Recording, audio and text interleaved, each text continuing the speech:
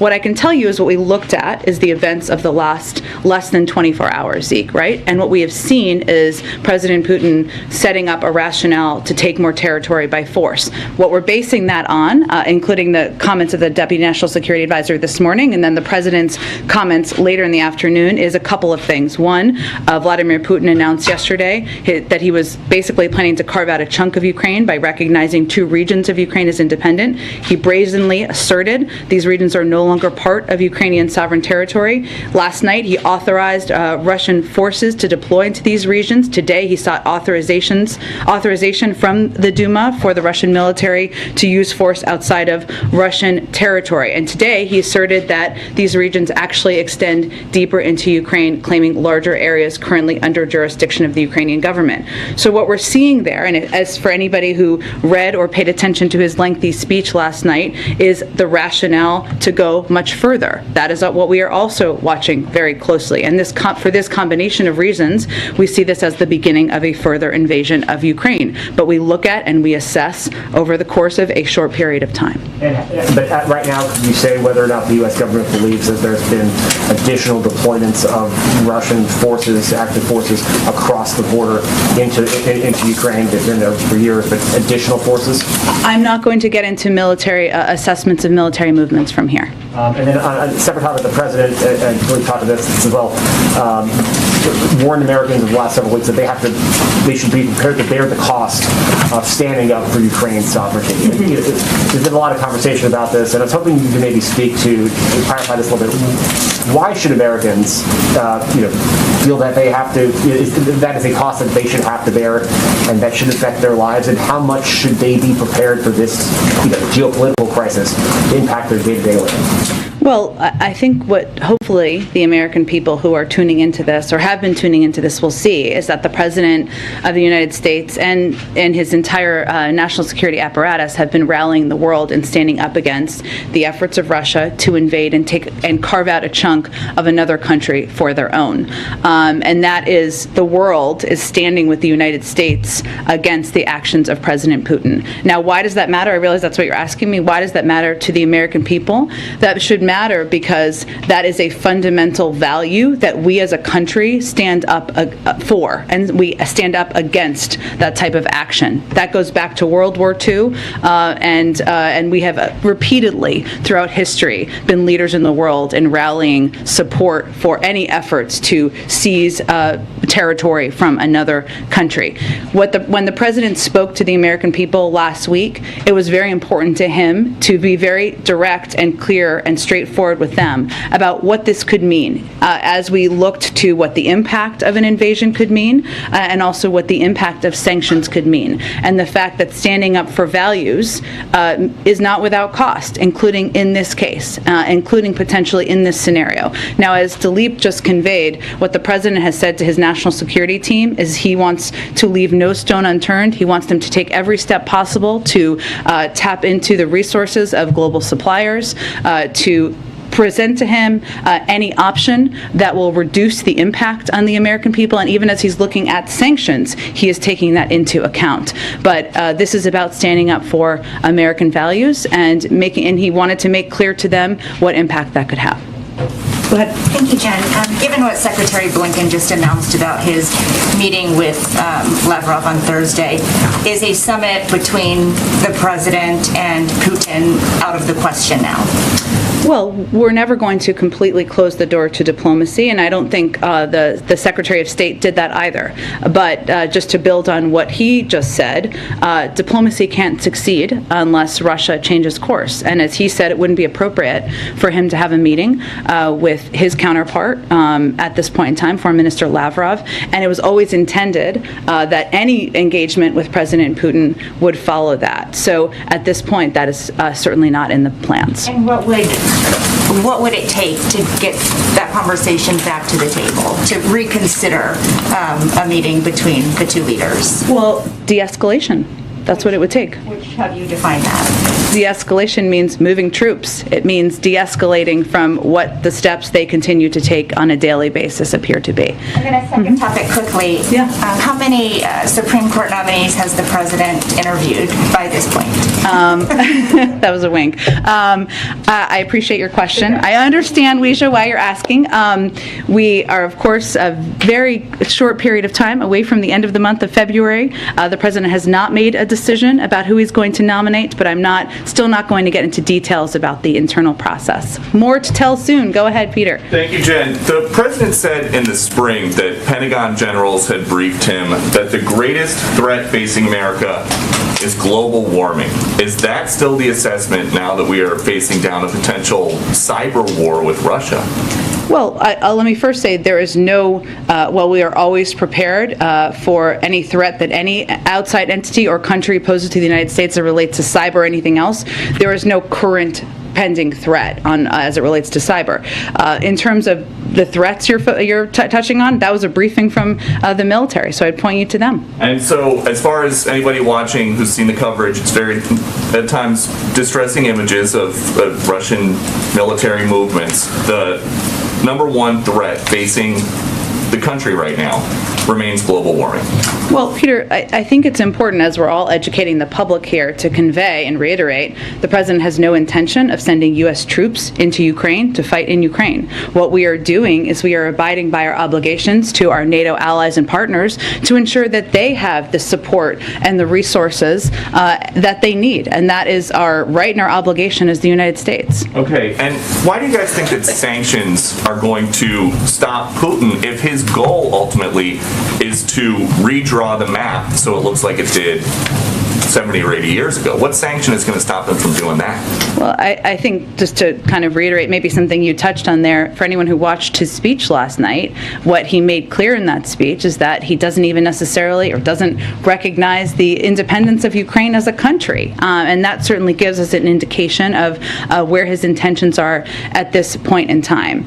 Sanctions can be a powerful tool. They have been in a lot of moments throughout history, and what we view them as or how we're viewing them, as we're starting high, as Dilip just conveyed here, in terms of the significance and the severity of the sanctions that were announced today. Yes, our intention is to have a deterrent effect, and there are, what they have done to date is completely unacceptable. There's certainly far worse that could happen. What we want to do is prevent a large-scale invasion, death and destruction across Ukraine, devastation to the Ukrainian people, and that what happens with sanctions is they work over time. They're not an end. They're not intended to max out at the beginning. They're long-lasting and sustainable, and they're intended to squeeze. But if you look at what is happening now, what President Putin has stated as his intention is he wants to divide NATO. The opposite of that has happened, Peter. He also wanted a geopolitical project, Nord Stream 2, to go forward. That has not happened. He wants to make sure there is a vibrant economy for the Russian people. They're not on that track. So his intentions and his objectives are not playing out. But so I guess to follow up on that, the president said before he got here that Putin knows if I am president of the United States, his days of tyranny and trying to intimidate the United States and those in Eastern Europe are over. It's 2.5 years later. He is intimidating the United States and those in Eastern Europe. What happened? I'd hardly put it that way. I would look at it actually from the prism of the United States, and President Biden has rallied the world, rallied Europe to stand up against the efforts and the actions of President Putin. And we've laid out very clearly exactly $4 gas, $5 gas, however how you guys think it's going to go, something like that is not intimidating. You asked me if we were intimidated by the President Putin, and I think the evidence of that doesn't exist. Go ahead, Kristen. Thank you, Jen. If I can try one more time Sure. on sanctions. Yeah. The president of Ukraine on Saturday called on the United States and its allies to impose the toughest sanctions, and as all of these questions suggest, President Putin doesn't seem to be deterred at this point. Why not choke Russia out financially right now as a way to try to stop him? Well, here's how our national security team looks at sanctions. It's a very good question. I think it's actually a different one than what was asked. Is we look at them for a couple of purposes. One, not that they are going to be an end on their own. Just the announcement of sanctions is not going to have the immediate impact. They're not intended to work that way. They're not intended to max out at the beginning. This is why we've always intended to have a range of sanction steps that we could plus up to or escalate to if his behavior and his actions continue to be escalatory. And also, if we do all the sanctions now, what is the deterrent effect or impact of preventing him to take further action? That is what the conversation we've been in with the global community, and that is how we've been approaching it to date. Senator Lindsey Graham says President Biden is missing the moment. Does he run the risk of being too cautious here with this tranche approach? In what capacity is he missing the moment? Did Senator Graham say? I'll read you the entire Okay, go ahead. This is a critical moment in history. President Biden is not seizing the moment. The sanctions outlined are woefully Did he say that inadequate. before or after we announced the sanctions? He's been saying this consistently. Well, look, I think it's an important question because what the president announced was the sanctioning of two enormous financial institutions that is essentially going to make it more difficult for people close to President Putin and in the Russian elite to do business. And this is just the beginning. When do you think they'll start to feel the impact? When will they feel the bite? Well, they're going to be implemented immediately. So obviously it takes some time, but our effort and our focus is on implementing them immediately. And going back to President Biden's statement that he wants to mitigate the impact on Americans, can you tell Americans how much pain will they feel with this first tranche? Well, I think what we're looking at here, Kristen, is of course the impact on natural gas producers primarily is in Europe, and we're working to help them too, but also on the oil markets. And obviously there are many additional steps that President Putin could take, and what we're seeing is that he has every intention of taking, so I can't give you a projection of that. Some of it depends on what the actions are. I think Americans will feel the impact in the coming weeks of these rounds. Again, it really depends on what the steps are. What was announced today was significant sanctions on Russian elite and on financial institutions there. The people who will be largely impacted are in Russia on those. If I could just try one more. SWIFT, not in this initial rollout. Not in the initial tranche, but remains on the table. Will it be in the next rollout if there needs to be another rollout? I can't give you a prediction of that, but again, we have a range of options that remain on the table, significant, that would have a significant and devastating impact on the Russian economy. We've already seen in the Russian economy the impact on inflation there and on the markets there of the expectation of these sanctions, but all of those options remain on the table, and I can't make a prediction of what's next. Go ahead. The president today used words like bizarre and twisted to describe Putin's remarks. Does the administration believe on what they saw in this speech yesterday, or even the last 24 hours, if you will, that Putin has shown some kind of change in his state of mind and his demeanor? I wouldn't say we'd characterize it that way, Cecilia. I mean, if you, for those of you who read or watched his speech last night, which was rife with historical inaccuracy, of course, he made clear that he does not view Ukraine, not just the areas he recognized yesterday, but the totality of Ukraine as an independent country. And he conveyed that by providing a lot of revisionist history details that are not aligned with what has happened over the last few decades. Now, we've seen some of that rhetoric if you look back to 2008 and even before then, but it is indicative of of his own belief that he has the right that Russia, and he has the right to take the territory, to claim territory from another country, and we just don't agree with that, obviously. If sanctions don't work, then what? What else is in the tool belt at the president's disposal at this point? Well, sanctions can take a number of formats, right? Export controls is certainly one of them. There's many more sanctions that we have at our disposal. The SWIFT system is obviously significant, not in the first tranche, but there's a range of options that remain on the table for sanctions. And again, as Dilip conveyed, but I think this is an important component to know, is that they're not intended to have an impact on the harshest impact on the first day. They're planned, or they're designed to have a squeezing impact over the course of time, and we have many more escalatory steps that we could take. Go ahead. Do you have specific agreements with countries, exporters, to ensure Europe has a steady supply of gas, or is that still a work in progress? I certainly understand your question. As Dileep said, it's a very sensitive time in the process right now, but what we're doing right now is talking both to major natural gas producers to understand their capacity and willingness to surge natural gas output, which of course is a regional issue that would have an impact in Europe, and also talking, as he said, to a range of producers to help assess or help reduce the market impact and the impact on the American public. But I just can't outline any more details on it from here. About the impact that you're on the American public, you mean specifically Americans should expect higher gasoline prices? Yeah, energy prices, exactly. That's what we want the American public to be aware is a possibility. Are you announcing more oligarchs tomorrow? Is that the plan? I don't have anything to preview for you at this point in time, but I can certainly check if there's another tranche coming.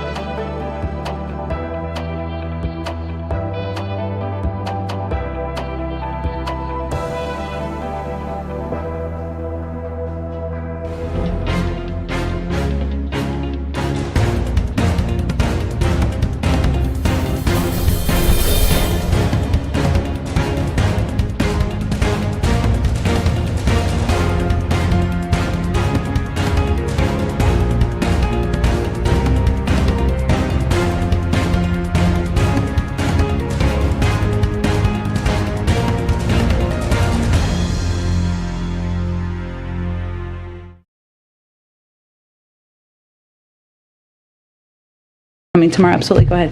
And given that the president stressed today that diplomacy is still available, but now the Blinken-Lavrov meeting is off, you just said this future, summit between the president and Putin is not in the plans anymore. Can you help paint a picture of what exactly diplomacy looks like in terms of dealing with Russia? Well, first, the door to diplomacy still remains open, and it just as I think our Secretary of State conveyed, it isn't the appropriate time as Russia is taking escalatory steps and preparing to invade for him to meet with the foreign minister. And it had always been the intention that any engagement with President Putin would be discussed there and potentially follow there, but there were never any specific plans or timeline really in the works for that. So it was really going to be discussed at that meeting. What diplomacy looks like, one, we're going to continue to engage with our European partners, of course, and we will continue to remain open to having diplomatic conversations if and when they de-escalate. Diplomatic conversations, so certainly between President Biden and President Putin.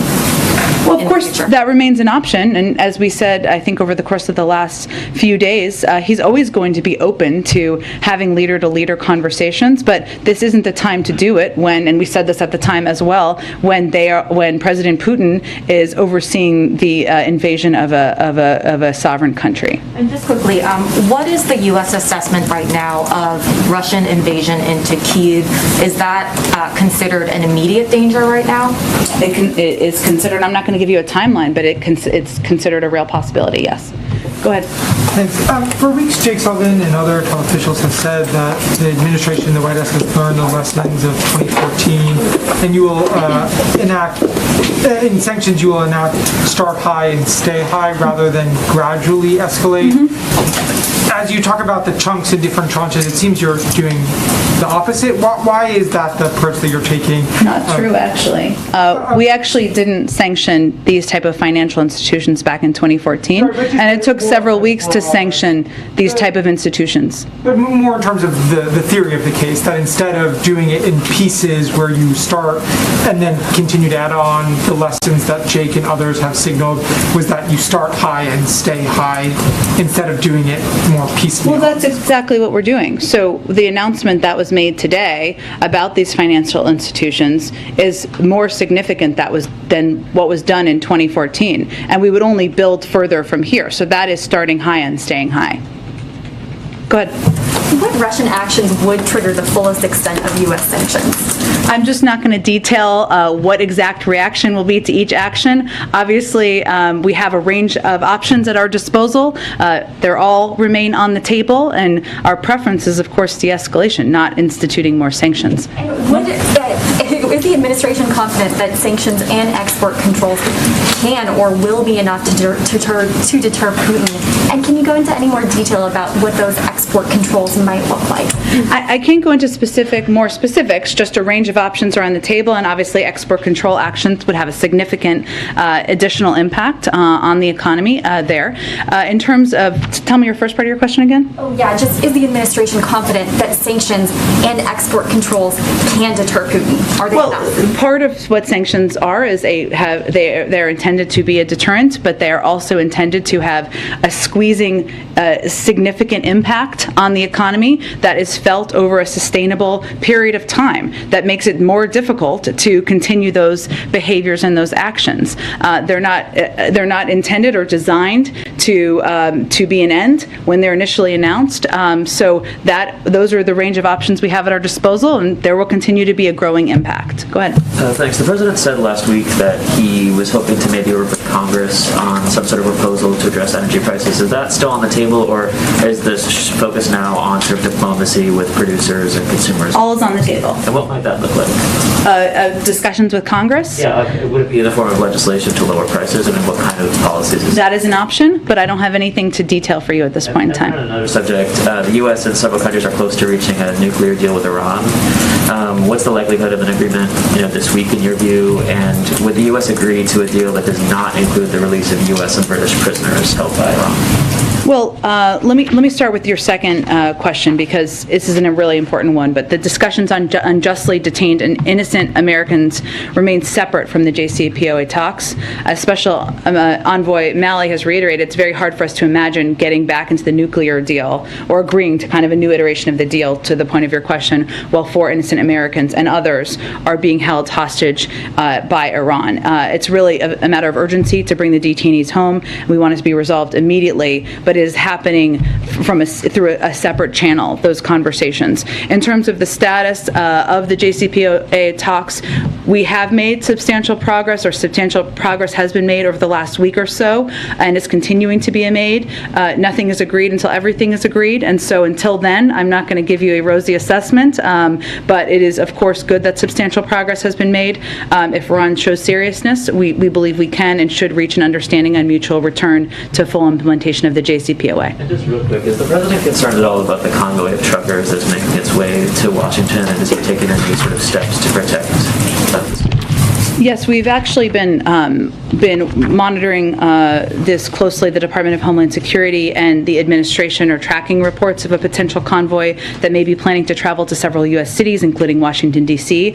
We have been working, including from Dr. Liz Sherwood-Randall here, as well as our Homeland Security Department, closely with our federal, state, and local partners to continuously assess the threat environment and keep our communities safe. And our efforts include enhanced intelligence sharing, a critical incident response plan for the U.S. Capitol, a regional security assessment, and a simulation experiment that developed data-driven recommendations to bolster regional security. So we are closely monitoring, closely watching, and working with state and local authorities. Let me go ahead.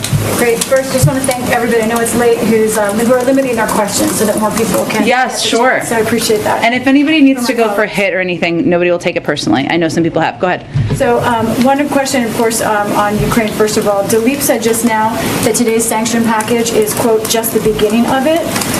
Does that mean if nothing changes, you expect more sanctions, or what does that mean, just the beginning of it?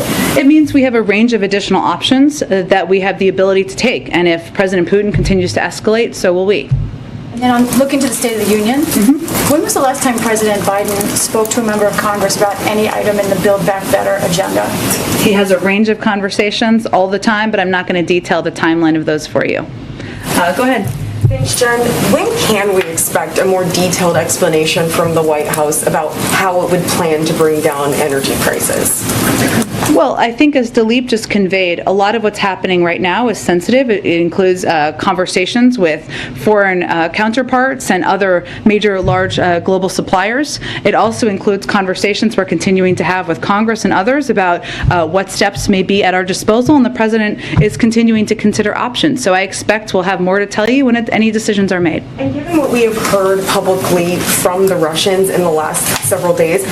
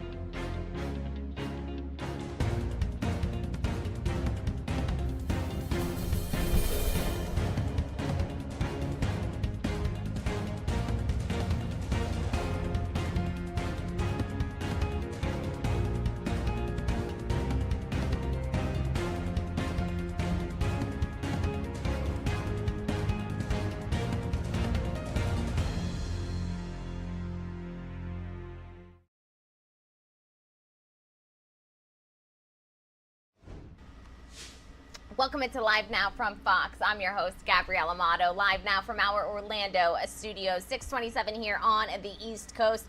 Welcome into the show. Happy Wednesday. You've made it halfway through the weekend. We do want to get you out the door this morning with some top stories around the world. Now, we are going to bring you live, wide, and worldwide this morning as we do have breaking news coming in on the latest between the tensions between Russia and the Ukraine. We do want to get you up to speed on our breaking news this morning. As we all know, President Biden has confirmed yesterday in an address at the White House that, quote, the beginning of a Russian invasion of Ukraine is here. This comes at a time that Russia faces mounting pressure and sanctions over its actions and words in the Ukraine as the United States and allies around the world launch coordinated punishments and sanctions to denounce the beginning of, quote, an invasion of Ukraine. Those, of course, the words that President Biden himself chose to use. So this morning, we can confirm that U.S. and its allies have hit Russia with coordinated sanctions. Today, we can also add that after the United States and other European nations imposed their sanctions, Australia, Canada, and Japan have joined in similar efforts, all of this to punish the Kremlin's actions today, as intelligence can confirm that Russian forces have begun to cross the Ukrainian border. We're going to bring you those images in just a couple of minutes, but we do have a slew of breaking news coming into our news desk that we want to keep you up to date with. We can confirm this morning that President Vladimir Putin has spoken in Moscow. He made an address and he has said that Moscow is ready to look for, quote, diplomatic solutions over Ukraine. but he stressed that the country's interests were non-negotiable. This is a direct quote from his statement this morning. Our country is always open for direct and honest dialogue, for the search for a diplomatic solutions to the most complex problems. He goes on to say, though, the interests of Russia, the security of our citizens are non-negotiable for us. This morning, we can also report to you that Ukraine's National Security and Defense Council has asked Parliament to impose a state of emergency throughout Ukraine. All of this except for the Luhansk and Donetsk regions. Of course, those are the two regions that just 48 hours ago, President Vladimir Putin declared as independent. This comes at a time where Russia is evacuating embassy staff from Ukraine, joining Western diplomats fleeing the country. We can also confirm that sanctions will block Russia's military bank and sovereign debt. And soon, Russia's elites, those oligarchs and family members, will be impacted. President Biden yesterday also confirmed that U.S. forces and equipment continues to strengthen the Baltic allies as this threat of war escalates. Now, I do want to bring you those images as promised because we just got these into our newsroom this morning. This is satellite imagery coming out from Maxar Technologies. Now, over the past couple of days, they have provided us with some really, really compelling intel. And these are images from yesterday showing military activity in southern Belarus and new deployments of troops and equipment in western Russia. All of this happening just 12 miles away from the Ukrainian border. Once again, these images were provided by Maxar Technologies. They said that they were taken on Tuesday, and they show a new deployment consisting of more than 100 vehicles and dozens of troop shelters. All of this happening in southern Belarus. So for those of you that perhaps are not very familiar with the geography of Ukraine and the Russian border, I do want to bring you a map here just so that you fully understand what we are talking about. And this, the Belarus area is above Ukraine. So actually that space on the top of your screen between Russia and Poland, that's the Belarus area. And so that is the concern that Russia could be staging an attack from the north or preparing for an invasion from the north. So we did just want to bring you this map so that we are all up to date with the latest information. We also are getting images into our newsroom of black smoke rising from a power plant that was hit by shelling in Ukraine's Luhansk region. A transformer at a power station just outside of the separatist-held area in Luhansk caught fire due to shelling on Tuesday. The country's state of emergency services has confirmed in a Telegram post. Now, the National Police of Ukraine say buildings in Skatstia, this is an area just outside of that Luhansk region, including a kindergarten, were damaged by shelling. This is actually a report that we brought to you just a couple of days ago. And here we're seeing a Ukrainian soldier speaking and ushering these reporters to safety. Unfortunately, they are speaking in Ukrainian, and so we do not have a translation of this yet. But we wanted to bring you these images showing that this is a civilian area that is now coming under attack. The Ukrainian officials have reported that over 40,000 residents are now without electricity and power. The National Police and Interfax Ukraine said the damage resulted in not only the loss of power and heat, but also disruptions to water access. And our tour of the latest images does continue. Coming up next, we want to bring to your screens and to your attention Ukrainian military claiming once again that these are civilian areas coming under attack. This is another Ukrainian soldier who is giving his thoughts on the situation in his region.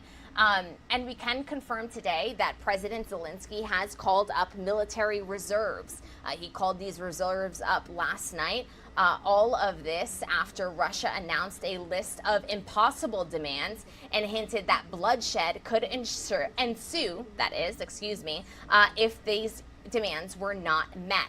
But all of this news is being met not only with a united effort in terms of sanctions, but a united effort around the world to protest this Russian decision to enter the Ukrainian border, to declare the Donetsk and Luhansk regions as independent. And what you're seeing on your screens, these were protests yesterday, and there you're seeing media members, people with their cell phones out, people with Ukrainian flags, calling for peace outside of the Russian embassy in Paris. We did yesterday bring you live images from outside the Russian embassy in Kyiv, in the capital of Ukraine, where there were also protests happening. We can also report that protesters also gathered in Berlin on Tuesday. All of this to stand in solidarity with Ukraine during a time of so much uncertainty and so much tension. And we do want to bring you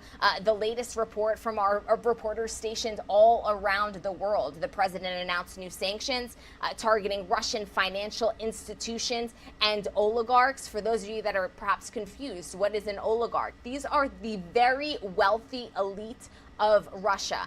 Many say that Putin will not be impacted. He will not be affected by these sanctions, but his closest people, his inner circle, are going to suffer with these sanctions, and they are the ones who have his ear. They are the ones that are going to be calling Putin to de-escalate the situation if it hits them hard enough, which is why we're seeing these sanctions directed at these wealthy elite, at the banks, targeting the money. Our Fox News correspondent Caroline Shively has more details on everything that we saw yesterday live from Washington. Let's take a listen.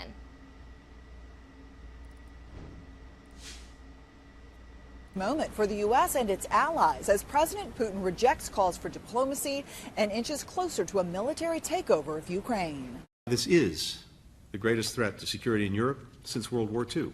High-stakes diplomacy playing out in Washington. Secretary of State Antony Blinken meeting with Ukraine's foreign minister about the ongoing threat of a full-scale invasion of his country by Russia. The world must respond with all its economic might to punish Russia for the crimes it has already committed. In response to Vladimir Putin's latest actions, the Biden administration issued its first round of sanctions targeting Russian financial institutions and oligarchs. President Biden also authorized additional U.S. forces already stationed in Europe to deploy to nearby Baltic states. Whatever Russia does next, we're ready to respond with unity, clarity, and conviction. The president reiterated the conflict is likely to have a major impact on the U.S. economy. Democrats have largely supported President Biden's actions, but Republicans believe sanctions should have been implemented much earlier. If we allow Ukraine's democracy to be destroyed and agreements to be ripped up by Putin, there is no end to this. Stability in Europe is now lost. Secretary of State Antony Blinken has called off his meeting with Russia's foreign minister that was scheduled for Thursday. In Washington, Caroline Shively, Fox News. And thank you to Caroline Shively for that report. From Washington, D.C. to Kyiv we go. Much like the images on your screens, we're having a live look at the White House as the sun is beginning to rise. A live look at Kyiv, Ukraine, where all eyes are locked in around the world. And then, of course, a visual of the map of the area that we're talking about. So many of you at home are probably not very familiar with the Luhansk and the Donetsk provinces, with the Ukrainian and Russian border, with Crimea. All of these things that you've been hearing in the news, well, we want to provide you with a visual so that you fully understand what it is that we are talking about. And we do want to head to Ukraine because President Biden says the words and actions of Russia is amping up worries that they will soon invade Ukraine. And our Fox News correspondent, Trey Yingst, he has been covering this story from the very beginning, from the Ukrainian capital, and he is with us with the latest from last night. Let's take a listen to his report. The coffin of Captain Anton Sidorov is carried outside of the Ministry of Defense. He's one of at least 4 Ukrainian soldiers to be killed since fighting erupted again in the eastern Donbas region. He was my brother. We ate from one dish. It's very hard to lose him. Ukraine's defense minister declined to go into detail when asked by Fox News about military preparation in response to Russian moves, simply saying, quote, "We are ready." As violence increases in the east, damaging power infrastructure and injuring civilians, the Ukrainians are quietly bracing for war. We are on our land. We are not afraid of anything or anyone. We don't owe anything to anyone. Today, Russian lawmakers overwhelmingly approved a request by President Putin to use military force abroad. The Russian leader also spoke extensively about eastern Ukraine, indicating that Russia believes separatists are entitled to land that's currently controlled by Ukrainian forces.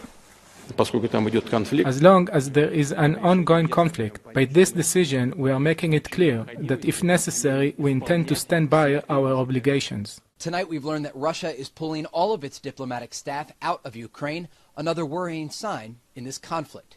In Kiev, Trey Yingst, Fox News. And thank you to Trey for that report. Another man who has been covering this story since the very beginning, live on the ground in Ukraine, has been our very own Lucas Tomlinson. Now, he caught up with Daytona Everett right after President Biden spoke on the ground in Ukraine. We do want to bring you this latest report as well. Let's take a listen. Been there the entire time, and obviously we can tell a story from what officials are saying on TV, from Putin, from Biden, but it's a whole different story when you're out there on the ground speaking with the residents in Ukraine. What do they have to say?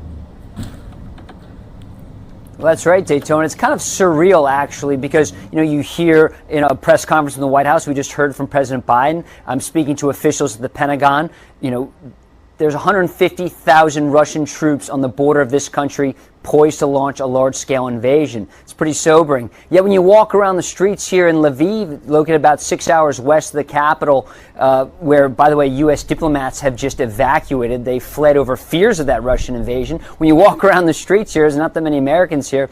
It's almost surreal. You see children going to school. You see the restaurants full. This past weekend, you see, young people out having fun. And, of course, you talk to some of these young people and old and say, are you worried about the Russians? I will say I've been on the ground for almost 3 weeks now.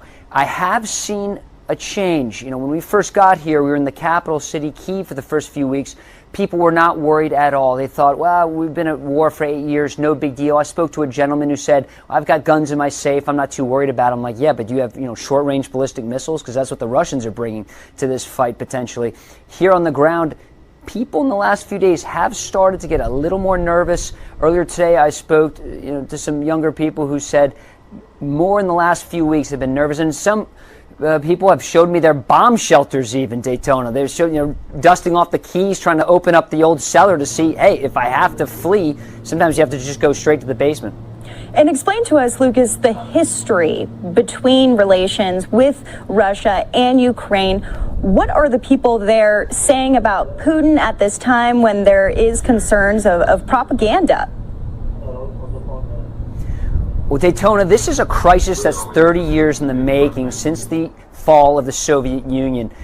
President Putin wants to put the Soviet Union back together. That's what many people think. In fact, I spoke to the mayor of this city who said exactly that. Putin wants to reconstruct the Soviet Union. Lucas, you've been there the entire time, and obviously we can tell a story from what officials...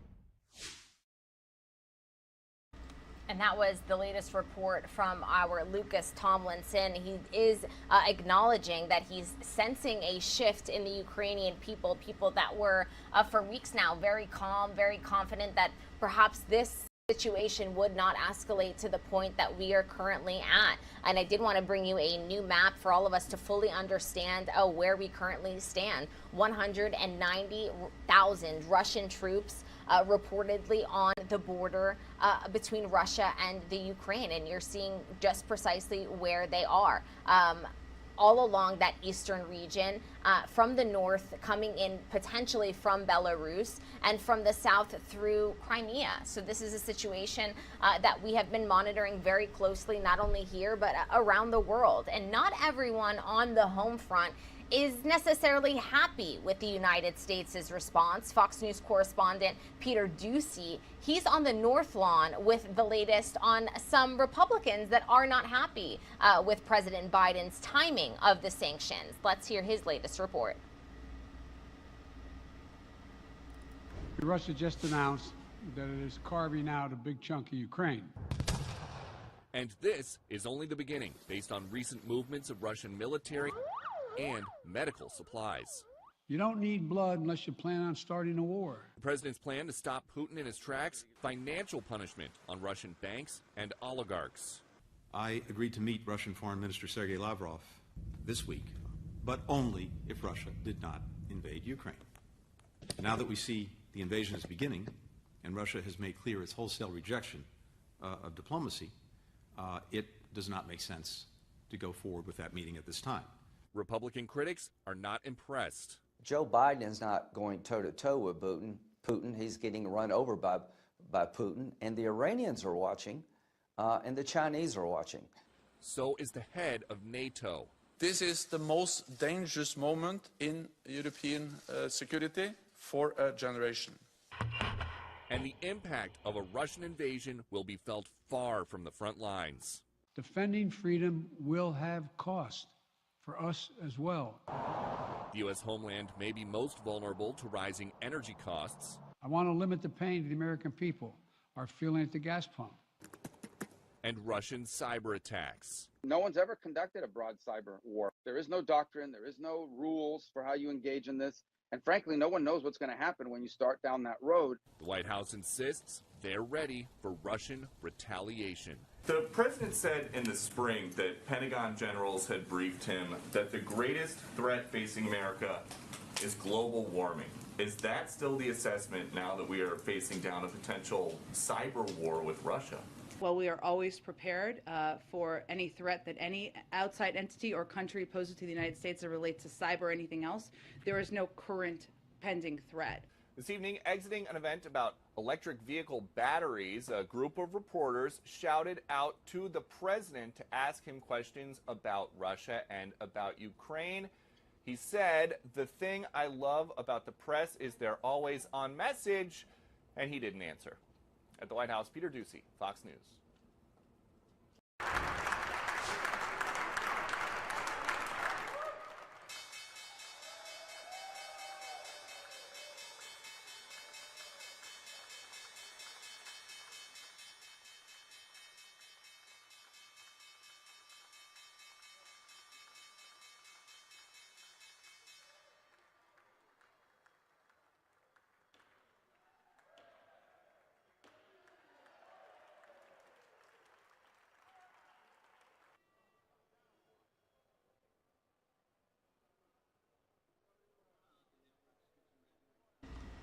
And there you did just see on your screens images of the closing bell yesterday. And these smiles, these claps, they are a bit deceptive because stocks did end in the red on Tuesday. This as Russia and Ukraine tensions escalate and the world braces for a bunch of uncertainty, a large amount of doubts, of questions. And just as I said, uncertainty. The biggest drag on the Dow today, despite the home improvement retailer posting greater sales, Home Depot falling over nearly 9%. And of course, oil prices continue to rise, a barrel of oil reaching almost $100.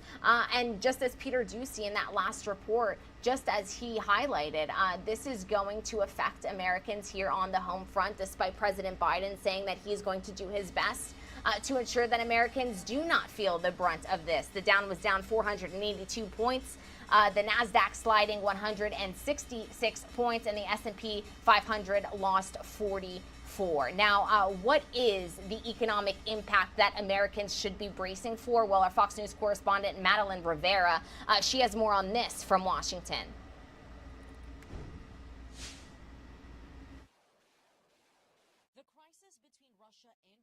May be unfolding a world away, but the U.S. is also bracing for pain, especially at the pump. And what does it mean to people in South Carolina? Gas is going to go up significantly. Russia is a major energy producer, and uncertainty over whether it will launch a full-scale invasion of Ukraine is roiling the market. Crude oil reaching nearly $100 a barrel, its highest point since 2014. Europe, which relies heavily on Russia for oil and natural gas, is expected to bear more of the brunt after Germany stopped the certification process of Nord Stream 2, a controversial pipeline that would carry natural gas from Russia to Germany. Russia is using an unfair practices on this energy market and clearly wants to use energy as a leverage for its geostrategic outcomes. Stocks also taking a hit Tuesday as Western leaders unleashed new sanctions against Russia. We'll continue to escalate sanctions if Russia escalates. Some economic experts warn ripples will be felt throughout different economic sectors, further adding to the strain of inflation already at a 40-year high. Oil prices are probably going to go higher longer term. And to your point, that's going to be a big tax on the economy because everything we do involves oil. That's going to keep inflation higher. President Biden says his administration is closely monitoring energy supplies and working with major oil producers to blunt gas prices. In Washington, Malda Rivera, Fox News.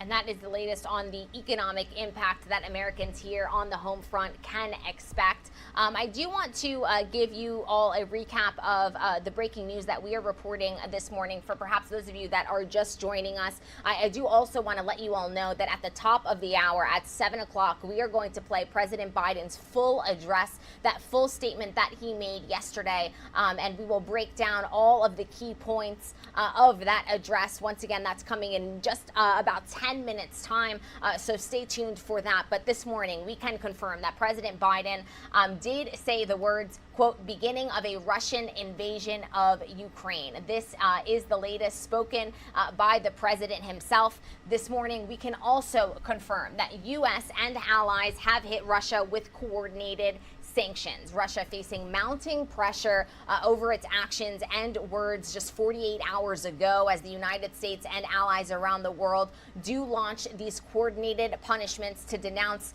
the beginning of what many are considering, what President Biden himself is considering, an invasion of Ukraine. This morning, we can confirm that along with the United States and European allies, Australia, Canada, and Japan have joined in similar efforts to punish the Kremlin's actions. We can also confirm today that satellite imagery confirms that more Russian troops are headed towards the Ukrainian border. We can also report this morning that President Putin has spoken in Moscow, and he has said, quote, our country is always open for direct and honest dialogue, for the search for diplomatic solutions to the most complex problems.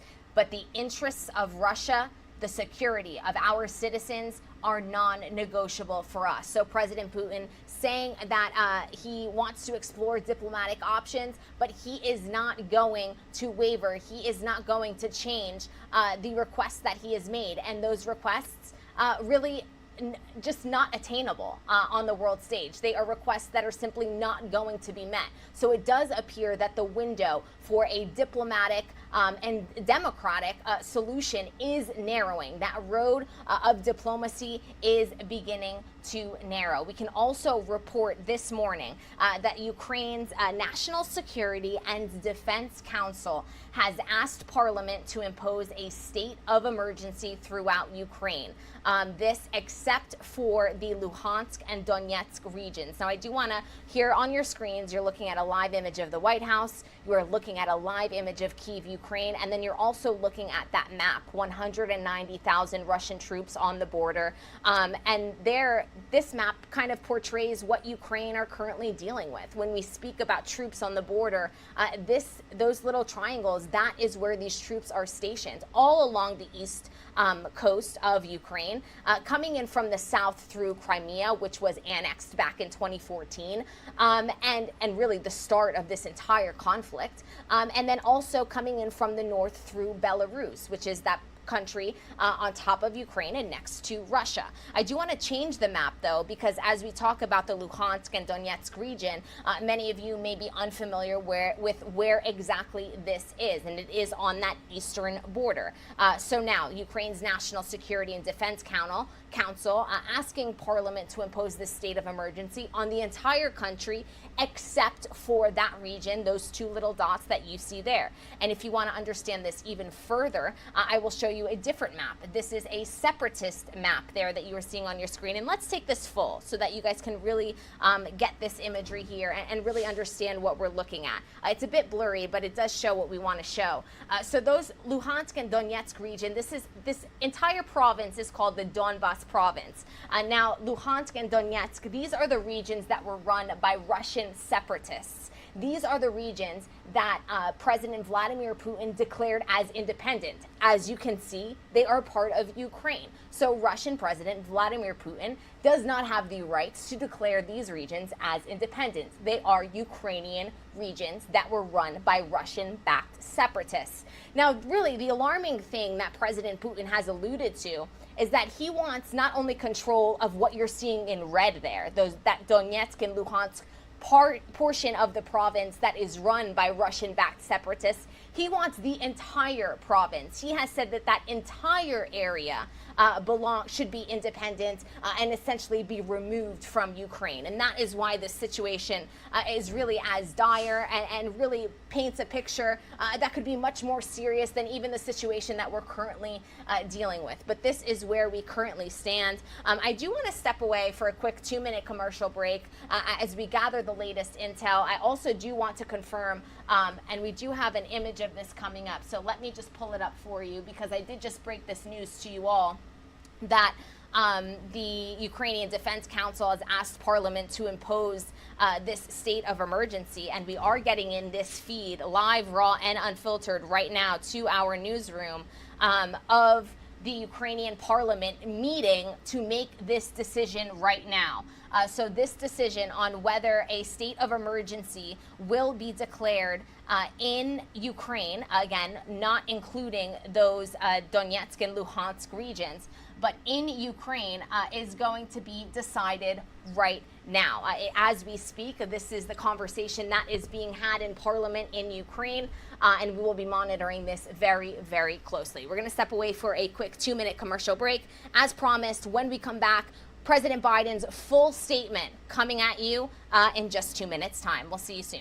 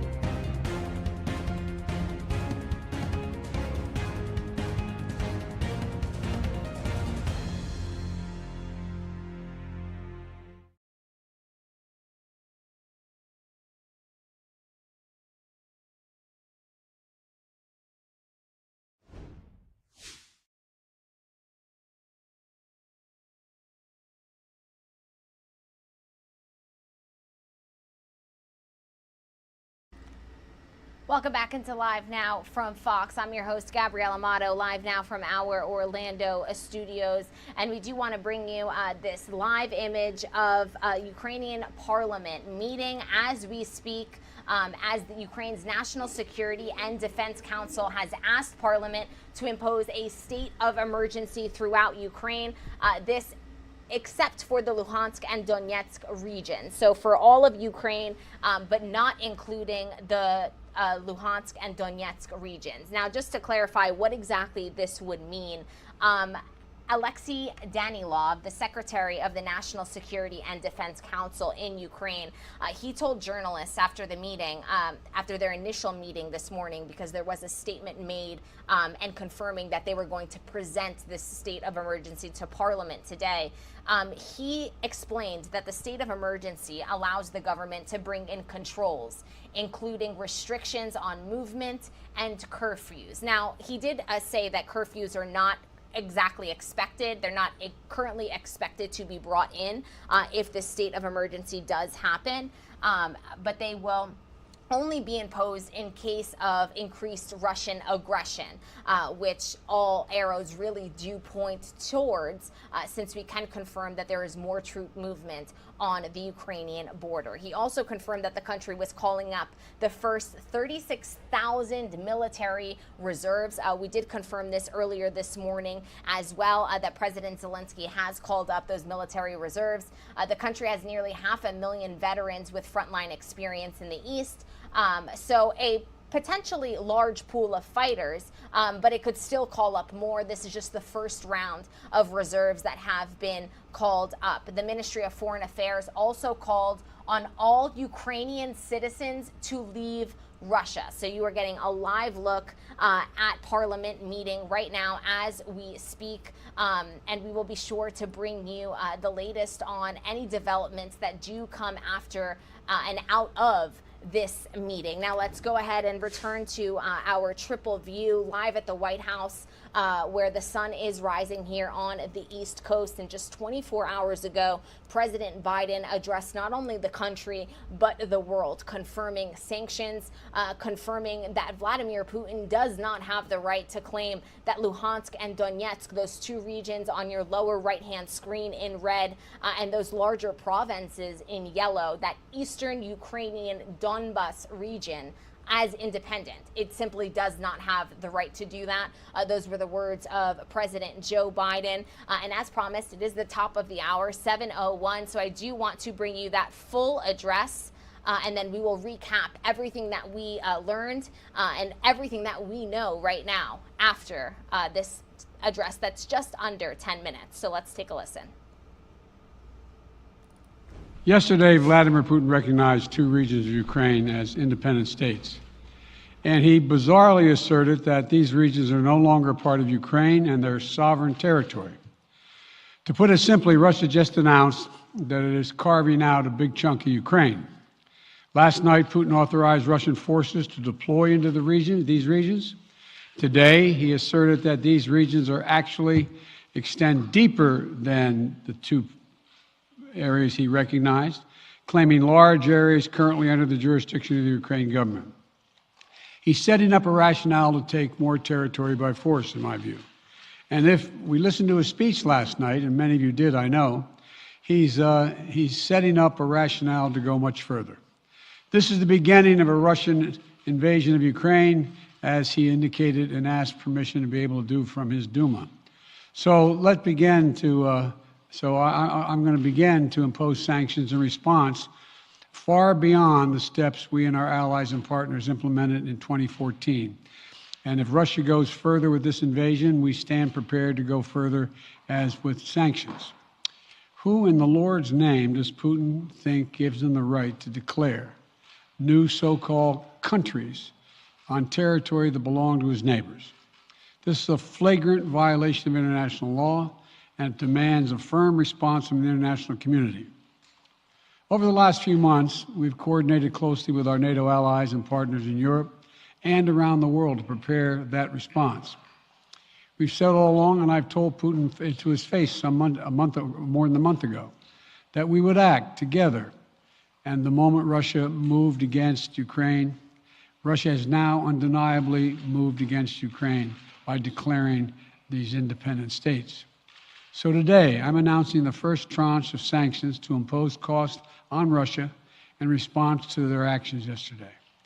These have been closely coordinated with our allies and partners, and will continue to escalate sanctions if Russia escalates.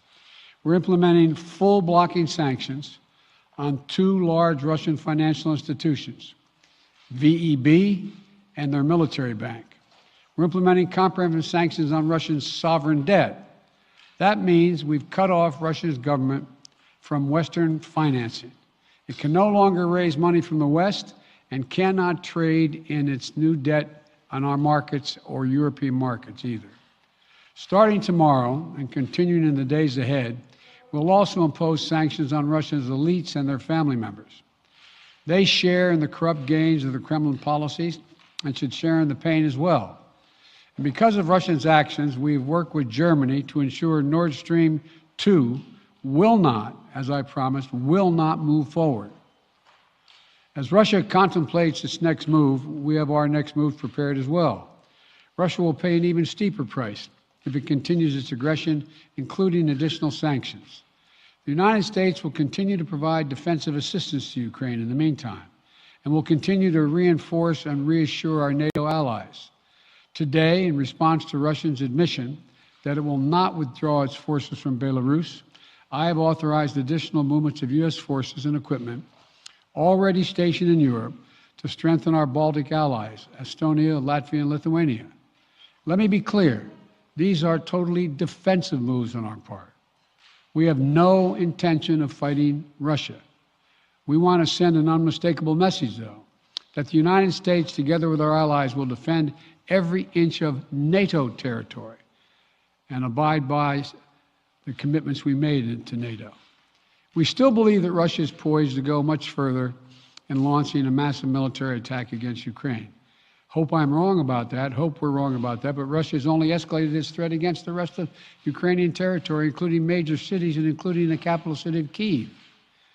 There are still well over 150,000 Russian troops surrounding Ukraine.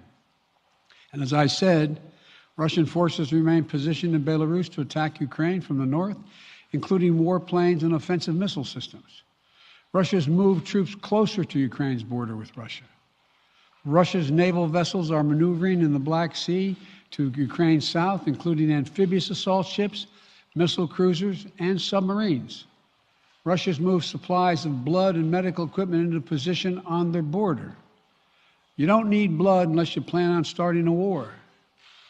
Over the last few days, we've seen much of the playbook that Secretary Blinken laid out last week in the United Nations Security Council come to pass. A major increase in military provocations and false flag events along the line of contact in the Donbass. Dramatically staged, conveniently on-camera meeting of Putin's Security Council to grandstand for the Russian public. And now, political provocation of recognizing sovereign Ukrainian territory as so-called independent republics in clear violation, again, of international law. President Putin has sought authorization from the Russian parliament to use military force outside of Russian territory. And this set the stage for further pretexts of further provocations by Russia to try to justify further military action. None of us should be fooled. None of us will be fooled. There is no justification. Further Russian assault in Ukraine remains a severe threat in the days ahead. And if Russia proceeds, it is Russia and Russia alone that bears the responsibility. As we respond, my administration is using every tool at our disposal to protect American businesses and consumers from rising prices at the pump. As I said last week, defending freedom will have cost for us as well and here at home. We need to be honest about that. But as we do this, I'm going to take robust action to make sure the pain of our sanctions is targeted at the Russian economy, not ours. We're closely monitoring energy supplies for any disruption. We're executing a plan in coordination with major oil-producing consumers and producers toward a collective investment to secure stability in global energy supplies. This will blunt gas prices. I want to limit the pain to the American people are feeling at the gas pump. This is critical to me. In the last few days, I've been in constant contact with European leaders, including with Ukrainian President Zelensky. Vice President Harris met in person with the leaders in Germany over the weekend at the Munich conference, including President Zelensky. At every step, we have shown the United States and our allies and partners are working in unison, which he hasn't been counting on, Mr. Putin. We're united in our support of Ukraine. We are united in our opposition to Russian aggression, and we're united in our resolve to defend our NATO alliance, and we're united in our understanding of the urgency and seriousness of the threat Russia is making to global peace and stability. Yesterday, the world heard clearly the full extent of Vladimir Putin's twisted rewrite of history, going back more than a century, as he waxed eloquently, noting that, well, I'm not going to go into it, but nothing in Putin's lengthy remarks indicate any interest in pursuing real dialogue on European security in the year 2022. He directly attacked Ukraine's right to exist. He indirectly threatened territory formerly held by Russia, including nations that today are thriving democracies and members of NATO. He explicitly threatened war unless his extreme demands were met. And there's no question that Russia is the aggressor. So we're clear-eyed about the challenges we're facing. Nonetheless, there is still time to avert the worst-case scenario that will bring untold suffering to millions of people if they move as suggested. The United States and our allies and partners remain open to diplomacy if it is serious. When all is said and done, we're going to judge Russia by its actions, not its words. And whatever Russia does next, we're ready to respond with unity, clarity, and conviction. We'll probably have more to say about this as it moves on. I'm hoping diplomacy is still available. Thank you all very much. Are you? And that was the latest address by President Joe Biden yesterday. He made that address right here at the White House, where we are live. We are live and worldwide this morning, but we are having a live look at the White House as we speak. And just to kind of summarize what it was that we heard from Joe Biden there, the U.S. Has its first round of sanctions in response to the actions of Vladimir Putin and Russia on Monday. Now, these sanctions are full blocking sanctions on 2 Russian institutions, so 2 Russian banks. These banks are blocking Russian debt, so they cannot trade on U.S. or European markets. And these sanctions will be imposed also on Russian elite and their family members.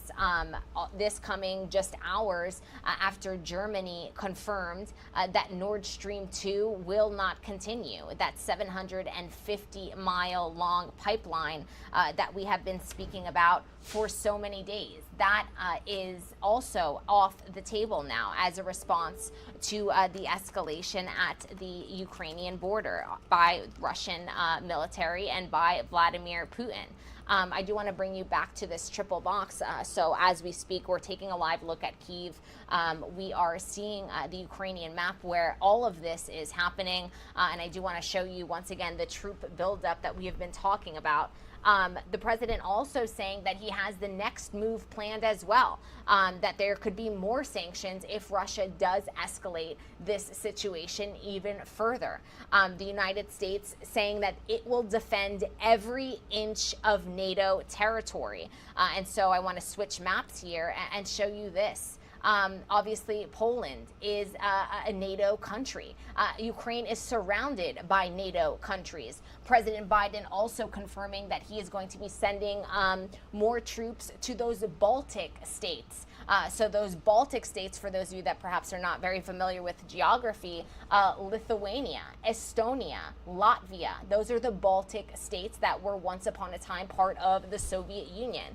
They are now obviously their own respective countries, but there is fears that Putin, beyond wanting perhaps to capture Ukraine, could want to really turn back the clock to those Soviet Union days because his speech was so riddled with nostalgia. We also heard from President Biden that troops have been moved closer to the Ukrainian border. They will not be going into Ukraine. Ukraine is not a member of NATO, but President Biden confirming that they will be sending more supplies, more defense supplies. And he also wanted to reassure the American people that he said, quote, "My administration is using every tool at our disposal to protect the prices at the pump." This is obviously a real concern for all of you that are tuning in around the country. you know, where will gas prices go? A barrel of oil right now, as we speak, is nearing towards $100. And so President Biden wanted to reassure the public that he knows this. And this is a concern of his as well. But he did reiterate that defending democracy will have a cost here at home. But he is closely monitoring these energy supplies. But reiterating once again that he wants to limit the pain for the American people. This is critical to me, he said. And he directly attacked Putin and his, quote, twisted rewrite of history. He directly attacked Putin's words about Ukrainians and Ukraine's right to exist. He says that Putin explicitly threatened war unless his demands are met. He reiterated that Putin is the aggressor. But he did end his speech by saying there's still time to avert the worst case scenario. We remain open to diplomacy if it is serious. We will judge Russia by its actions and not its words. And the actions currently stand, and we do want to bring you live imagery that we received to our desk this morning. The reality is that there are more troops near that Ukrainian border. We are getting these satellite images right now. We got it this morning into our news desk of these photos that show more Russian troops closer to the Ukrainian border. These images by Maxar Technologies that were provided, they're images of yesterday's troop buildup, but they were given out today, showing new deployment consisting of more than 100 vehicles and dozens of troop shelters. This in southern Belarus, in that northern area of above Ukraine. And so this is the concern that Putin is not only staging perhaps an invasion from the east, but from the south through Crimea and from the north through Belarus. I'll show you the map right after we have this conversation so that you can get the full visual. But all of this is happening as close as 12 miles from the border with Ukraine in Belarus. Now, we can confirm that troops have already moved in, Russian troops, to that Luhansk and Donetsk region, which is why President Biden has considered this the beginning of an invasion. But I do want to bring the map back out so that everyone can kind of fully understand what it is that we're talking about when we speak about troop buildup. And as you can see here, those triangles are where there are currently troops stationed. Obviously, Kyiv is to the north in Ukraine, and that's why having those troops in Belarus, which is the troops that you see from above, that's why that is so concerning. The area in blue, and that light blue, not the dark blue is obviously the ocean. Light blue is Crimea, and Russia also has troops in that area it annexed back in 2014. That was really the start of this entire conflict. So a conflict that has been going on for many, many years, but escalating right now. And of course, we do see Russian troops all along Russia's western border and Ukraine's eastern border. We are going to step away for a quick 2-minute break. When we come back, I do believe that we have breaking news out of Ukraine, where the session of parliament has ended, so I no longer have that feed for you. But we can confirm that Ukraine is they did propose a state of emergency, and we are expecting that state of emergency to become official in the coming minutes, perhaps within the hour. A state of emergency declared in Ukraine for the next 30 days. What this means, what does this allow the Ukrainian government to do? I'll break it all down for you guys after this quick break.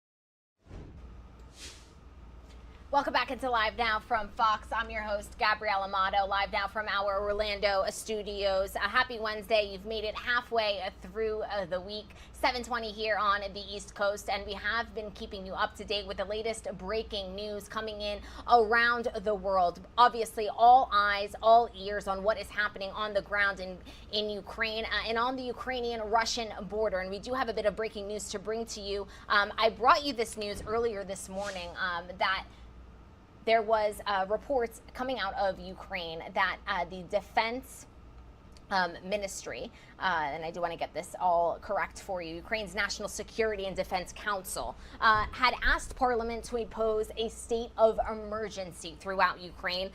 This would be a state of emergency for obviously the entire country of Ukraine, except for the Luhansk and the Donetsk regions. Now, if you do look at that map on your lower right-hand corner there, I'm going to change the map so that you can see precisely where these regions are that have been making headlines around the world that you have probably heard over the past definitely couple of days and perhaps beyond.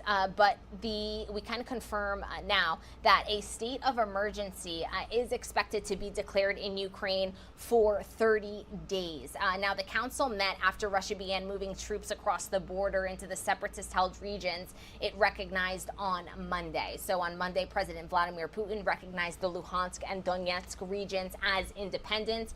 These regions are Ukrainian regions. They are Ukrainian regions that are led by Russian-backed separatists, but they are, at the end of the day, Ukrainian. And President Vladimir Putin has declared them independent, so essentially saying they are no longer Ukrainian. We just heard a couple of minutes ago from President Biden, who said, this was a direct quote, "Who the heck does Putin think he is to declare these regions independent?" And so we have seen more troop movement and buildup on the Ukrainian border. I want to bring back the map to show you precisely where these troops are at the moment. We have seen troop buildup obviously all along the eastern border between Russia and Ukraine. We have seen troops in Crimea. That is the area of Ukraine that was annexed back in 2014 by Russia. Russia has troops stationed there, so that would be an invasion from the south. Obviously, all of those eastern troops, a potential invasion from the east, and troops in Belarus. And that would mean an invasion potentially from the north, which puts Kyiv, the Ukrainian capital, at risk. We can confirm also that the Ministry of Foreign Affairs has called on all Ukrainian citizens to leave Russia. So this is the latest news. All Ukrainian citizens have been asked to leave Russia immediately. This coming on the same day that the National Security and Defense Council in Ukraine presented to Parliament that they want to declare a state of emergency. We brought you that live feed from the Parliament hall. We do not know exactly what happened in that room. We know that it was certainly presented. We have not gotten confirmation that the state of emergency is set, but we do know that a state of emergency is set to be introduced across all parts of Ukraine under government control. So that currently means that obviously that Luhansk and Donetsk region, let's bring back that map so you guys once again have a visual, because it's all about fully understanding what you are listening to and what is happening in the world. The entire country of Ukraine, except for those two regions, Luhansk and Donetsk, are going to be under a state of emergency. We expect this to become official within the coming hours. It could be later today, it could be tomorrow. But once again, a state of emergency to be declared in Ukraine for 30 days. The measure is expected to be approved by the parliament within 24 hours is one of the time frames that we are hearing. It would last for 30 days, a possibility of being extended for an additional 30 days. So much instability. No one knows what is going to happen next. But for 30 days, Ukraine is expected to be in a state of emergency. And many of you are probably wondering, what does this mean? What does this allow the Ukrainian government to do? On Monday was obviously President Vladimir Putin's speech, but today, Alexei Danilov, the security of the National the secretary of the National Security and Defense Council. He actually explained to journalists this morning that the state of emergency would allow the government to bring in controls. Now, these types of controls include restrictions on movement and potential curfews. He did highlight that he doesn't expect these curfews to be brought in immediately. These are only going to be in the case that there is an increased Russian aggression. So this is essentially preparing Ukraine to be able to put in the measures, to be able to respond if and when Russia does decide to invade. He also confirmed that the country was calling up the first 36,000 military reserves. We also broke this news to you this morning that President Zelensky calls up troop reserves amid the beginning of this invasion. We do have a number, so it's 36,000 reserves that are expected to be called up, and this is just the beginning. This is phase one of calling up those reserves. And we're getting more information on this state of emergency. It gives powers to the authorities who can choose which measures that they want to implement. It is essentially preparing the country for this situation to escalate, which is what it appears will be next. We heard from President Biden, who says that he is always open to diplomacy, open for dialogue, but it must be serious dialogue. We also heard from President Vladimir Putin this morning, who said that he too is open to dialogue. But the interests of Russia, the security of our citizens, are non-negotiable for us. So he is not steering away from his demands, which to the rest of the world are simply unattainable. His demands are not reasonable. Demands such as Ukraine never being allowed in NATO. Demands such as removing NATO forces from close to the Russian border. These are things that Vladimir Putin wants control of, that NATO, that the United States, that its allies are simply not going to adhere to. So the road for diplomacy, the road for open dialogue, it does appear to be narrowing, but this is the latest information that we are getting into our desk. Ukraine taking the necessary steps that it needs to take in order to ensure the safety of its people. We do have a statement from Danilov, and he says these are preventative measures to keep calm in the country so that our economy and our country can work. So we're getting a direct quote that it is preventative measures. He goes on to say, depending on the threats that may arise in certain territories, there will be either a more strengthened or more weakened state of emergency. So obviously, one can assume, and let's look at this troop buildup once again, for all of us to fully understand. And we'll take it full here so you guys really can get the full visual. Obviously, along those borders, so along the Ukrainian border in the south, next to Crimea, which is that light blue area, those areas will probably see a more heightened state of emergency. Along the east coast, where the Luhansk and Donetsk regions are, along the eastern Ukrainian border and obviously Russia's western border, you will see a heightened level of a state of emergency. And to the north, we are seeing there, Kyiv, very close to northern Ukraine. What is in northern Ukraine, you ask? Well, Russia has stationed and positioned troops in Belarus, which is north of Ukraine. And so that is why there is fears of a potential almost 75% invasion coming from the north, coming from the east, and coming from the south. Obviously, they cannot come in to Ukraine from the west because those are all NATO countries and allied countries. But these are all coming as Ukraine has introduced a series of measures, including the conscription of reservists as it braces for potential military action and a potential military offensive from Russia. And this is a situation that is ever evolving. It is a situation that has changed over the past couple of hours. That has changed most definitely over the past 24 hours, as we just heard from President Joe Biden, and will continue to evolve in coming days. And it is our job to keep you all up to date on the latest. And so this is where we currently stand. Now, we did have a slew of officials speaking yesterday. Secretary Antony Blinken. He was expected, actually, he had a scheduled meeting with Russian foreign minister on Thursday. And this was in hopes that dialogue, in hopes that diplomacy would continue. He did confirm yesterday that that meeting is off the table because this invasion has begun. So I do want to bring you his full statement, and then we will dissect what it is that he said, what implications his statement has, and then bring you up to date on the latest news coming into our desk. So let's take a listen right now to Secretary of State Antony Blinken's statement yesterday. Yesterday, President Putin recognized the so-called independence of the Donetsk and Luhansk regions of Ukraine, where violent Russian-backed separatists have been fighting a war since 2014.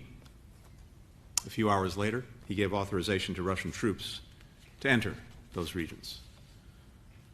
For weeks, we've been warning the world that Russia was mobilizing for military aggression against Ukraine. We've made clear that if Russia invaded, the United States and our allies and partners would impose swift and severe consequences. Now that Russia has moved against Ukraine, so too have we moved on our strong and unified response. This afternoon, the President announced the first round of sanctions on Russia in response to its actions. These have been closely coordinated with our allies and partners.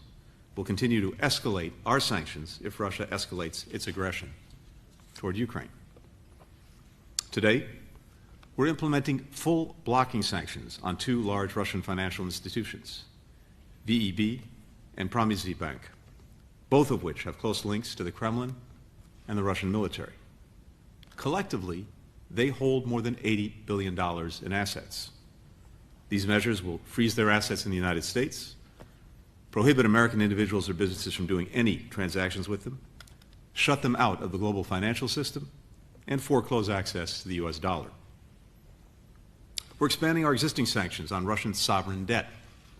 We've already prohibited U.S. financial institutions from trading in Russian sovereign debt in the primary market. Now, we're extending that prohibition to the secondary market. These prohibitions will cut off the Russian government from a key avenue by which it raises capital to fund its priorities and will increase future financing costs. They also deny Russia access to key U.S. markets and investors.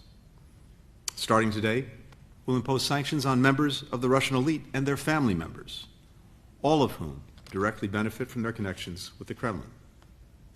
Other Russian elites and their family members are on notice that additional actions could be taken against them.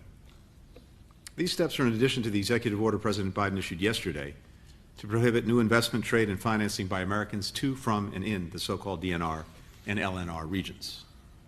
And, just as the President said we would do, today the Department of Defense announced that we would be sending additional forces to NATO's eastern flank to deter and defend against any Russian aggression directed at our allies. We also made clear that if Russia invaded Ukraine, we would act with Germany to ensure that the Nord Stream 2 pipeline does not move forward. Today, Chancellor Scholz announced that the German government is suspending that pipeline indefinitely. We've been in close consultation with Germany throughout this process. We welcome this swift and decisive action. And we're executing a plan in close coordination with allies and partners to secure the stability of global energy supplies, which is in all of our interests. The United States and our allies and partners are united in the face of Russian aggression. This morning, the European Union and the United Kingdom announced a series of strong complementary actions. President Putin's deeply disturbing speech yesterday and his statements today made clear to the world how he views Ukraine, not as a sovereign nation with the right to territorial integrity and independence, but rather as a creation of Russia and therefore subordinate to Russia. It's a completely false assertion that ignores history, international law, and the tens of millions of patriotic Ukrainians who are proud citizens of a free and independent Ukraine. Now that we've heard it directly from President Putin himself, it confirms what we've been saying, that he did not send more than 150,000 troops to the Ukrainian border because of benign military exercises, or to respond to threatened aggression from Ukraine, or to stop a fabricated genocide by Ukraine, or any other manufactured reason. His plan all along has been to invade Ukraine, to control Ukraine and its people, to destroy Ukraine's democracy, which offers a stark contrast to the autocracy that he leads, to reclaim Ukraine as a part of Russia. That's why this is the greatest threat to security in Europe since World War II. Ukraine is in danger. President Putin is blatantly and violently breaking the laws and principles that have kept the peace across Europe and around the world for decades. Yesterday, at an emergency session of the UN Security Council requested by Ukraine, the United States and many other countries condemned Russia's renewed attack on Ukraine's sovereignty and territorial integrity as a violation of international law and the United Nations Charter. U.S. Ambassador Linda Thomas-Greenfield underscored that President Putin has now torn to shreds the Minsk agreements, which sought to end the conflict in the Donbass region of Ukraine peacefully through diplomacy. President Putin himself essentially declared those agreements null and void.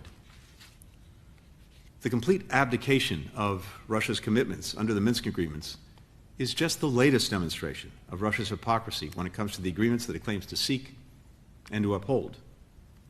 Since the beginning of this Russian-manufactured crisis, Moscow has insisted that only legally binding agreements could satisfy its security concerns. But the Minsk agreements now join a long line of agreements, many legally binding, that President Putin has broken. These include the Helsinki Final Act, in which all OSCE countries, including Russia, pledged to respect national sovereignty and territorial integrity and refrain from the threat of the use of force. The Charter of Paris, which further established countries' responsibilities to honor those pledges. The Conventional Armed Forces in Europe Treaty, which limits the deployment of military equipment in Europe. The Vienna document, in which all OSCE countries, including Russia, agreed to confidence and security building measures to increase transparency and predictability about their military activities. And of course, the Budapest Memorandum, in which Russia promised to respect Ukraine's independence and sovereignty in its 1994 borders and refrain from using force against Ukraine. In the past 24 hours alone, with his actions toward Ukraine, President Putin has violated all of these agreements. He is undoing more than 30 years' worth of painstaking diplomacy by Russia and the countries and institutions of Europe and the North Atlantic region to preserve stability and security for the sake of hundreds of millions of our citizens. Every time Russia breaks one of these agreements, it not only endangers the countries that it's threatening at the time, but nations everywhere that have been made safer and more secure by the international rules-based order. Last week, I agreed to meet Russian Foreign Minister Sergei Lavrov this week, on February 24th, to discuss our country's respective concerns about European security, but only if Russia did not invade Ukraine. Now that we see the invasion is beginning, and Russia has made clear its wholesale rejection of diplomacy, it does not make sense to go forward with that meeting at this time. I consulted with our allies and partners, all agree. And today I sent Foreign Minister Lavrov a letter informing him of this. The United States and I personally remain committed to diplomacy if Russia is prepared to take demonstrable steps to provide the international community with any degree of confidence that it's serious about de-escalating and finding a diplomatic solution. We will proceed in coordination with allies and partners based on Russia's actions and the facts on the ground.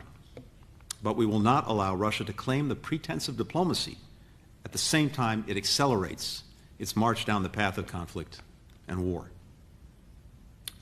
There is no question what has happened here. We've all seen how Russia has relentlessly mobilized for war, despite intensive efforts by others, including the United States, to engage them on a diplomatic path. We've seen through their false flags, we've predicted their lies. In the hours and days ahead, any further escalatory steps by Russia will be met with further swift and severe measures, coordinated with allies and partners, on top of those announced today. We'll continue to stand with our allies and partners to support Ukraine as it faces Russia's threats with courage and strength. And we'll continue to defend the international laws that keep every country in the world safe from the kind of aggression that Russia is now inflicting upon Ukraine. Dmytro. I'm grateful to Secretary Blinken for welcoming me in DC today. I think we spoke, this is our third or fourth encounter in the last 4 days. And this speaks for the dynamics and the quality of our relationship, but also for the urgency of the current crisis that needs to be handled. We meet at a very tense and responsible time for Ukraine, for the United States, and for the world. We all are at a critical juncture for the security of Europe, as well as international peace and security more broadly. Russian aggression has brought the world to the edge of the largest catastrophe since World War II. Yesterday, President Putin moved to recognize two pieces of Ukrainian land as independent entities. Ukraine does not and will never recognize this absurdity. Neither will the world recognize it. In fact, what Putin recognized is not the so-called Donetsk People Republic and Lugansk People Republic. He recognized his direct responsibility for the war against Ukraine and an unprovoked and unjustified war on another sovereign state in Europe, which Russia now intensifies. President Putin killed Minsk agreements, and more broadly, he attacked the world order. Needless to say, Russia's move is a grave breach of international law and a new act of aggression against Ukraine's sovereignty and territorial integrity. Therefore, Ukraine strongly believes that the time for sanctions is now. And in this context, we welcome today's announcement of sanctions by President Biden. The world must respond with all its economic might to punish Russia for the crimes it has already committed and ahead of the crimes it plans to commit. Hit Russia's economy now and hit it hard. I commend immense efforts of the US diplomacy, led by Tony, to mobilize the global coalition of allies and partners to stop Russia. The entire world stands today with Ukraine, and rightly so. Putin wants much more than a war-torn piece of Ukrainian land and people living there. What stops him is only our unity and resolve, and we can still stop him. Ukraine continues the engagement with the United States, EU, and NATO in diplomatic efforts to ease tensions. Yet, we also stand ready for any possible development. We had a focused discussion today with Secretary Blinken on steps to protect Ukraine and our multidimensional resilience. One of the proposals that we put forward today is designing a program similar to the Lend-Lease implemented during the World War II to support the war efforts of the allies in Europe. This program will help to ensure sustainability and will improve efficiency in strengthening the capacity of Ukraine to defend itself. The last point that I would like to make, today we discussed some very specific ideas, and we appreciate very concrete steps made by the United States. These days we receive proposals from some countries to condemn Russia's behavior, to condemn but not follow the condemnation with action. And I would like to say that condemnations are important, but it's actions that really matter now, these days. And I'm grateful to our strategic partner, the United States, for its ironclad support, including military, economic, and political, diplomatic assistance provided to Ukraine. The Ukrainian people will surely remember the United States standing with Ukraine at this decisive moment in history. Thank you. We'll now turn to questions, and we'll take two from each delegation. We'll start with Vivian Salama of the Wall Street Journal. Thank you very much.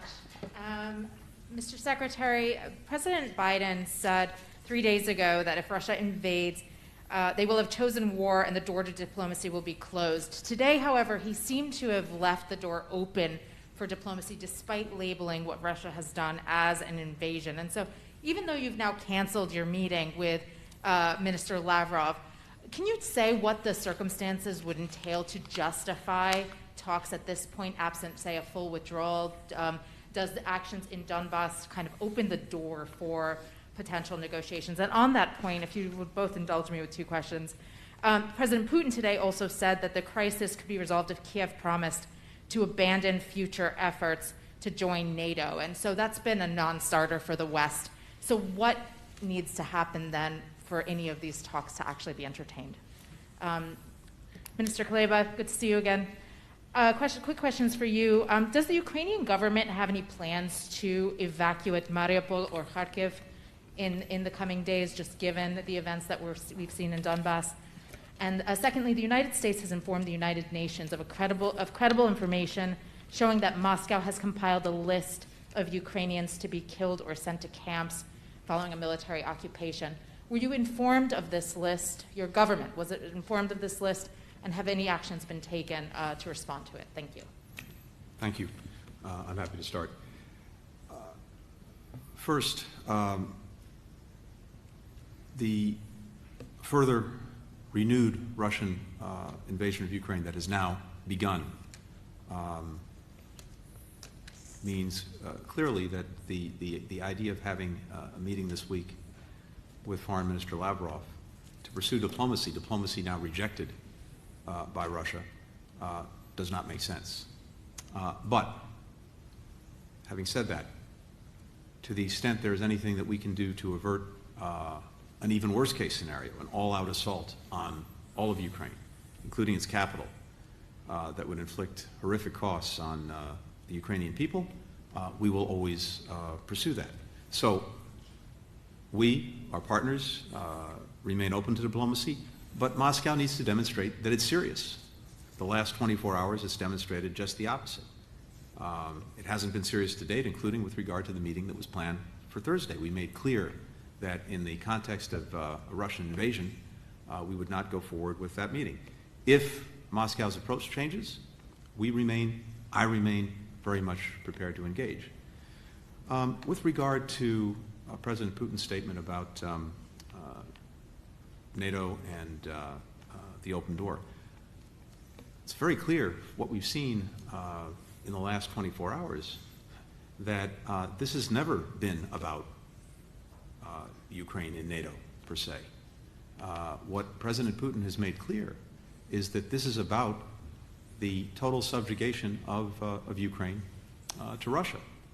It's about reconstituting the Russian Empire, or short of that, a sphere of influence, or short of that, the total neutrality of countries surrounding Russia. And so the issue of Ukraine and NATO has really been an argument, an excuse to mask the fact that what this is about is President Putin's view that Ukraine is not a sovereign country, that it does not have an existence or independence, not associated in some fashion with Russia. A proposition that we not only firmly reject, but so does virtually every Ukrainian. I can only reiterate what the Secretary just said on NATO. NATO is a choice of the people of Ukraine. No one but Ukraine and NATO will decide on the future of our relationship. And it has never been about NATO for Putin. Putin is just an excuse. Even if we do nothing, President Putin will find a reason to accuse us of doing something. Regarding our plans to evacuate Mariupol or Kharkiv, no, we do not have such plans. We have two plans. Plan A is to utilize every tool of diplomacy to deter Russia and prevent further escalation. And if that fails, Plan B is to fight for every inch of our land and every city and every village. To fight until we win, of course. And about the list of extermination, no, we haven't received it officially. but I wouldn't exclude that such a list can exist. We'll turn to Olga Koshelenko from 1+1 Media. Good afternoon, Mr. Secretary of State. From your perspective, is Budapest Memorandum rather alive or dead? And do the United States recognize any legal obligations under it? And quick follow-up to Mr. Kuleba, what actions do you expect from partners to be taken under Budapest? Thank you. Well, in effect, Russia began to tear up the Budapest Memorandum in 2014 when it seized Crimea and went into the Donbass, leading, backing, financing, supporting the separatists and waging war in the Donbass. I think what we've seen in the last 24 hours is the further repudiation of Budapest by Russia. For our part, we have worked very hard over many years, and especially over the last year, to do everything we can to support Ukraine, to support its territorial integrity, its sovereignty, its independence, through security assistance, in the last year alone more than in any previous year, humanitarian assistance, financial assistance. Just about 10 days ago, we provided an additional loan guarantee of $1 billion to Ukraine. And of course, leading the effort internationally to build support for Ukraine in this hour of need. So we stand very much behind that support expressed in the Budapest Memorandum, and doing everything that we can to uphold Ukraine's independence, its security, its well-being.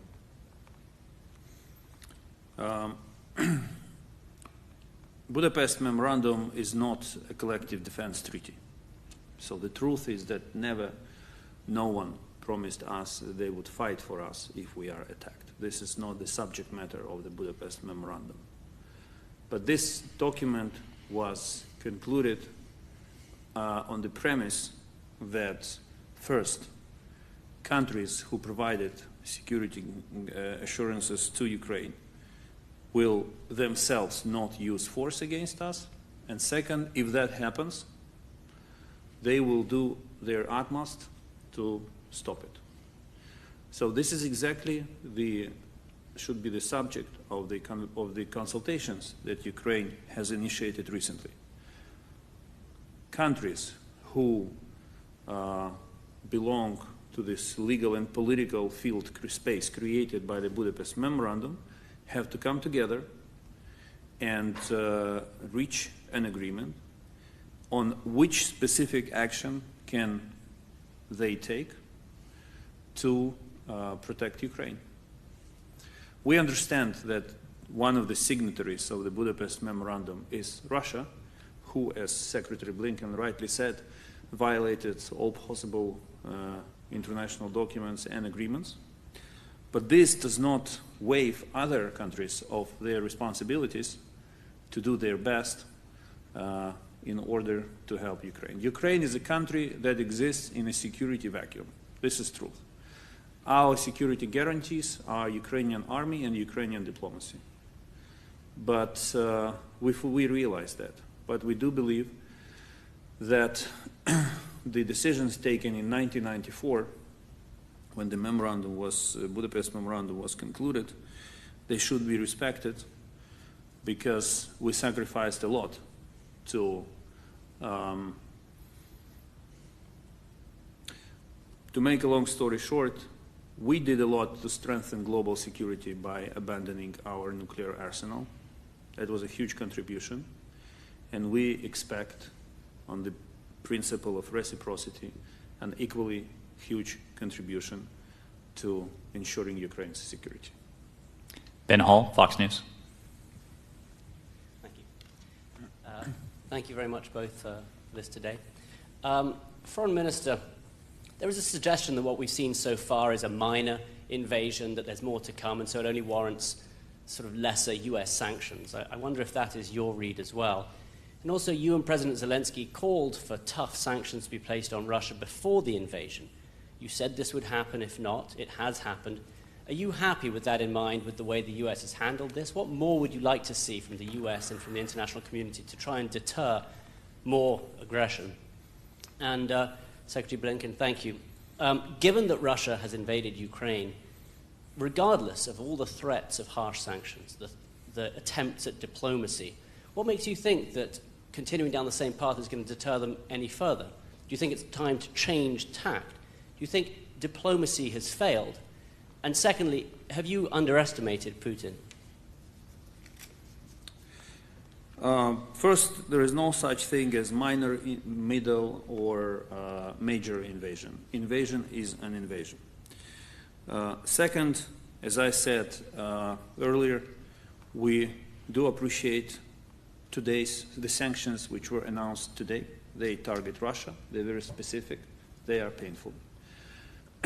I can say, frankly, that yesterday when we learned about the first executive order to impose sanctions on related to economic activities in the Donetsk, with Donetsk and Lugansk, we were puzzled because we saw how the side that thought recognition from Russia is being punished, but we didn't see how Russia, who granted its recognition, is punished.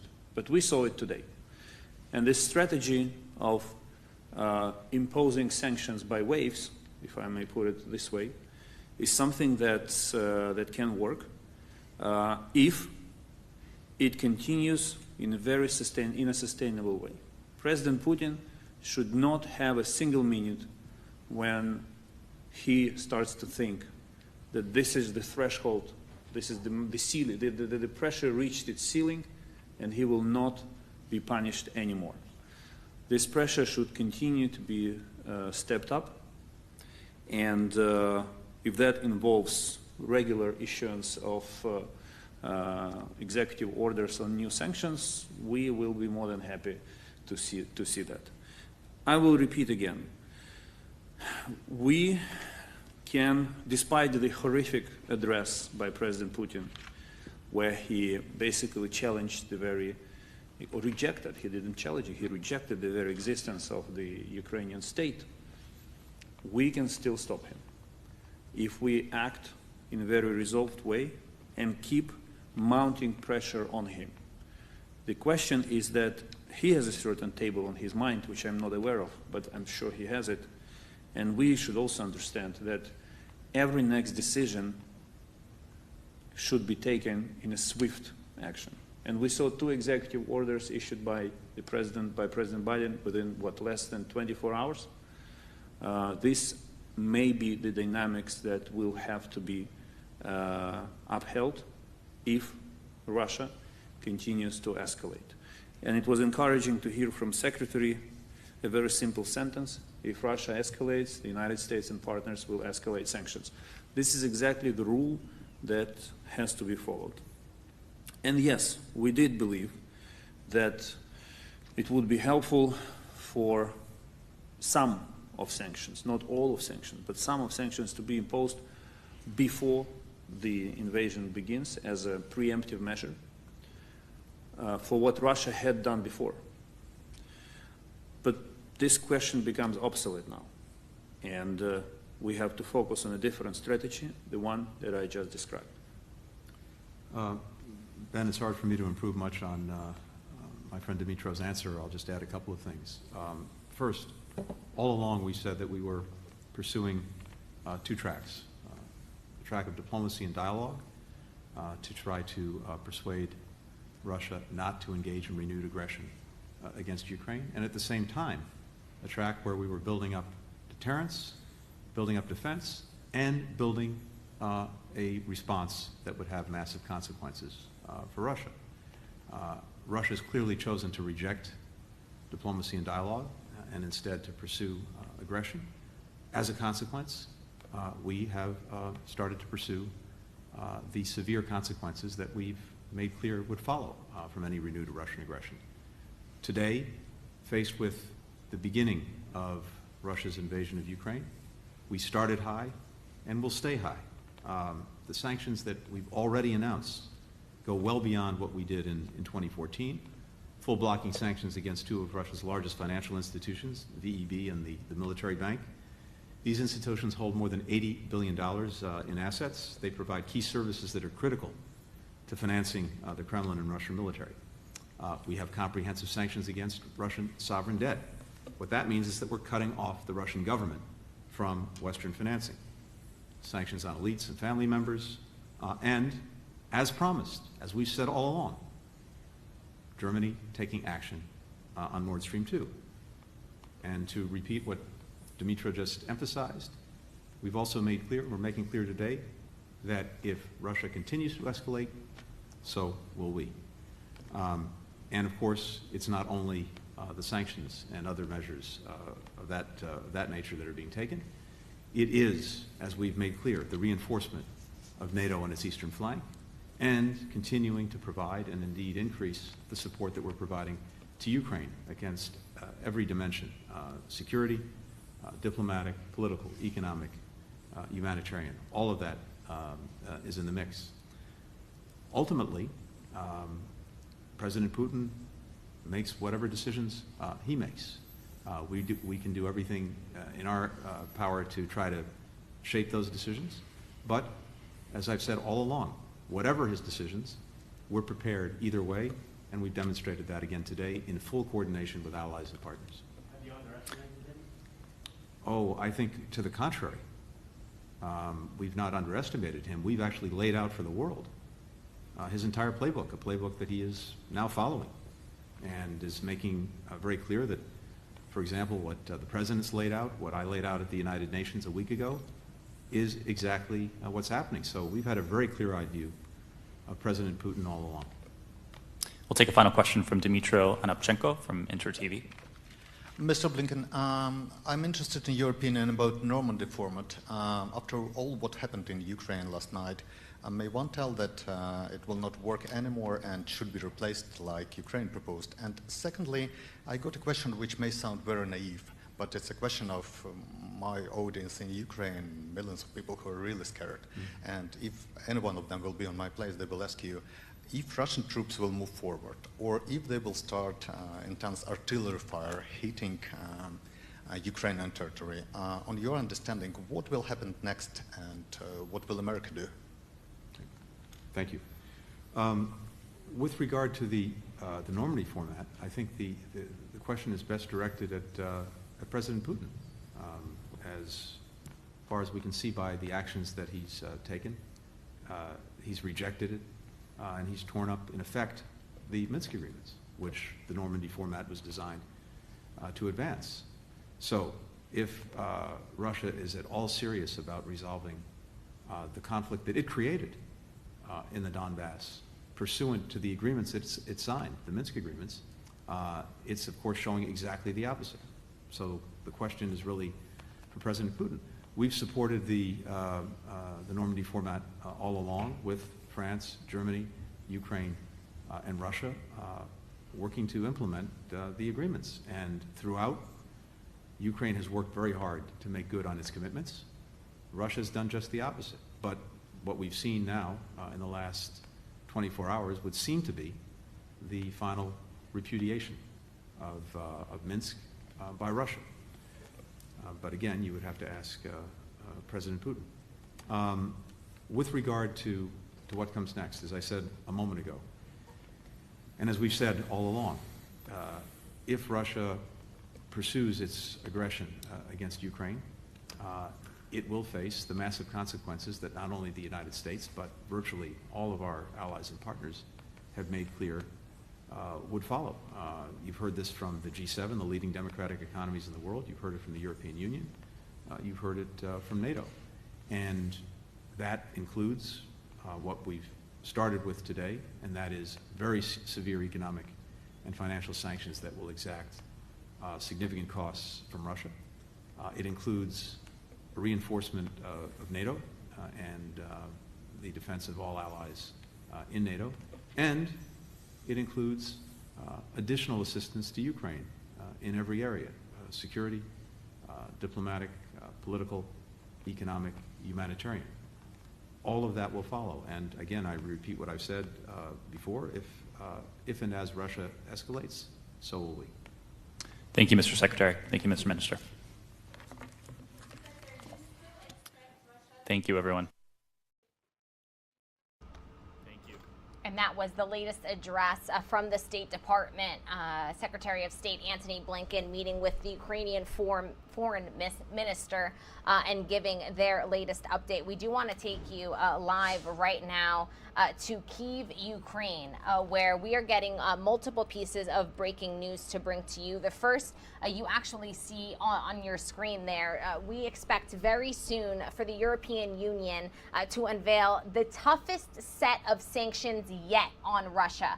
And now, obviously, we have seen sanctions put in place by our very own President Joe Biden. We've also seen sanctions from really countries all around the world, Australia, Canada, Japan joining in those sanctions this morning.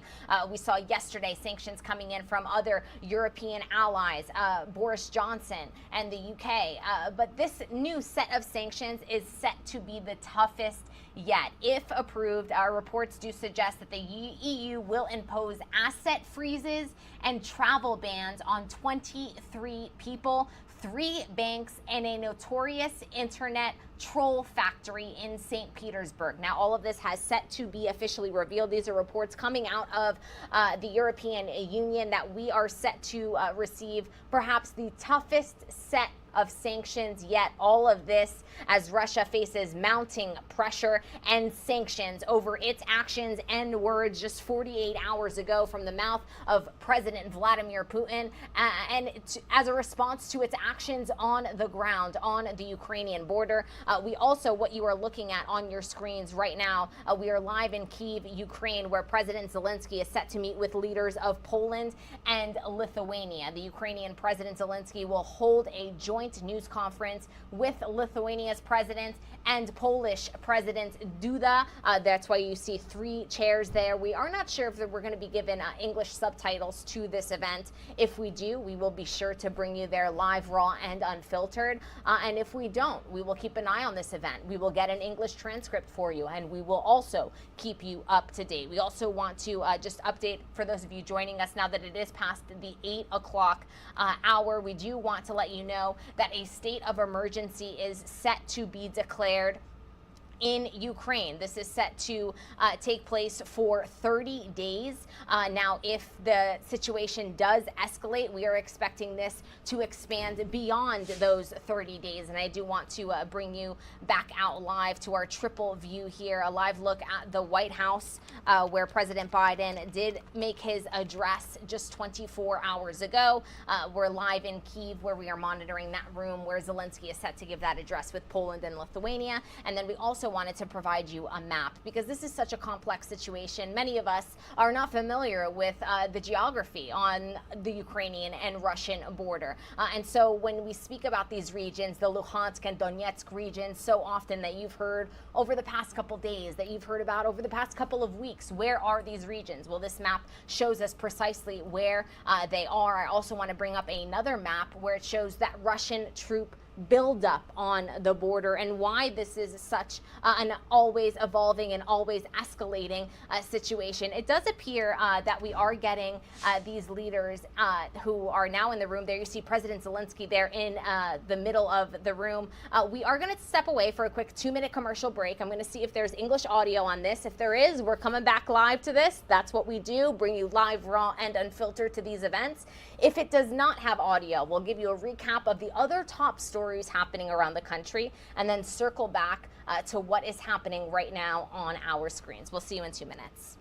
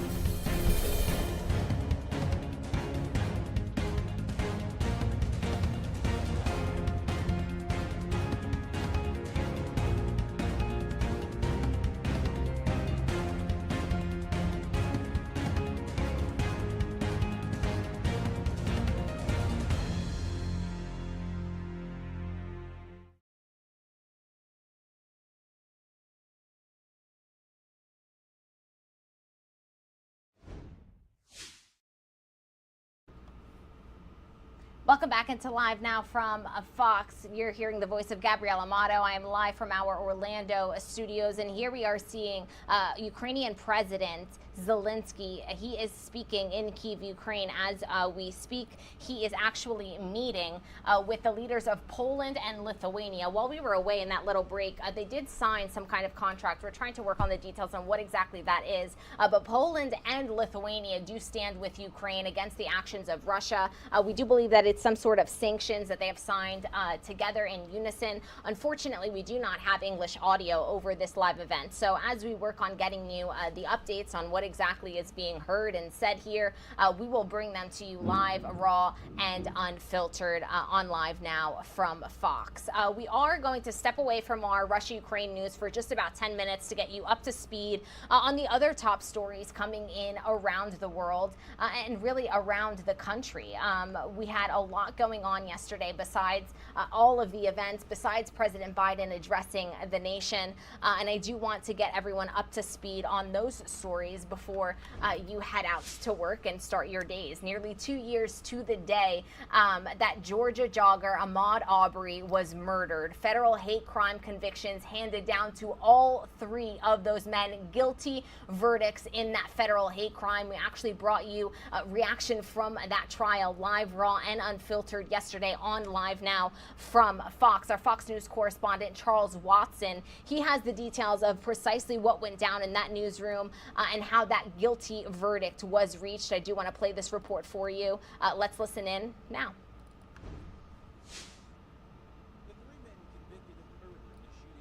Georgia jogger Ahmaud Arbery found guilty on federal hate crime charges and other offenses. They stood up for Ahmaud to say that Ahmaud's life mattered. The predominantly white jury finding father and son Greg and Travis McMichael and their neighbor William Roddy Bryan violated Arbery's civil rights and targeted him because he was black. The deadly incident happened in February 2020 when the 3 men pursued Arbery, who was running in their neighborhood. Following the federal conviction, Arbery's mom attacking the Department of Justice because the family had to fight a plea agreement prepared for Travis McMichael, the man who fired the gun. Initially, the DOJ was willing to accept the guilty plea agreed upon by a judge in a Brunswick district court that would have sentenced the McMichaels to 30 years in federal custody, but the judge refusing the deal after hearing urgent pleas from the Arbery family. What we got today, we wouldn't have gotten today if it wasn't for the fight that the family put up. Attorney General Merrick Garland getting emotional as he weighed in on the federal verdict. I cannot imagine the pain that a mother feels. The nation's top lawyer vowing to do better. The Justice Department will not hesitate to act when individuals commit violent acts that are motivated by bias or hate.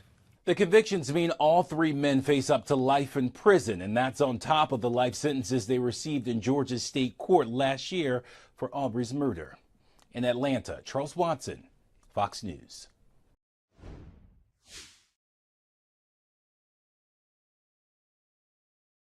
And thank you very much to Charles for that report. We do want to let you know that today is Ahmaud Arbery Day, and there are events scheduled in Georgia to mark the anniversary of Ahmaud Arbery's death. The Cobb County District Attorney's Office is hosting a prayer vigil.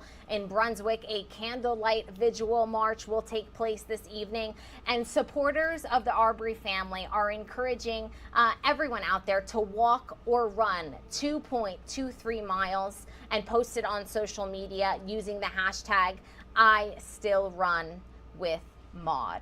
That, of course, was his nickname. And so we do want to let you know that today is officially Ahmaud Arbery Day in Georgia. And keeping up to date with our other top stories of the day, accused Oxford high school shooter Ethan Crumbley, he was in court yesterday. Our Fox Detroit team has a full recap of what happened in that courtroom. Let's take a listen. Outlined a plan to stalk, rape, torture, and ultimately kill a female classmate. He expressed delight in torturing a family of baby birds. And he wrote about the joy he received in listening to them squeal as he killed them. Oakland County prosecutors pointing to disturbing journal entries, videos, and texts showing why accused Oxford shooter Ethan Crumbley needs to stay locked up in the jail rather than be moved to a juvenile facility. In his journal, he described the type of gun he needed, who his first victim would be, and ultimately he expressed that he would surrender so that he could witness the pain and suffering that he caused. A mindset, they say, of a menace to other juveniles who would not be safe housed with the 15-year-old in Children's Village. Right now, Crumbley spends most of his time in a cement cell with a few items from the commissary and a glass door so he can be monitored 24/7. Staff a deputy directly in front of that inmate to ensure that the inmate's not hurting themselves. This extreme isolation is actually not beneficial whatsoever and actually harms Mr. Crumbley. While the prosecution painted an image of a narcissistic, troubled teen who wanted to be known for the premeditated Oxford school shooting. His request that how do I get my fan mail, my hate mail, and my commissary? He knows that he's going to have people who admire him and people who hate him alike, and he wants that notoriety. Crumbley's attorneys painted a much different picture of a teen in mental health crisis whose cries for help to parents and friends were ignored time after time. Mr. Crumbley around this time is texting his friend, Brady, "I need help. I was thinking of calling 911 so I could go to the hospital, but then my parents would be really pissed." Right now, Crumbley's only contact is with his caseworker twice a week, psychiatrist, lawyers, and a tablet he gets for a few hours a day. But Heather Calcaterra, manager at Children's Village, isn't convinced he needs more human contact, especially with other juveniles at Children's Village. She says staffing and mental health resources are a big concern. This was a devastating situation, and we don't know what the defendant's presence on our campus, in the classrooms, on the units, what that presence, how that may trigger or impact other young people. I would also be concerned about his safety. I do not know if he would be a target. I do not know if his presence in a juvenile facility would cause him to experience any type of trauma. He outlined. And thank you very much to our team out there for that report. As this case does evolve, we will be sure to keep you updated on everything that comes into our newsroom. For those of you that are just joining us and are perhaps looking for the latest on the tensions on the border between Russia and Ukraine, we will be getting back to that in just a couple of minutes. We do want to keep everyone up to date on the nation's top headlines aside from those tensions. So hold tight just a couple more minutes and we will be giving you the latest on a slew of breaking news regarding Russia's latest invasion into Ukraine. Now, there are growing concerns about the new BA2 Omicron subvariant. Our Fox News correspondent Jonathan Seary, he is in Atlanta with this report for us. Let's take a listen. The Omicron surge is fading, but health officials here and overseas are keeping a close eye on an Omicron subvariant. It's called BA2, and a new study out of Japan shows it's stronger and more transmissible than the original Omicron. The CDC says it's now been reported in at least 30 states and accounts for about 4% of COVID cases in the U.S. But there is also evidence that being fully vaccinated and boosted can keep most people safe if they're infected.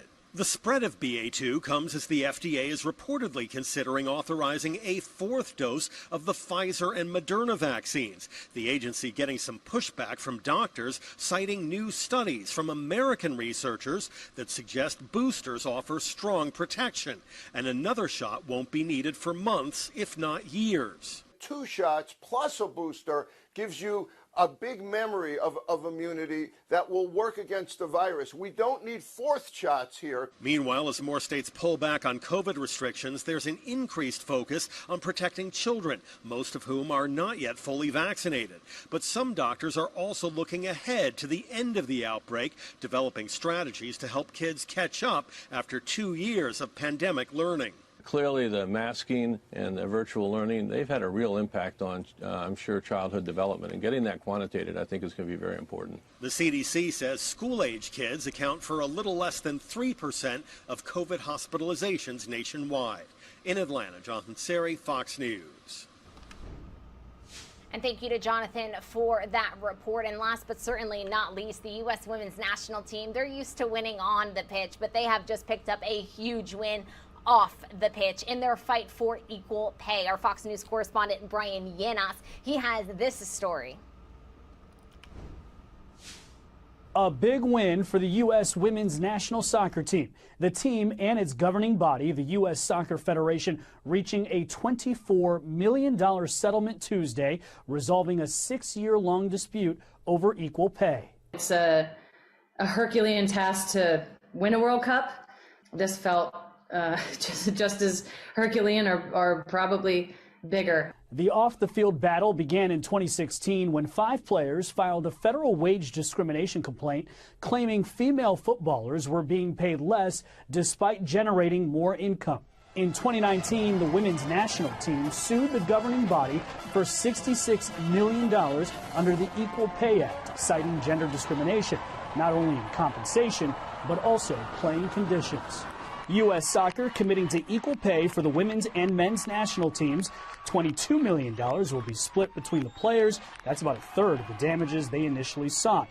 The other $2 million earmarked for a fund to benefit players in their post-career goals and female soccer charities.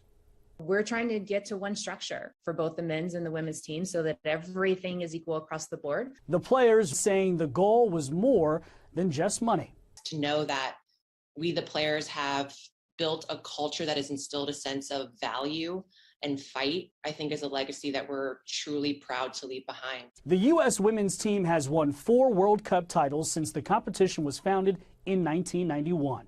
In New York, Brian Yenas, Fox News. And thank you to Brian for that report, and congratulations to the U.S. women's national team, who certainly deserve to be paid equal as they are a team that has essentially won it all on the world stage, certainly won more than the U.S. men's national team, and so that was definitely long overdue. Now we have returned to our coverage of the latest on Russia and Ukraine. We are monitoring this live meeting of President Zelensky meeting with Polish and Lithuania leaders, their respective presidents. They did just sign a contract of some sort altogether, and now they're making an address. This is unfortunately not in English. As soon as we have details on precisely what they signed, we will bring that to you live, raw, and unfiltered. But we are monitoring a slew of breaking news, including a state of emergency to be declared in Ukraine, and also Ukraine telling Ukrainians to leave Russia immediately. These are 3 pieces of information that have just hit our desk. We're going to step away for a quick 2-minute break. When we get back, we will give you a full update from top to bottom on where we stand on the border between Russia and Ukraine and this ever-evolving situation. We'll see you in 2 minutes.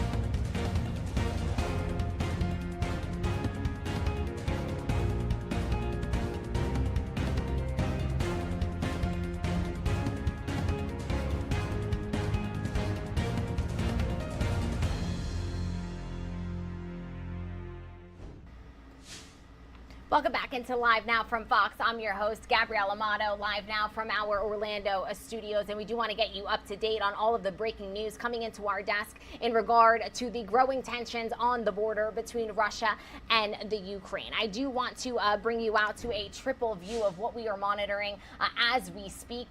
Live to in the larger box on your screen, we are seeing a meeting between President Zelensky and the presidents of Poland and Lithuania. This meeting is happening live as we speak. Also, we have a live look at Kyiv, Ukraine, and also a visual, because over the past couple of days, over the past couple of weeks, you all at home have heard so much about this situation brewing between the Ukraine and Russia. You've heard about the Luhansk and Donetsk regions, and we want to be able to provide you a full visual of what this situation really looks like.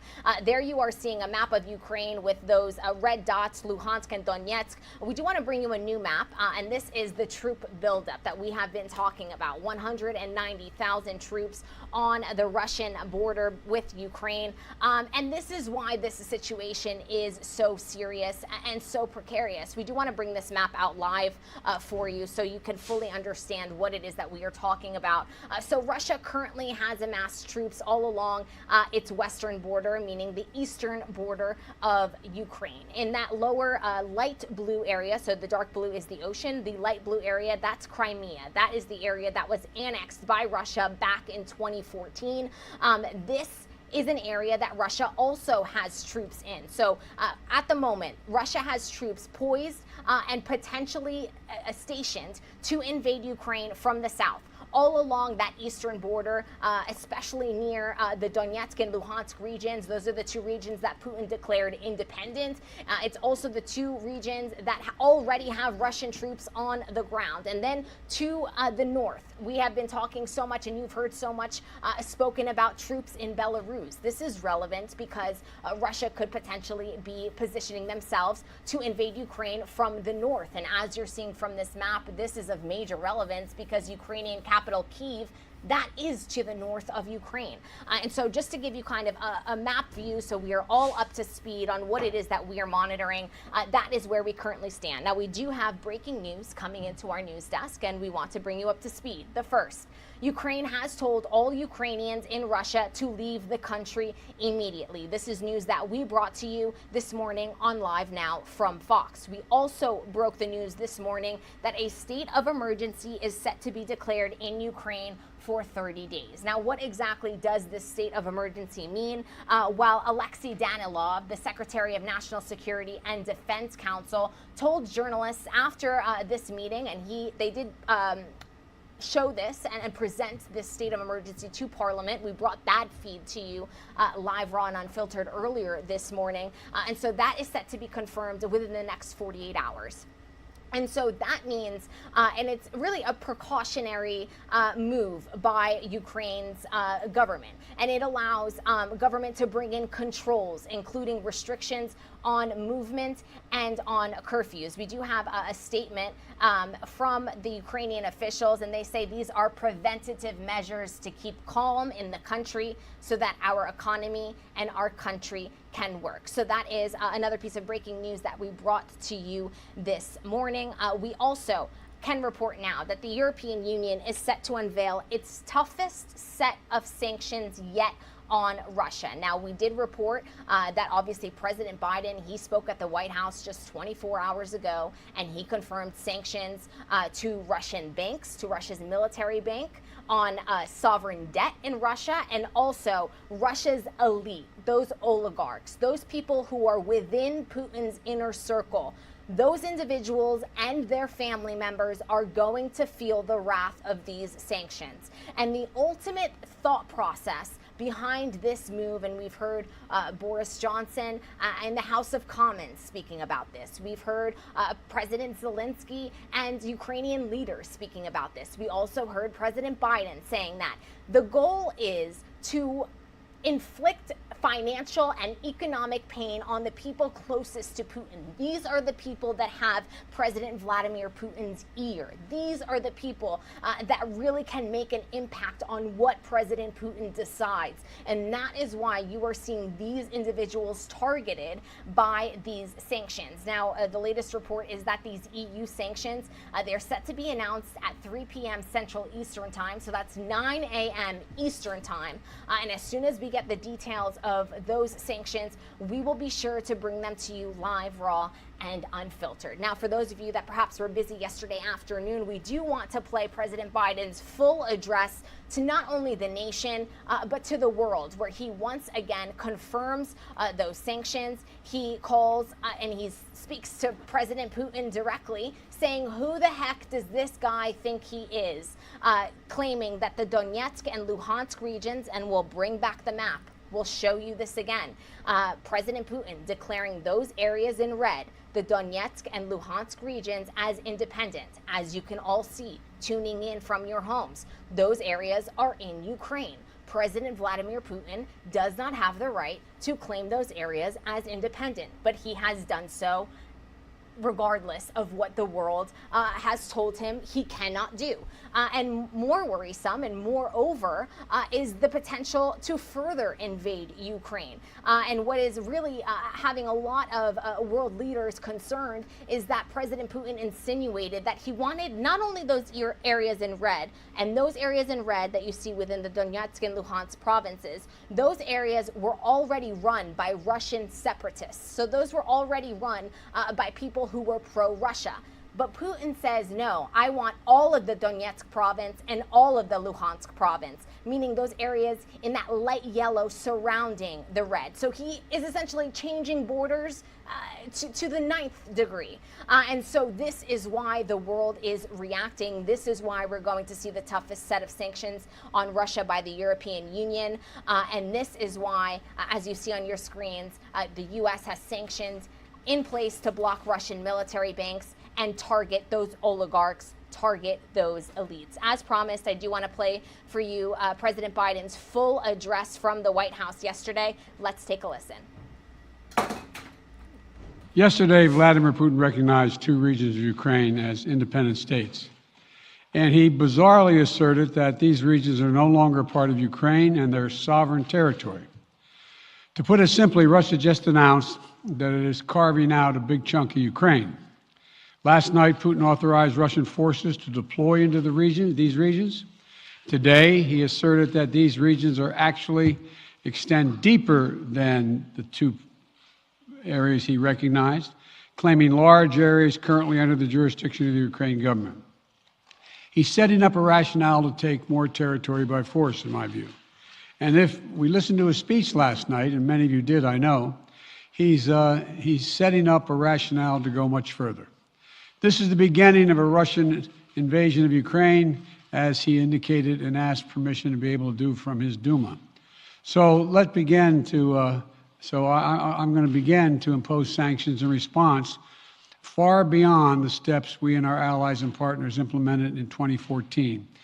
And if Russia goes further with this invasion, we stand prepared to go further as with sanctions. Who in the Lord's name does Putin think gives him the right to declare new so-called countries on territory that belong to his neighbors? This is a flagrant violation of international law, and it demands a firm response from the international community. Over the last few months, we've coordinated closely with our NATO allies and partners in Europe and around the world to prepare that response. We've said all along, and I've told Putin to his face more than a month ago, that we would act together. And the moment Russia moved against Ukraine, Russia has now undeniably moved against Ukraine by declaring these independent states. So today, I'm announcing the first tranche of sanctions to impose costs on Russia in response to their actions yesterday. These have been closely coordinated with our allies and partners, and will continue to escalate sanctions if Russia escalates. We're implementing full blocking sanctions on 2 large Russian financial institutions, VEB and their military bank. We're implementing comprehensive sanctions on Russian sovereign debt, That means we've cut off Russia's government from Western financing. It can no longer raise money from the West and cannot trade in its new debt on our markets or European markets either. Starting tomorrow and continuing in the days ahead, we'll also impose sanctions on Russia's elites and their family members. They share in the corrupt gains of the Kremlin policies and should share in the pain as well.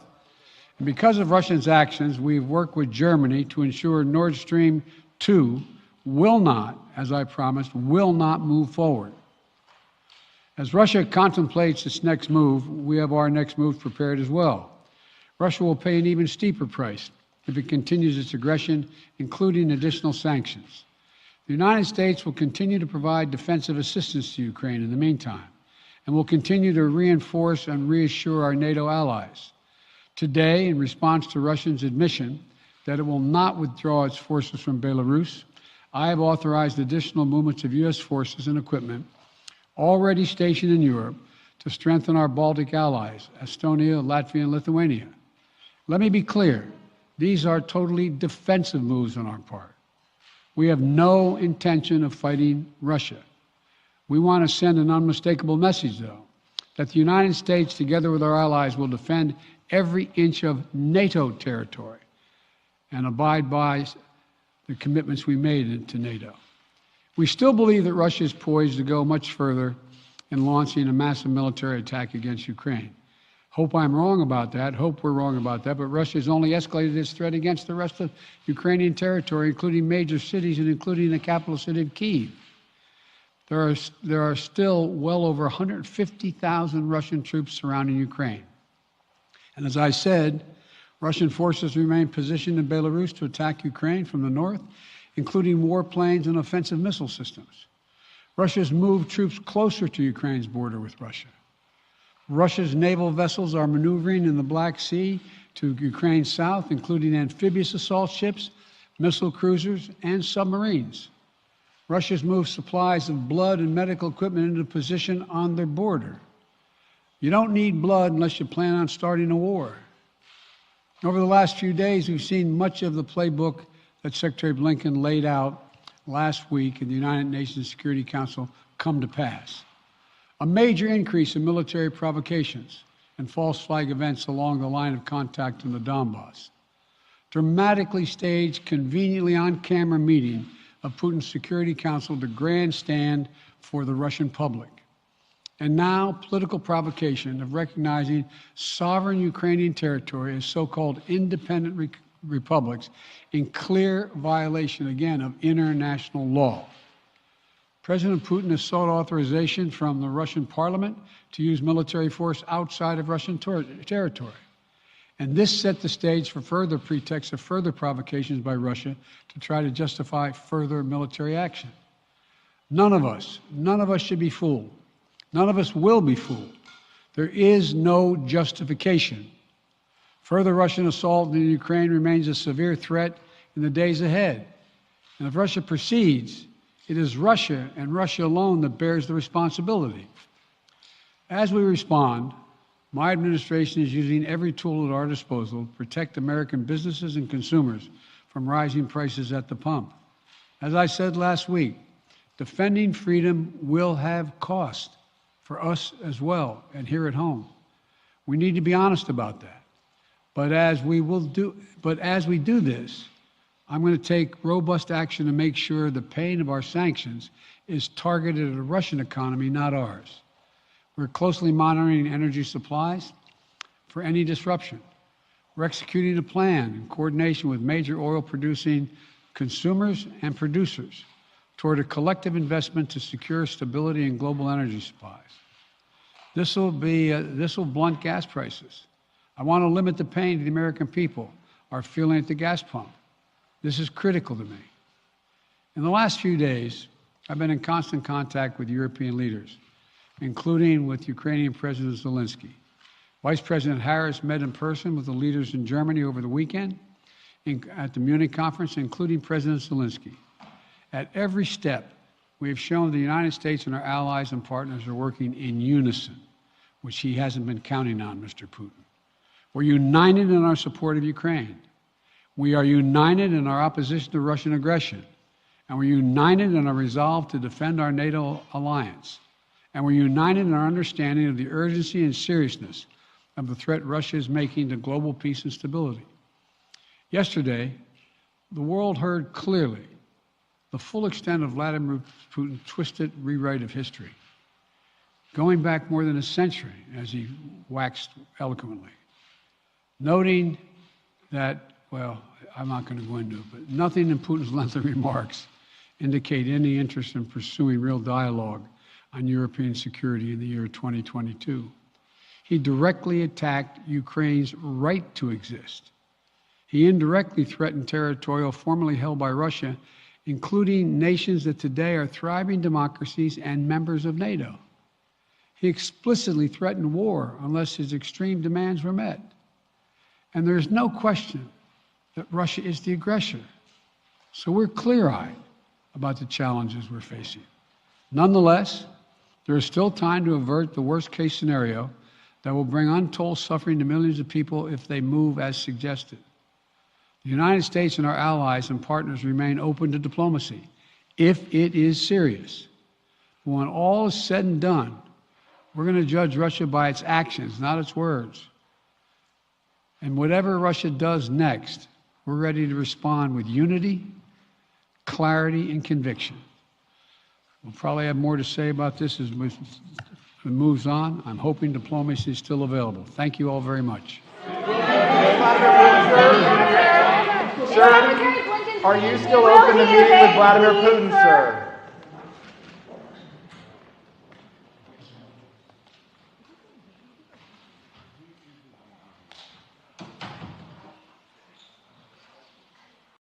Yesterday, Vladimir Putin recognized 2 regions of Ukraine as independent states. And he bizarrely asserted that these regions are no longer part of Ukraine and their sovereign territory. To put it simply, Russia just announced that it is carving out a big chunk of Ukraine. Last night, Putin authorized Russian forces to deploy into these regions. Today, he asserted that these regions are actually extend deeper than the 2 areas he recognized, claiming large areas currently under the jurisdiction of the Ukrainian government. He's setting up a rationale to take more territory by force, in my view. And if we listened to his speech last night, and many of you did, I know, he's setting up a rationale to go much further. This is the beginning of a Russian invasion of Ukraine, as he indicated and asked permission to be able to do from his Duma. So let's begin to, I'm going to begin to impose sanctions in response far beyond the steps we and our allies and partners implemented in 2014. And if Russia goes further with this invasion, we stand prepared to go further as with sanctions. Who in the Lord's name does Putin think gives him the right to declare new so-called countries on territory that belong to his neighbors? This is a flagrant violation of international law, and it demands a firm response from the international community. Over the last few months, we've coordinated closely with our NATO allies and partners in Europe and around the world to prepare that response. We've said all along, and I've told Putin to his face more than a month ago, that we would act together. And the moment Russia moved against Ukraine, Russia has now undeniably moved against Ukraine by declaring these independent states. So today, I'm announcing the first tranche of sanctions to impose costs on Russia in response to their actions yesterday. These have been closely coordinated with our allies and partners, and will continue to escalate sanctions if Russia escalates. We're implementing. All right, everybody, you are watching Live Now from Fox. It is about 8:45 in the morning here on the East Coast. You are listening in to President Joe Biden addressing those tensions between Russia and Ukraine. You can see on the top right-hand corner of your screen. We are also monitoring some live feeds coming in from overseas. We are going to take a quick 2-minute commercial break, but when we come back, we will, of course, continue to follow this situation between Russia and Ukraine, and then we are going to be going out live to Washington, D.C., where federal authorities are actively monitoring plans for a large trucker convoy. We'll have that story coming up in just 2 minutes.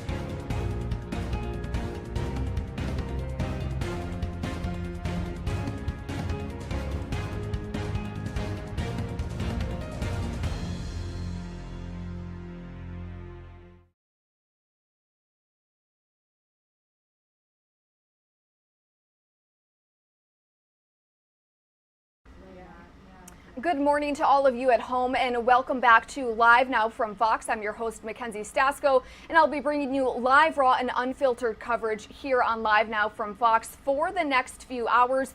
Time here on the East Coast is about 8:47 in the morning. We, of course, are following the situation between Russia and Ukraine, but we want to take you out to this live look of the White House. Another top story we are following is that federal authorities say that they are actively monitoring plans for a large trucker convoy heading to the nation's capital. And we also want to head out to our Fox 5 DC's Bob Barnard, who is covering this story for us. Bob, thank you so much for joining us this morning. We do know that this convoy is expected to happen ahead of President Joe Biden's State of the Union address. What kind of security can we expect to see happen? Hey, Mackenzie, good morning to you. We are just outside the U.S. Department of Energy headquarters. This is Independence Avenue at 12th Street Southwest, if you're at all familiar with the Capitol. We're between the Capitol and the Washington Monument, which you may see over my shoulder here. And parked behind me is a D.C. snowplow. We're expecting 70 degrees today here in the nation's capital on this February afternoon. But the city, working with the U.S. Capitol Police, the Secret Service, the D.C. Police Department, have stationed some trucks around the downtown area and blocked off a couple of streets very close to the Capitol ahead of next Tuesday night's State of the Union address. The Pentagon has authorized the deployment of up to 700 National Guard troops, 400 from the D.C. National Guard, another 300 from surrounding states. They will be unarmed, and they'll mainly be here for traffic control. Now, there are a number of different reports about a number of different convoys. This is not just one large convoy, although they are preparing just in case we see here in our nation's capital what the Canadian government saw in Ottawa, which was just kind of like, a stalemate in the downtown area where those truckers just kind of parked and closed business and street and the economy from moving forward for a few days. None of the groups that are planning to drive their trucks here say they'll do that here in the nation's capital. Some, in fact, have said they're not going to do that. What they're going to do is basically cruise the Capitol Beltway, which is an interstate 495 around Washington, and maybe slow traffic down during the course of the day on the Capitol Beltway, making room for emergency vehicles and that kind of thing, not necessarily parking their trucks on the Beltway. But none have said that they're targeting the Capitol, the downtown area, or the State of the Union, because there's actually a trucker from Pennsylvania who says he's coming down to the D.C. area today. Others saying they'll be coming March 4th, 5th, 6th, which is after the State of the Union, which is next Tuesday, March 1st. So a lot of information about potentials. What the authorities here in the core of Washington are doing are taking some steps here ahead of the State of the Union, just in case the truckers bring their protest into the downtown area. There's even talk this morning of perhaps erecting once again a perimeter fence around the Capitol like we saw last year right after the Capitol riots on January 6th. So that hasn't happened yet. It's just talk. We've cruised around the area this morning and haven't seen any of that fencing going up. But that is one of the potentials going forward. More of an inner perimeter fencing, not an outer perimeter, as we saw for weeks after the riots here, which did block off some city streets, kept some people from running onto the grounds and around the Capitol, as many do on the mornings here. So we'll have to see. They are preparing. They're just not sure what's going to happen. Fox DC's Bob Barnard bringing us that live report from the nation's capital. Thank you so much for joining us. You bet. All right, now we want to head out to another story that we are following, of course. Actually, we're going to head out to Who the hell's that handsome guy? Of the nation's capital. The lighting is tremendous. We can get there. Would it look better if I'm up here? No, it's fine. Actually, we're going to because I have to head raise out the to camera. this live You're look fine. You fine now? Cool. Ukraine, where we are following the tensions between and then, Russia, as you mentioned. Cool. We are going to be all right, that's good. All right, thanks, David. Yeah, we're top of 9. In just 2 minutes. Thanks, dude. Stay with us.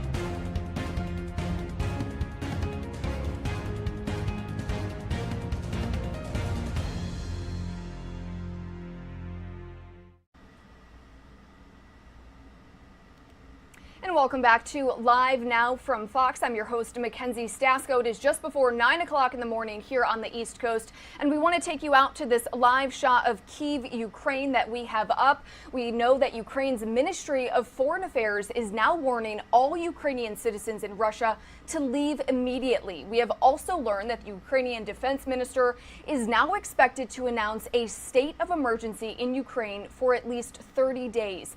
And this comes as there are now more than 190,000 Russian troops positioned all along Ukraine's borders, and others who have crossed into the country and moved into the two breakaway regions that President Vladimir Putin declared independent. Those two breakaway regions are called Luhansk and Donetsk, and they are located in eastern Ukraine. Now, as we reported to you yesterday, President Biden is now calling the deployment of Russian troops an invasion.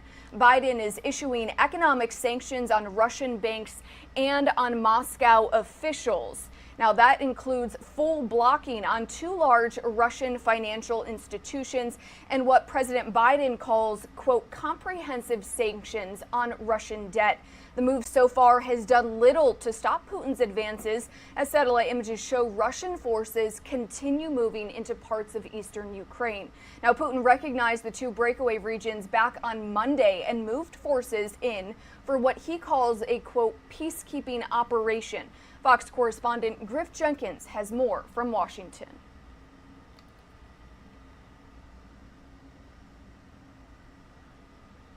Putin's aggression in eastern Ukraine sent shockwaves worldwide. Now the U.S. and its allies are responding, and this may just be the beginning. Who in the Lord's name does Putin think gives him the right to declare new so-called countries on territory that belong to his neighbors? President Biden putting Vladimir Putin on blast in an address to the nation, announcing what he called the first tranche of sanctions that target Russian elites, sovereign debt, and financial institutions. The sanctions come as Russian tanks roll into eastern Ukraine.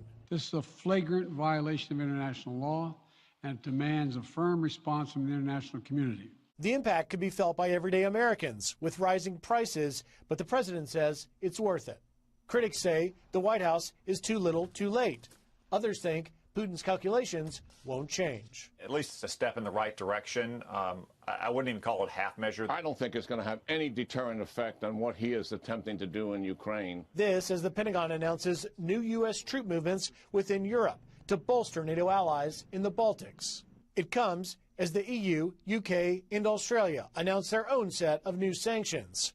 And it follows Germany halting the Nord Stream 2 pipeline that would bring natural gas from Russia to Europe. Meanwhile, President Biden held out hope a diplomatic path is still open. It does not make sense to go forward with that meeting at this time. But Secretary of State Blinken says his planned meeting with his Russian counterpart is called off. And here at home, the Department of Homeland Security is warning U.S. businesses to prepare for possible cyber attacks in retaliation to the sanctions, though DHS did not cite a specific credible threat. In Washington, Griff Jenkins, Fox News. All right, Griff, thank you for that report. We are already beginning to see the impacts of Russia's aggression. This is new video of a transformer at a power station near separatist-held areas in the Luhansk region of eastern Ukraine. The country's state emergency service says it caught fire due to shelling in the area. The National Police of Ukraine said buildings, including a kindergarten, were also damaged. National Police and Interfax Ukraine said the damage cut off power, heat, and access to water for people living in the area. And it's estimated that there are over 40,000 people without electricity after that power plant was damaged. Now, if Russian President Vladimir Putin continues to push troops farther into Ukraine, President Biden has vowed more sanctions would be coming. Fox News White House correspondent Peter Ducey is on the North Lawn with the latest. That it is carving out a big chunk of Ukraine. And this is only the beginning, based on recent movements of Russian military and medical supplies. You don't need blood unless you plan on starting a war. The president's plan to stop Putin in his tracks, financial punishment on Russian banks and oligarchs. I agreed to meet Russian Foreign Minister Sergei Lavrov this week but only if Russia did not invade Ukraine. Now that we see the invasion is beginning, and Russia has made clear its wholesale rejection of diplomacy, it does not make sense to go forward with that meeting at this time. Republican critics are not impressed. Joe Biden is not going toe-to-toe with Putin. He's getting run over by Putin, and the Iranians are watching, and the Chinese are watching. So is the head of NATO. This is the most dangerous moment in European security for a generation. And the impact of a Russian invasion will be felt far from the front lines. Defending freedom will have cost for us as well. The U.S. homeland may be most vulnerable to rising energy costs. I want to limit the pain to the American people are feeling at the gas pump. And Russian cyber attacks. No one's ever conducted a broad cyber war. There is no doctrine, there is no rules for how you engage in this. And frankly, no one knows what's going to happen when you start down that road. The White House insists they're ready for Russian retaliation. The president said in the spring that Pentagon generals had briefed him that the greatest threat facing America is global warming. Is that still the assessment now that we are facing down a potential cyber war with Russia? Well, we are always prepared for any threat that any outside entity or country poses to the United States that relates to cyber or anything else. There is no current pending threat. This evening, exiting an event about electric vehicle batteries, a group of reporters shouted out to the president to ask him questions about Russia and about Ukraine. He said, "The thing I love about the press is they're always on message," and he didn't answer. At the White House, Peter Doocy, Fox News. All right, Peter, thank you for that report. Secretary of State Antony Blinken met with Ukraine's foreign minister amid concerns that Russia will move more troops into Ukraine. Let's listen in.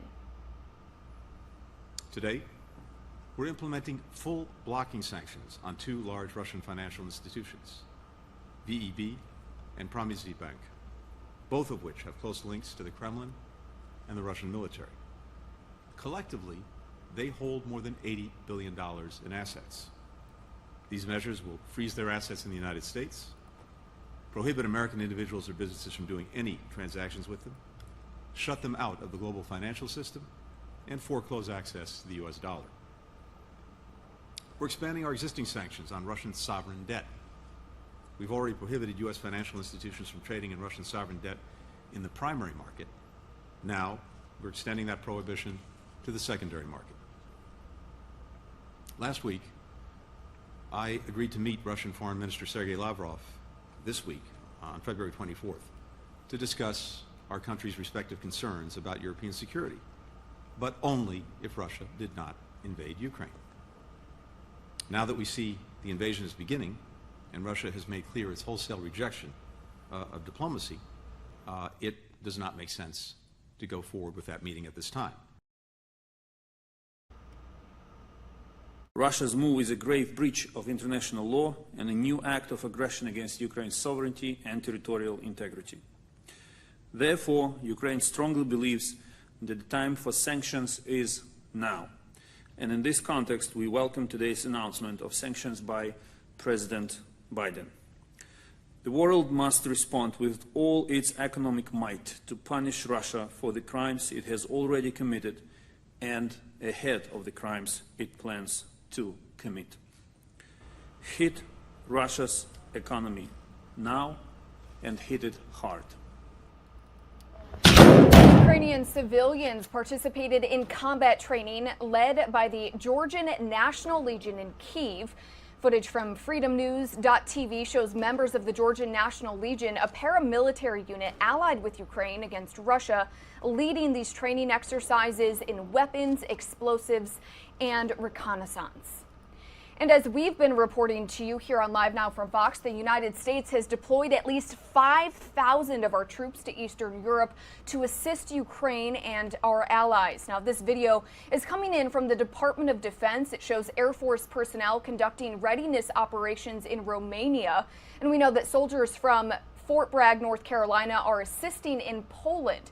Secretary of Defense Lloyd Austin is also repositioning some of the U.S. troops already stationed throughout Europe and moving them to the Baltic region. On top of that, Austin has also ordered 8,500 service members here in the U.S. at U.S. bases to a heightened state of readiness should NATO activate its rapid response force.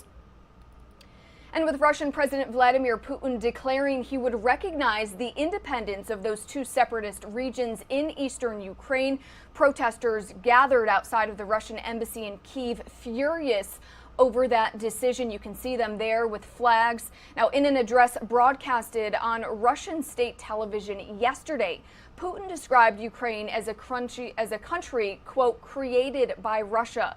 And the U.S. and the European Union, as we've reported, have responded to that by stating that they would begin imposing sanctions on Russia. And that includes Germany as well, which has halted the Nord Stream 2 pipeline project.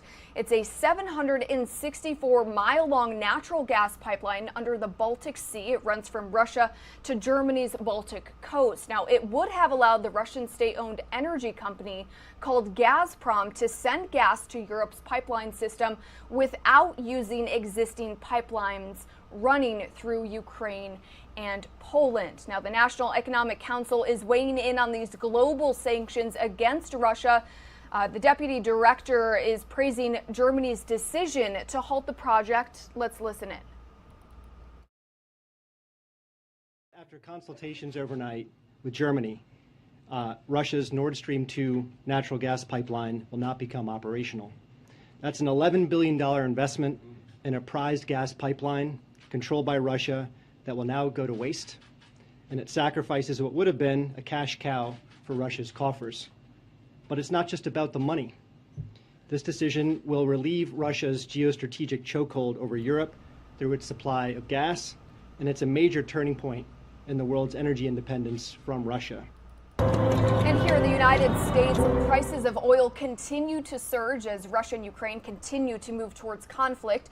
Benchmark oil prices per barrel rose $3 yesterday to $94 a barrel. Russia is one of the largest energy producers in the world. Gas prices here in the U.S. have been steadily rising even before we've seen these tensions escalate, with the national average sitting at just over $3.50 per gallon. Now, we want to head out to a conversation with our LiveNOW's Daytona Everett. She spoke with an economist about this situation. Let's listen in. President Biden just minutes ago out in the White House in Washington, D.C., saying there's no justification for Russia's assault. I want to bring in economist David Ragland into the conversation here because this is the next step in sanctions being imposed by the Biden administration. And there was quite a few to note here as they said they would be making a major announcement today. What were your first takeaways, David, after hearing from the president? Well, I like where he's going with these sanctions. You know, it costs money to wage a war. And so the Russia economy is actually very small. Even though it's a large landmass, the size of the economy in Russia is smaller than Italy. So if you're going to imply sanctions, you want to really go where the money is. And that's why they kind of looked at three really expected places. One, put sanctions on the elites of Russia, those people that really control the money.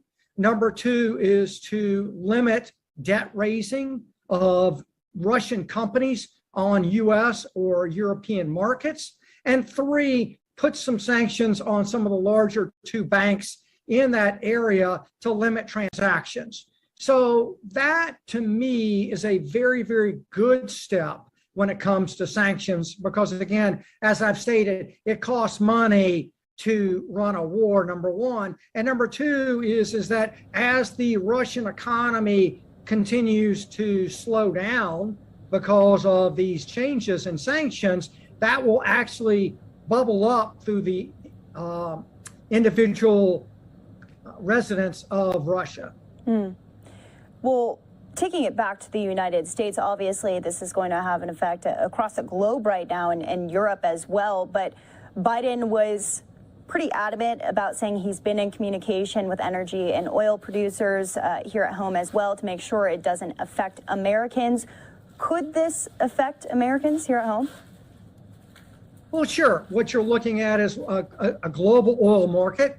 Russia is a very large producer in the global stage. So any sanctions that impact their oil producing ability or the ability by Germany to limit natural gas production in the new pipeline that's been proposed and built, that's going to reduce supply. Anytime you reduce supply, naturally, if demand stays constant, prices are going to go up. So it will have impact, but oil prices have been going up over the last 18 months as we've seen that pandemic end. And so as demand continues to increase, prices will continue to go up. However, there is a bright spot on that. As prices get high enough, as we saw in the Wall Street Journal just this morning, you're seeing those American producers, those frackers that have access to oil wells are starting to open those wells back up because now they're very much more profitable at oil close to $100 a barrel versus oil at $35 a barrel. You mentioned Nord Stream pipeline, and Biden mentioned that as well. In his remarks, he says it will not move forward. Could this change? Is this the right decision? Was this expected? I think it was expected. I mean, if you really want to get towards Russian economy, you've got to really go after where the money is. 36% of their economy is oil and natural gas. That's where the money is. And so their ability to export is dramatically impacted by that gas pipeline. Also, one of the reasons that he's looking to go to Ukraine is the $1 billion toll that he pays every year to use the second pipeline. The second pipeline that's actually in existence today goes through Ukraine. So we may talk about history and those type of things, but $1 billion toll on a $1.6 trillion economy. That's a lot of money. And again, so I think he's looking at it not Tyke like a small child, a tyke with a nerf at the end. Come into Ukraine and not have to pay No that problem. toll anymore. That dramatically increases my power at home, dramatically increases my ability to wage war on other states. Right. Well, the Biden administration has been pretty together when it comes to the tone of what they say these sanctions will be. They've said severe and swift. How swift could this be, and is this severe enough to make a difference? Let's take the second question first. Severe enough. So I think, as always, if you're playing poker, well, I mean, I'm going to start with the everyday stuff that's here, and then I'll go into the conviction. but not everything that they can do. Because you want to hold in reserve more sanctions to come, because that influences Putin's decision making. SWIFT, these are sanctions that could possibly be done very quickly. And so it's not, doesn't take a lot of effort to have these sanctions actually happen. So I do like the ability, they're hitting the top line of the people who have the money in Russia. They're sending an immediate message with the sanctions internationally. They're doing it collectively, both European leaders as well as the US. So I believe that they can do swiftly and to a severity level that will actually have some impact. Now, what Putin does at this point, of course, only he knows. Right. And circling back here, David, to the beginning, our first kind of note from this, saying that this is going to have costs. Defending freedom, in the words of Biden, is going to have costs. But he wanted to make sure that the Biden administration is targeting Russia and not targeting the United States. Is he doing that properly? Well, I think that's still TBD. I think U.S. will pay more in gas prices. We'll pay more in natural gas prices, but there may be a benefit down the road. What benefit can you see? Well, if gas prices go up high enough, you're going to restart the U.S.-based drilling programs. You may have some on the left come closer to the center when it comes to exporting natural gas. U.S. has the ability to produce and transport significant amounts of natural gas to Europe, which on the far left of the political spectrum, that is not welcome. So maybe you get more of a centric view, both on the right and the left, more into the center, which then allows the export of that natural gas. So you may see some benefits from a political standpoint to allow these industries, which have been put under a microscope from both sides of the party, to allow them to operate more, to hopefully maintain or reduce prices by putting more supply into the market. Well, this seems to be the first phase. The president saying that we are going to judge Russia not by their words, but by their actions. If a second phase comes, it's hard to say, but what do you think could be next as far as sanctions go? Well, that's a tricky one, because there's a lot of different things out there as far as the World Bank and access to cash and access to liquidity. I think it's more access to the dollar, which oil and natural gas is traded in dollars. So the limitations into the dollar itself may be another option down the road. All right, economist David Ragland, thanks for coming here on the show. We appreciate it, and definitely more to come when it comes to sanctions, not only from the United States, but around the world as well. UK Prime Minister Boris Johnson saying the UK is planning on imposing sanctions too. I know I said last question, but actually last question. Anything to be watching around the world as other countries and other NATO allies hop on as well? Yeah, I think one thing that we want to watch too is the markets. The stock market is always a predictor. So when we look at where we are, so we've had this pretty significant decline in the S&P average, an even larger decline on the NASDAQ average. You know, you've got a lot of stocks that are down plus 20%. So what we really look at is, where does the market go from here? Has it already priced in the war or the regional war or the conflict? And so we'll really kind of have an understanding as to what's going to be here 3 months from now and 6 months from now by kind of looking at the markets. Has the market come down? Yeah, sure. The market can go down another 5% anytime that it wants to. Again, markets are volatile, so they can go anywhere in the short term. But what will it be 3 months from now, 6 months from now, 12 months from now? That's really what I'm watching from that standpoint. If we start to make more of a bottom at these levels or within 5% of these levels, then we feel like not only have we digested maybe possibly the Fed increases that are coming, as well as what's happening from the Russian-Ukraine conflict. So if we see a bottoming out at this point in price, then the market's priced in the downside of the conflict, which is giving us hope for going forward. Right, and there you see it on the screen, down about 380 points there. So we'll be watching that along with all of the latest developments. Again, David Ragland for us here on new sanctions imposed by Biden. Thanks so much for being with us. Great to be with you. Have a great day. All right, and a big thanks to our LiveNow's Daytona Everett for that conversation. We want to switch gears and notice that today it's been 2 years since Ahmaud Arbery was murdered while jogging in a Georgia neighborhood. We know that yesterday the federal hate crime trial convictions were handed down to all three men involved. And we actually want to head out to Fox 5 Atlanta's Mark Teichner. He is live for us in Georgia this morning. Mark, we know you've had a very busy morning. Thank you so much for being with us here today. We know that you are near the National Center for Civil and Human Rights, where Ahmaud's mother will be. What can you tell us about today? Yeah, this is Ahmaud Arbery Day. It's been named that here in the state of Georgia, asking folks to remember Mr. Arbery and the death that took place 2 years ago today.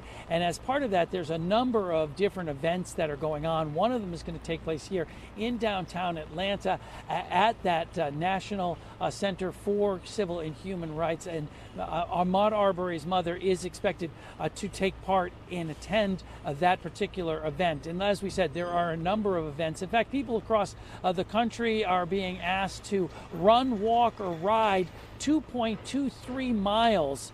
They're calling it Finish for Ahmaud, so that they could pay a tribute to Ahmaud Arbery. All of this is taking place just one day after that conviction came down in South Georgia on those federal hate crime charges. Basically, the defendants, all three of them, and that would be father and son Greg and Travis McMichael and their neighbor William Roddy Bryant, convicted of targeting Ahmaud Arbery because of his race. This came on top of the already murder convictions that they had handed down to them last year. For that took place in state court. They've all been sentenced to life in prison. No sentencing date has been set for these federal crimes, but they could face up to life for these as well. The judge did give them 2 weeks to file an appeal. We'll have to wait and see if they do that or not. As far as the Arbery family is concerned, this has been 2 years of fighting for justice. They say that it has been difficult, but they are certainly glad and happy with the outcome to see these murder convictions as well as now these federal hate crime convictions. All right, Mark, thank you so much for that live report. We really appreciate you joining us live from Georgia today, so thank you again. Sure. All right, now to another story that we are following. This one coming out of Minneapolis, Minnesota. We want to get this to you really quick. We want to turn down some of this audio. This story coming out of Minneapolis, Minnesota, where we know lawyers for all three sides delivered their closing arguments in the trial for 3 former MPD officers charged with violating George Floyd's civil rights. Now, prosecutors say those 3 officers, quote, chose to do nothing as fellow officer Derek Chauvin pressed his knee onto Floyd's neck. Now, defense attorneys say that the officers were too inexperienced, they weren't trained properly, and didn't willfully violate Floyd's rights. The jury will get the case later this morning after getting instructions from the judge. The jury, again, will begin deliberating later this morning. We want to head out to the story from our Fox 9 Minneapolis team to go a little bit more in depth about what happened in court. When Tutau worked crowd control, as he called it, the prosecution argues that he stood by, did not intervene with Derek Chauvin's asphyxiation of George Floyd, and ignored pleas of bystanders, all of whom could see the obvious, said Assistant U.S. Attorney Mandis Srdich, that a man was dying right before their eyes. Srdich delivered the closing argument in their month-long trial of the 3 former officers, that Tao and J. Alexander King failed to intervene with Chauvin, and along with Thomas Lane, all 3 failed to render aid. And key to the charges is that they willfully made that decision. If you have kids, you know what willfulness means, she said. They know it's wrong and they do it anyway. They don't have to intend a tragic outcome, arguing that not finding a pulse was a prime example. After that, they said nothing, did nothing. When the need was the greatest, they did the least. Tao's defense attorney Robert Pauley argued to jurors that all 3 officers suspected excited delirium, that training told them to hold Floyd down until EMS arrived, and showed again the pictures from training that showed knees on necks. Thomas Plunkett also argued the training was inadequate, that transcripts and timelines do not reflect the reality of a fluid situation. What did he see, perceive, and experience? He asked about J. Alexander King. Earl Gray said Thomas Lane's actions show he was not deliberately indifferent. You've heard nothing but innocent conduct by a rookie police officer, he said to jurors. Why did the government indict him? We all know why. Politics. Yeah, and Earl Gray, the last of the attorneys to give closing arguments, got pretty fired up there in the end when he proclaimed that Thomas Lane is innocent of this, that he's a rookie officer. You know, and all 3 defense attorneys really took aim at this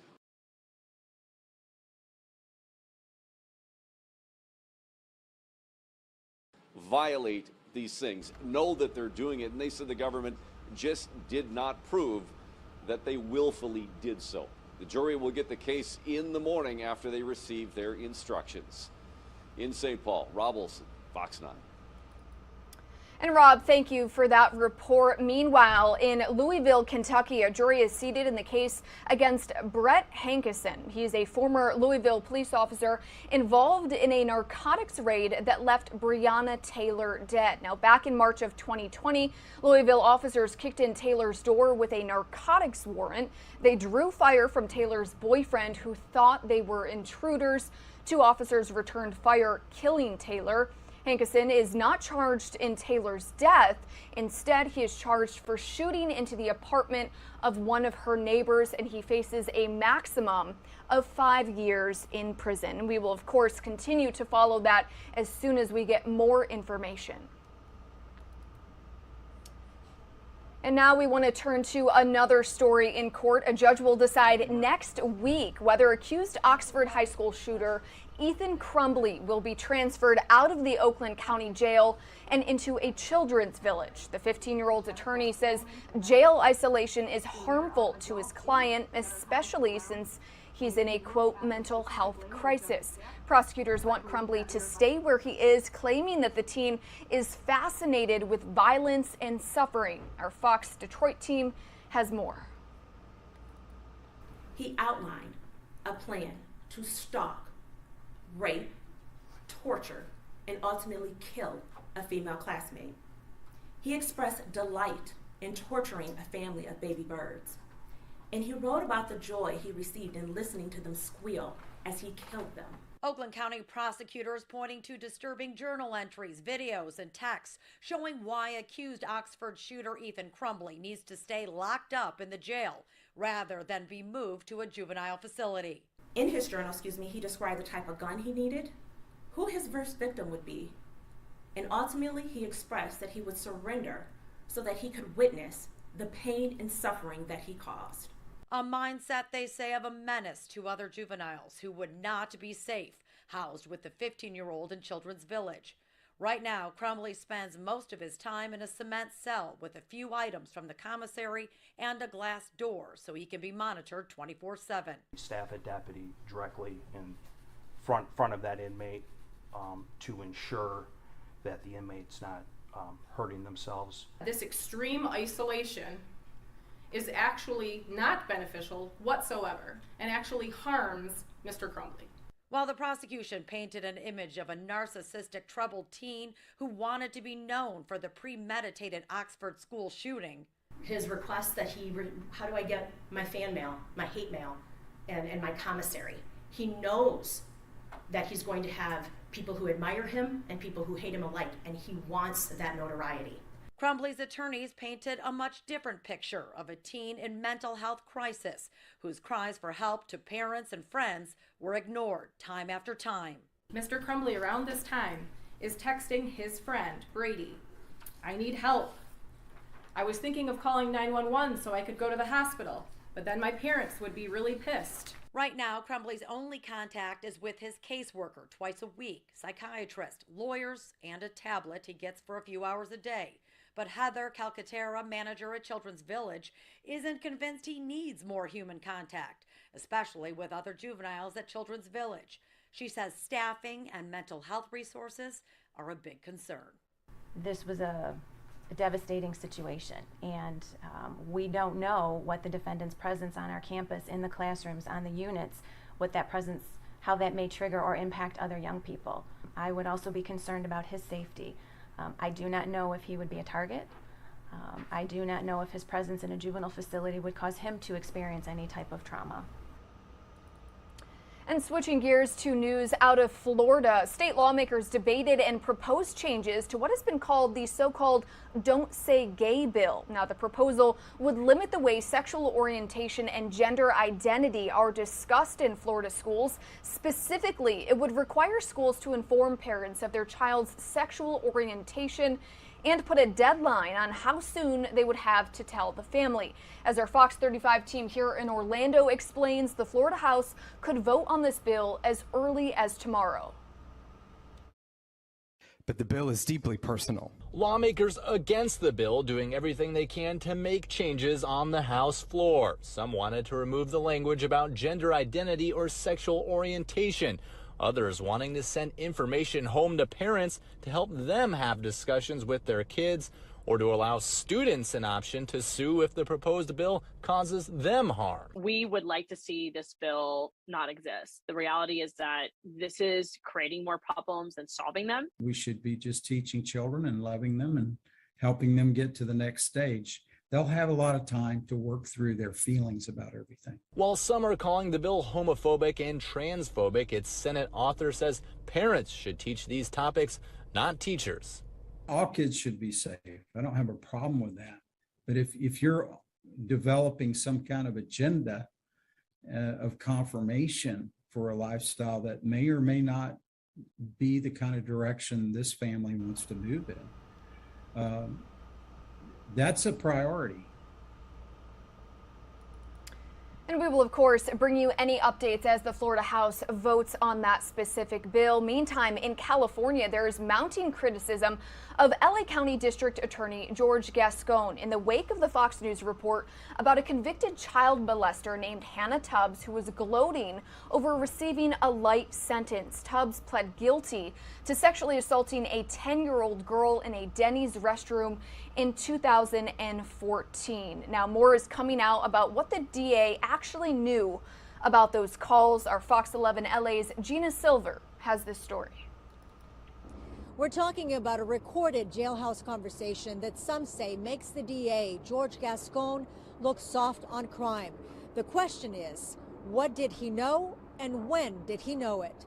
Something's going on here. There's a complete lack of transparency. Deputy District Attorney Jonathan Hatami says his boss, LA County DA George Gascon, wasn't truthful when he said this. Had I known the contents of this conversation when we were making the decision whether to proceed through the juvenile system or adult, this case would have been prosecuted as an adult. Gascon is referring to the case of Hannah Tubbs, a transgender woman who pled guilty to sexually molesting a 10-year-old girl in a Denny's restroom in 2014. Back then, Hannah was James Tubbs and 17 at the time of the assault. In this recorded jailhouse conversation, Tubbs talks about the lenient 2-year sentence she received. And it's going to be dropped. It's going to be done. I won't have to register. Won't have to nothing. For an offender, you don't have to register? I won't have to do none of that. So what are they going to do to you then?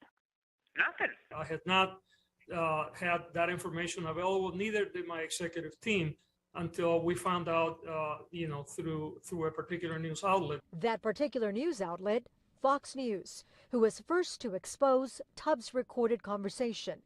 But Deputy DA Hatami, He's lying to everybody. Says Gascon knew about Tubbs' recorded conversation before sentencing because he was emailed all the information. Describe what was said in those emails. Basically, it talks about the fact that George Gascon's management wanted the jail calls. And then I have emails showing the folders with those jail calls being sent to George Gascon's chain of command.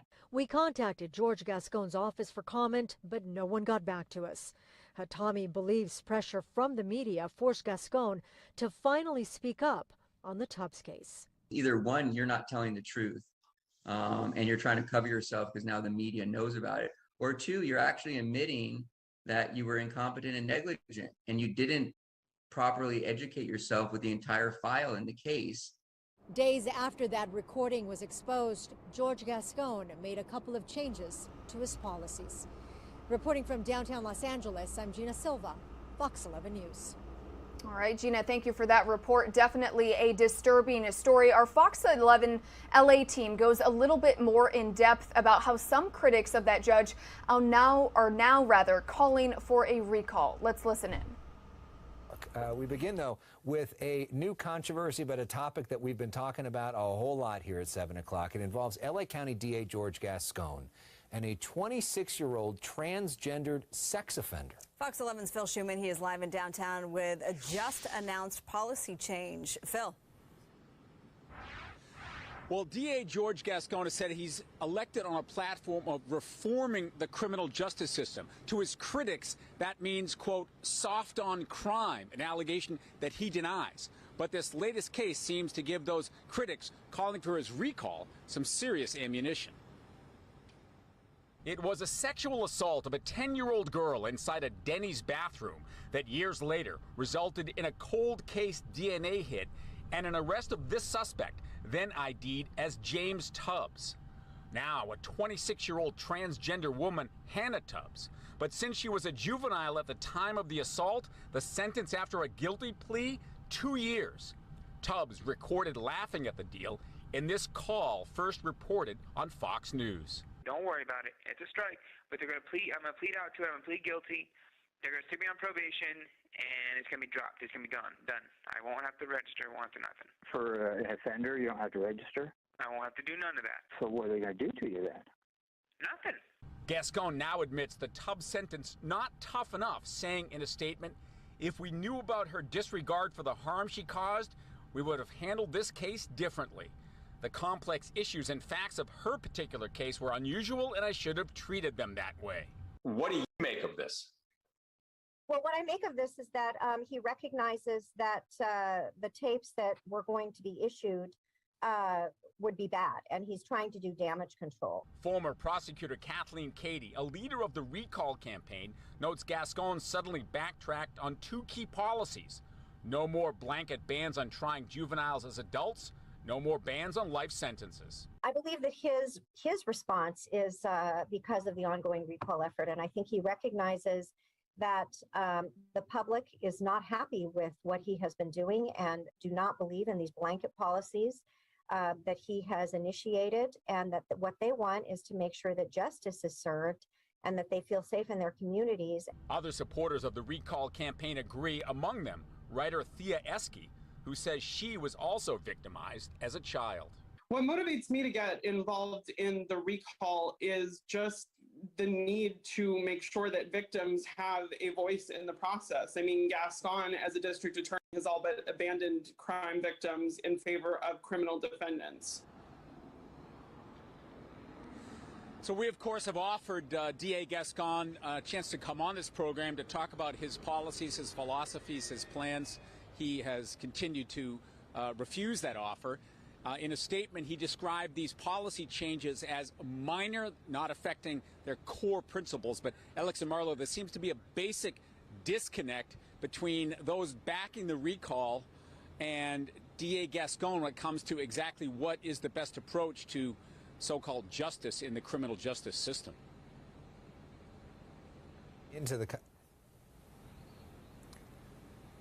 Phil, thank you so much. So as we sort of talk about this more, one of the questions I think a lot of people are going to have is this a done deal? Can anything change when it comes to Tubbs? Well, I'd like to have our next guest answer that question in more detail, but the short answer seems to be not much, because any type of deal that would then be undone would certainly be objected to by his defense attorneys. He did plead guilty to the assault. What Gascon is talking about is looking at future cases on an individual basis and changing the so-called blanket policies about never trying juveniles as adults, which is what has so many of his critics upset. Okay. Phil, let me ask you this, and I know we'd much rather be asking the Deputy DA, who we're hoping will join us just momentarily here. But regardless of the timing, right, for the people who support the recall effort, the fact that this is underway and that he's reversing some of his policies, shifting those policies, is it too late for that, or will this help him in the end? And so those supporters of the recall might say, okay, he's trying to change his ways. Well, the people that I spoke with today felt that these were politically based decisions, not based on any legal theories or enlightenment, and that he only did it in response to the recall campaign because he knows that public opinion is turning against him. The DA's office, through their statement, called these minor adjustments, not reversals of policy. They say they still believe in their core values, which are, for example, that children, and I use that term to quote them, children should not be tried as adults, and that sentence enhancements and life in prison without parole, the death penalty, are not deterrents to crime. That's the basic core principles of DA Gascon on which he was elected. He says those are not changing. All right, now let's bring in Deputy District Attorney John McKinney. We're having a brief technical issue there for a second. That's now. All right, everybody, we want to bring you a live feed that is coming in from Louisville, Kentucky. We know that a jury has been seated in the case against Brett Hankison. He's a former Louisville police officer who was involved in a narcotics raid that left Breonna Taylor dead. It happened back in March of 2020, where Louisville officers kicked in Taylor's door with a narcotics warrant, and they drew fire from Taylor's boyfriend, who thought that they were intruders. Those two officers then returned fire, killing Taylor. Hankison is not charged for Taylor's death, but for shooting into the apartment of one of her neighbors, and he faces a maximum of 5 years in prison. So you are taking a look at this live feed right now. You can see that the camera is facing toward the ceiling. That might mean that the judge needed a sidebar conversation. So again, this is a live feed coming into us here on Live Now from Fox, where we of course bring you live, raw, and unfiltered coverage from coast to coast and across the world as well. So as soon as we get this feed, we will bring it to you once we get that audio back in. For now, we are going to take a quick 2-minute commercial break. And again, we will have this live feed from the courtroom as soon as we get back.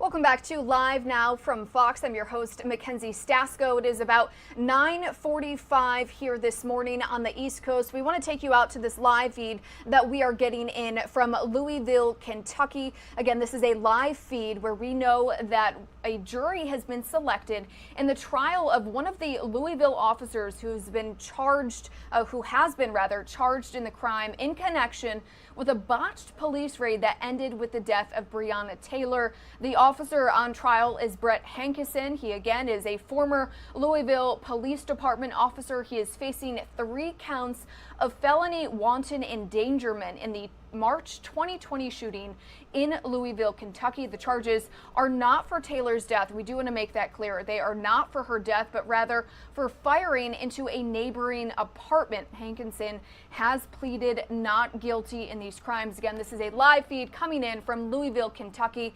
You can see that the camera is pointed toward the ceiling in a courtroom. That typically means that the judge needs to have a separate private conversation that is off the record. So as soon as we get more information on this court case, we will of course bring that to you live, raw, and unfiltered here on Live Now from Fox.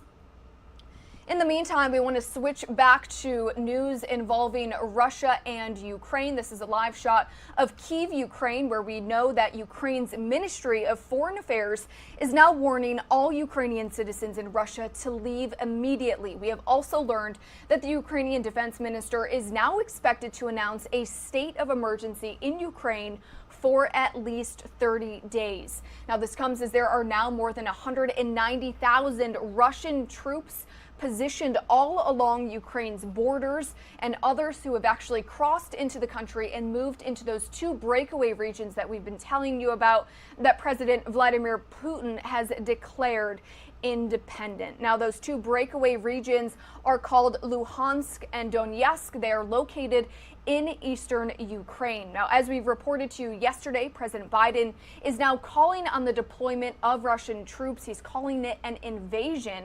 Biden is issuing economic sanctions on Russian banks and Moscow officials, which include imposing full blocking on two large Russian financial institutions and what he calls, quote, comprehensive sanctions on Russian debt. The move so far has done little to stop Putin's advances, as satellite imagery we've shown you here on Live Now from Fox shows those Russian forces continuing to move into parts of eastern Ukraine. Fox News correspondent Griff Jenkins has more from Washington.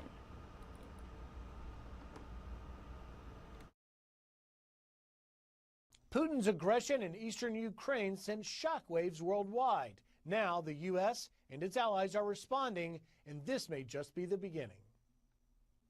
Who in the Lord's name does Putin think gives him the right to declare new so-called countries on territory that belong to his neighbors? President Biden putting Vladimir Putin on blast in an address to the nation, announcing what he called the first tranche of sanctions that target Russian elites, sovereign debt, and financial institutions. The sanctions come as Russian tanks roll into eastern Ukraine. This is a flagrant violation of international law, and it demands a firm response from the international community. The impact could be felt by everyday Americans with rising prices, but the president says it's worth it. Critics say the White House is too little, too late. Others think Putin's calculations won't change. At least it's a step in the right direction. I wouldn't even call it half measured. I don't think it's going to have any deterrent effect on what he is attempting to do in Ukraine. This as the Pentagon announces new U.S. troop movements within Europe to bolster NATO allies in the Baltics. It comes as the EU, UK, and Australia announce their own set of new sanctions.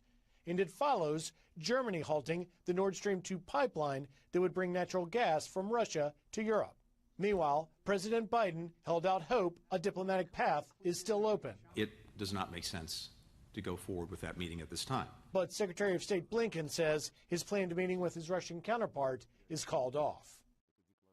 And here at home, the Department of Homeland Security is warning U.S. businesses to prepare for possible cyber attacks in retaliation to the sanctions, though DHS did not cite a specific credible threat. In Washington, Griff Jenkins, Fox News. All right, Griff, thank you for that report. We want to head out back to Louisville, Kentucky, where you are taking a live look inside of the courtroom where a jury is seated in the case against Brett Hankison. For some background, he is the former Louisville police officer involved in a narcotics raid that left Breonna Taylor dead back in March 2020. Let's listen in.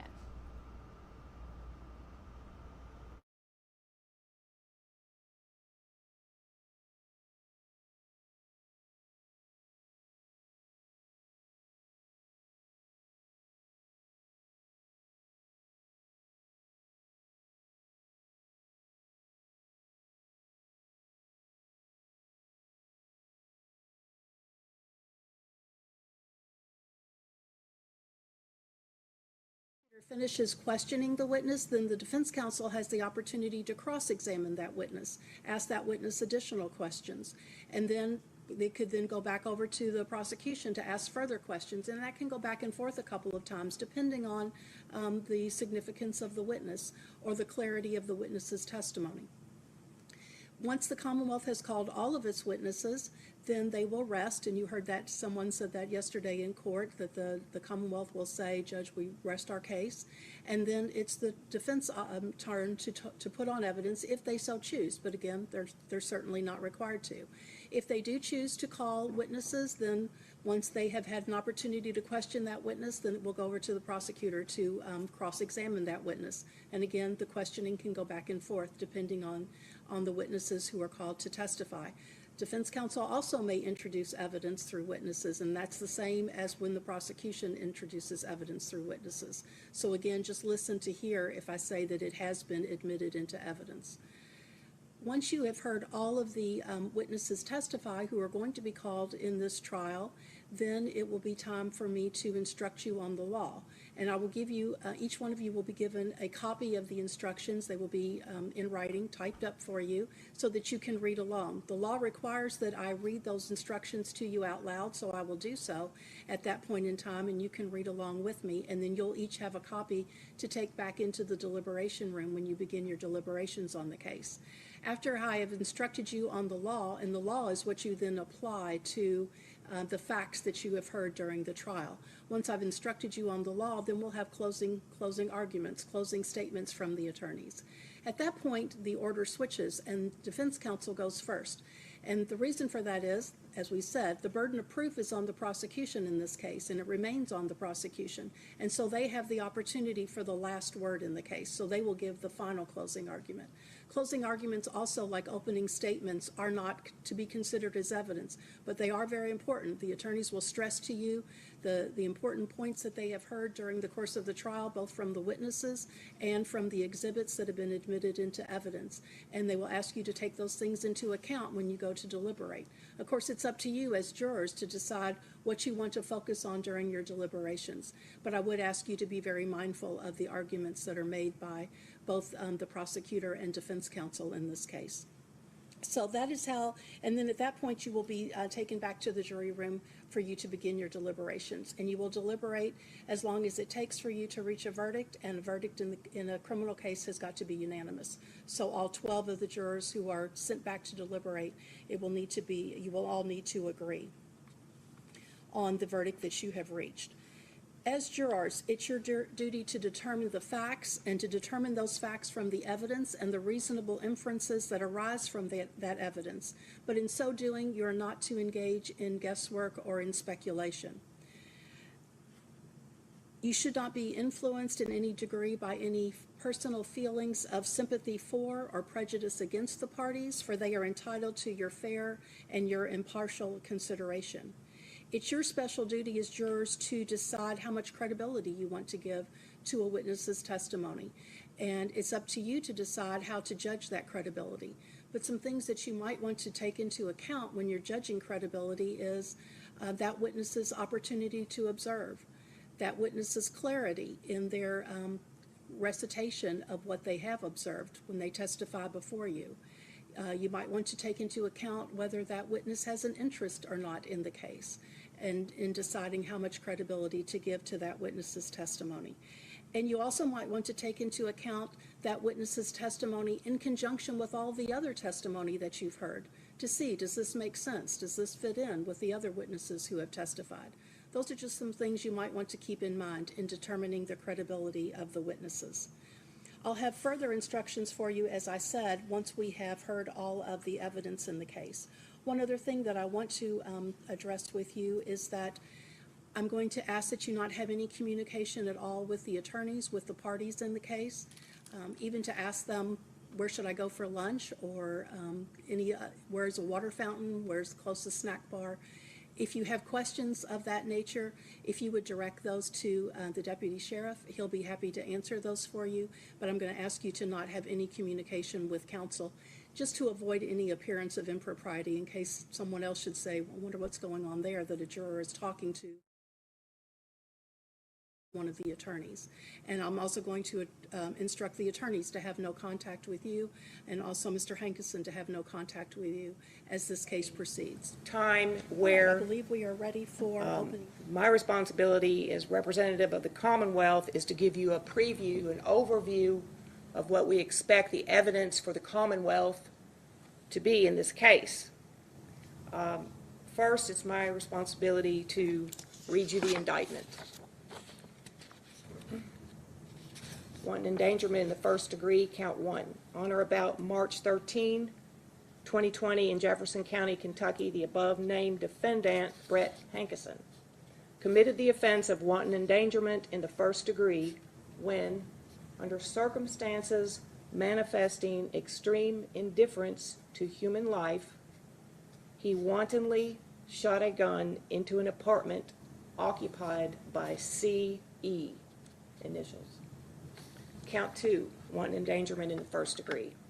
On or about March 13, 2020, in Jefferson County, Kentucky, the above-named defendant, Brett Hankerson, committed the offense of wanton endangerment in the first degree when, under circumstances manifesting extreme indifference to human life, he wantonly shot a gun into an apartment occupied by C.N. Count 3, wanton endangerment in the first degree. On or about March 13, 2020, in Jefferson County, Kentucky, the above-named defendant, Brett Hankerson, committed the offense of wanton endangerment in the first degree when, under circumstances manifesting extreme indifference to human life, he wantonly shot a gun into an apartment occupied by Z.F., signed by the foreperson. Now, as you've heard, the indictment is not evidence. It's the charge. That charge is returned by the Jefferson County Grand Jury. The evidence will be what you hear in this courtroom from the witness chair. This is not a case to decide who is responsible for the death of Breonna Taylor. Breonna Taylor should not have died that night. The city of Louisville, in a civil matter which I spoke about yesterday, paid millions of dollars to Breonna Taylor's family. But the money did not bring her back. Nothing will. This is not a case about the search warrant for Breonna Taylor's apartment, other than you will hear it was a valid search warrant signed by a judge.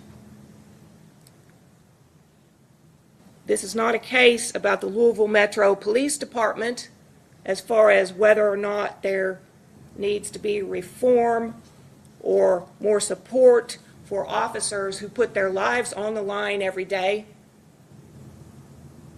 This is not that case. This is a case about the actions of Brett Hankerson on the night of March 13, because it started about midnight, 2020. And about, as you heard, the circumstances under which he acted.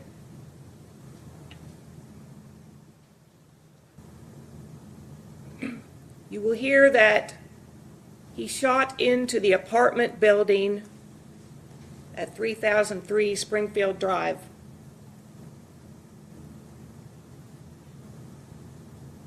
And you will hear that his bullets went through apartment 4 into apartment 3 and nearly hit Cody Etherton as he was walking down the hallway into the dining room of his apartment to see what was going on with the banging.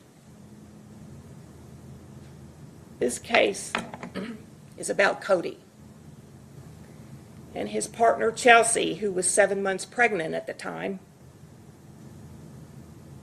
and their 5-year-old son, who was sleeping in the bedroom closest to the front door when the bullets ripped through the apartment and out their sliding glass door into the night.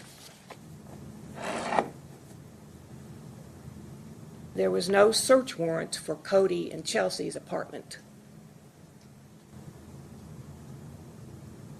Exhibit 73A, or 73.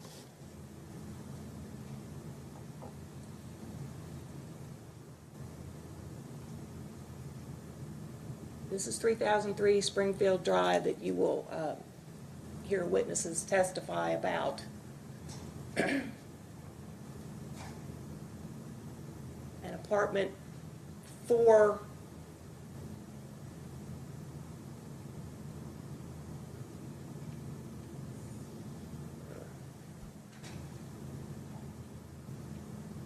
apartment 3, apartment 4 patio patio faces the parking lot. Apartment 3, which you'll see in a minute, the door that leads to apartment 3's patio is at the rear of the building.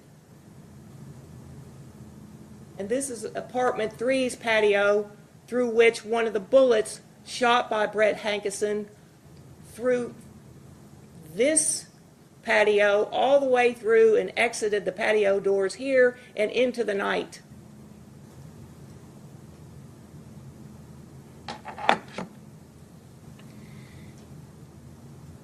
You will hear from some of the officers who were there that night to serve the search warrant.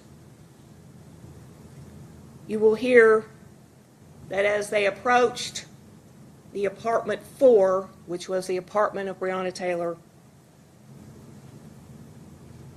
they had the warrant which was signed as a no-knock warrant, Exhibit 5.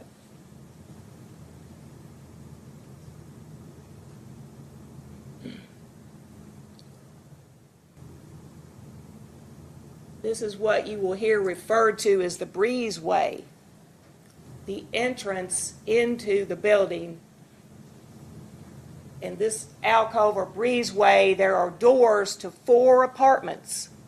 This is apartment 4 that you will hear a lot of testimony about. This is the entrance into the apartment of Ms. Taylor.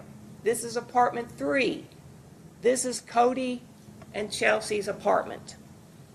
This door right here. This is apartment 2, and over out of the photo, which is directly across from apartment 4, is apartment 1 over here. Upstairs are 4 more apartments in the same design as the first floor. So 1, 2, 3, 4, 5, 6, 7, and 8 directly above 4. You will hear detectives who were assigned. All right, everybody, you are watching Live Now from Fox. It is about 10 o'clock in the morning here on the East Coast. On your screen, you can see that we are bringing you a live feed of the trial for the police officer, the former Louisville police officer involved in the death of Breonna Taylor back in March of 2020. On the right-hand side of your screen, you can see the markets reacting to the Russia tensions, the tensions between Russia and Ukraine. And on the top right-hand corner of your screen, you can see the United Nations is meeting to talk about the threat of Ukraine. That feed coming to us live. We will listen in, but for now, let's keep tuning in to this trial for the officer involved in the Breonna Taylor death. And as soon as we get more information about the UN's General Assembly meeting, we'll bring that to you live here on Live Now from Fox. You'll hear the subject of the search warrant was Breonna Taylor, who was connected to an individual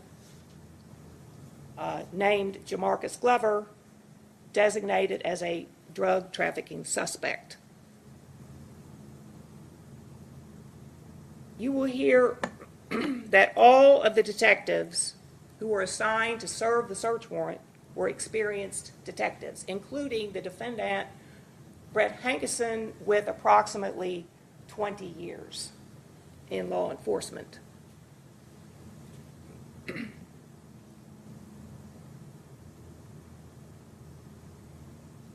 After the briefing you will hear, which was earlier in the day of March 12,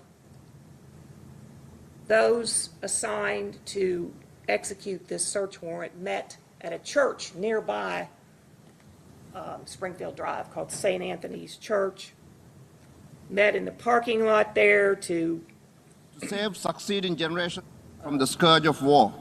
Amongst the first very the words of the approach would UN be, Charter on in its Springfield preamble. Drive.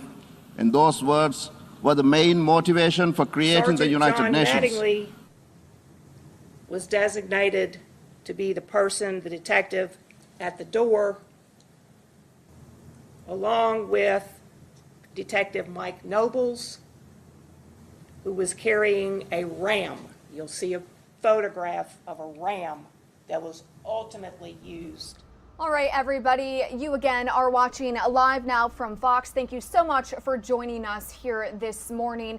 We are currently tuning in to the trial of a former Louisville police officer involved in the death of Breonna Taylor back in 2020. On the right-hand side of your screen, we're going to go to that where the United Nations is currently meeting to talk about the threat to Ukraine. We know that the UN General Assembly holding this meeting right now. The General Assembly President Abdullah Shahid is presiding over this meeting. We also know that we have the Foreign Minister of Ukraine. He is expected to speak as well, along with the UK Minister of State for the South and Central Asia areas, the UN and the Commonwealth. Again, coming up this morning here on Live Now from Fox. So we're going to take you in to this feed. Let's listen in.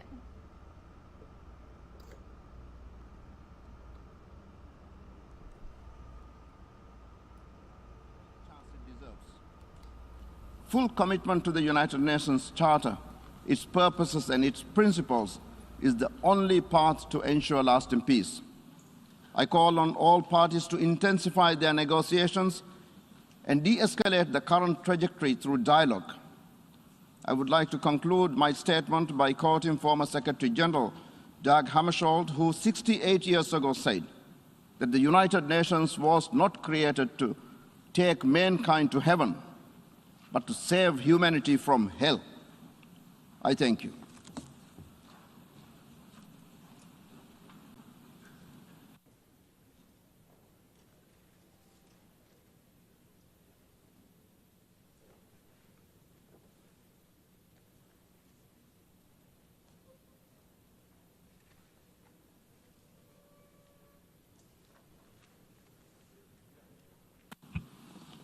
I now give the floor to the Secretary General of the United Nations, His Excellency Antonio Guterres.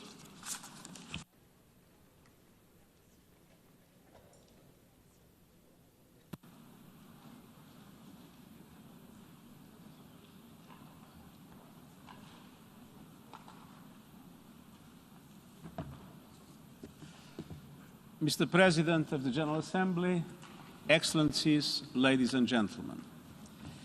We meet in the face of the most serious global peace and security crisis in recent years, and certainly in my time as Secretary General. Our world is facing a moment of peril. I truly hoped it would not come. The latest developments regarding Ukraine are a cause of grave concern, and they include reports of increased ceasefire violations across the contact line and the real risk of further escalation on the ground. My thoughts are with all those who have already suffered so much death, destruction, and displacement. The history of this conflict is complex, and at least two permanently opposing narratives. I know that their authors will never agree on what happened in the past. But in the present situation, one thing is clear. The decision of the Russian Federation to recognize the so-called independence of the Donetsk and Luhansk regions and the follow-up are violations of the territorial integrity and sovereignty of Ukraine and inconsistent with the principles of the Charter of the United Nations. And here, in this hallowed hall, I must emphasize that this action is also inconsistent with the landmark resolution adopted by the General Assembly more than half a century ago. I refer to the Declaration on Principles of International Law concerning friendly relations and cooperation among states in accordance with the Charter of the United Nations. This so-called Friendly Relations Declaration was adopted during the General Assembly session marking the 25th anniversary of the United Nations. And the Friendly Relations Declaration, which has been cited repeatedly by the International Court of Justice as representing international law, sets out several vital principles that are highly relevant to today's session. In particular, I would note the principle of sovereign equality of states and the affirmation that the territorial integrity and political independence of the state are inviolable. Other resolutions of the General Assembly are also fully behind the sovereignty, political independence, and territorial integrity of Ukraine within its internationally recognized borders. Mr. President, the Minsk agreements approved by the Security Council and that I strongly supported from the beginning were surviving in an intensive care unit thanks to a number of life support devices. But now those devices have been disconnected. We must also be concerned about preserving the integrity of peacekeeping. The United Nations has a long and recognized experience deploying peacekeeping operations which only take place with the consent of the host country. Mr. President, it's time for restraint, reason, and de-escalation. There is no place for actions and statements that would take this dangerous situation over the abyss. It's time to establish a ceasefire and return to the path of dialogue and negotiations to save the people in Ukraine and beyond from the scourge of war. I urge all parties to make full use of Article 33 of the Charter and its diverse instruments of pacific settlement of disputes. Mr. President, the United Nations system is continuing to support the people in Ukraine through our human rights and humanitarian work. Our human rights monitoring mission has 7 offices throughout the country on both sides of the contact line, documenting civilian casualties, monitoring freedom of movement, and reporting on allegations of human rights violations. Our humanitarian operations are independent of whoever might control the territory where people are living. Even before this latest escalation, 2 million people in Ukraine needed humanitarian assistance. And since the start of 2022 alone, we and our partners have delivered 140 metric tons of life-saving aid across the contact line. Here again, our actions are based entirely on humanitarian principles endorsed by the General Assembly. United Nations humanitarian assistance is guided by 4 humanitarian principles: humanity, neutrality, impartiality, and independence. And these priorities are central to establishing and maintaining access to affected people, including those in the context of an armed conflict. The General Assembly has repeatedly underscored the importance of promoting and respecting these principles within the framework of humanitarian assistance. Our humanitarian agencies are committing to staying and delivering to support the people in Ukraine and are ready to readjust and reprioritize their operations as necessary. As we sadly know all too well, in conflict, civilians, including women and children, always suffer first and suffer most. If the conflict in Ukraine expands, the world could see a scale and severity of need unseen. All parties must uphold their obligations and the international humanitarian law. Mr. President, I'm fully committed to support all efforts to resolve this crisis without further bloodshed. My good offices remain available. We cannot and will not relent in the search for a peaceful solution. Thank you.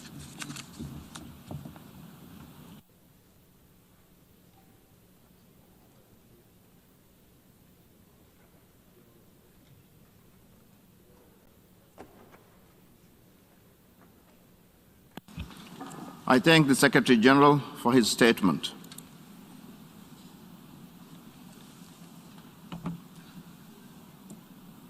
I now give the floor to the distinguished Foreign Minister, His Excellency Dmytro Kuleba, Minister for Foreign Affairs of Ukraine.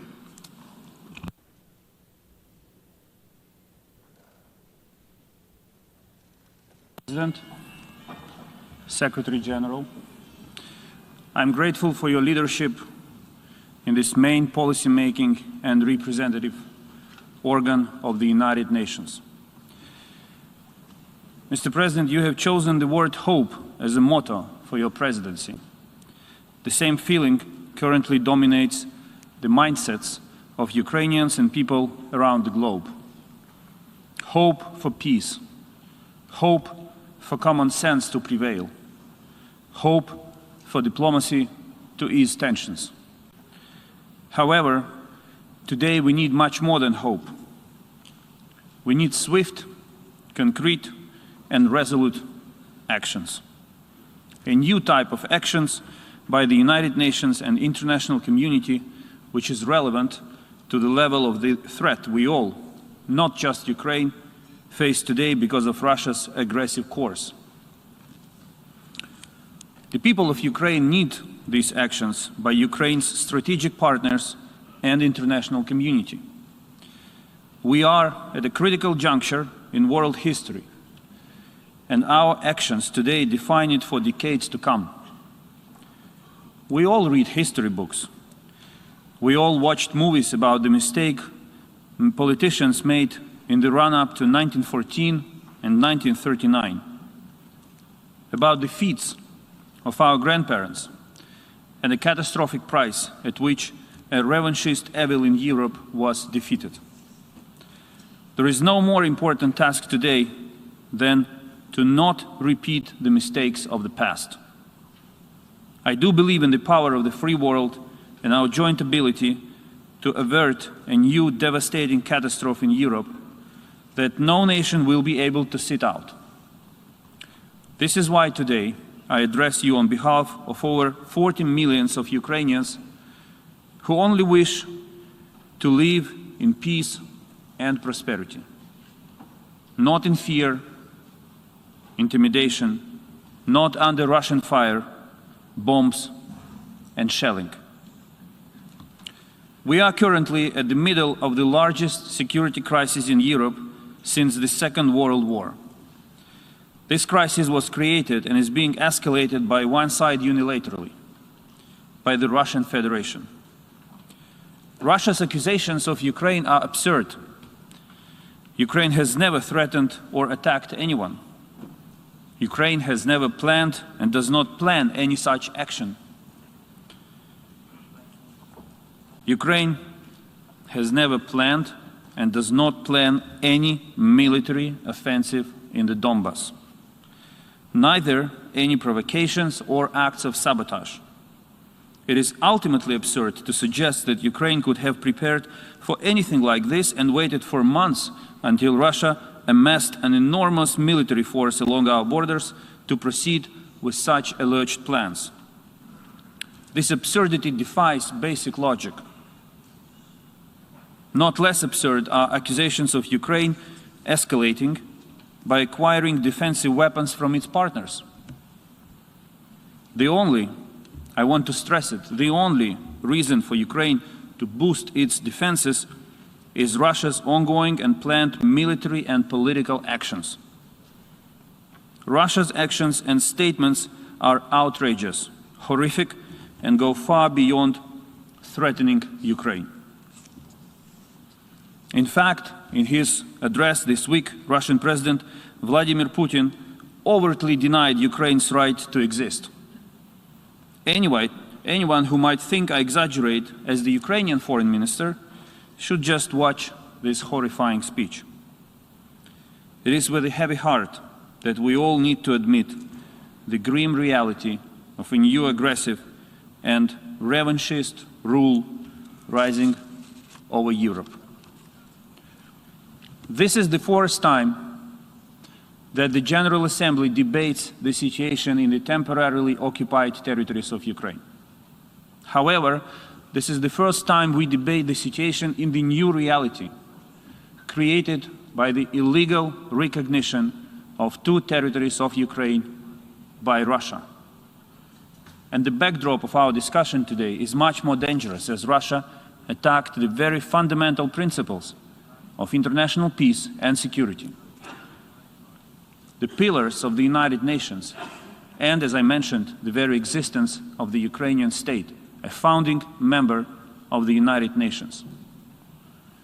Ukraine, that signed the UN Charter in San Francisco in 1945 and made the principle enshrined in Article 2 of the Charter a cornerstone of its foreign policy.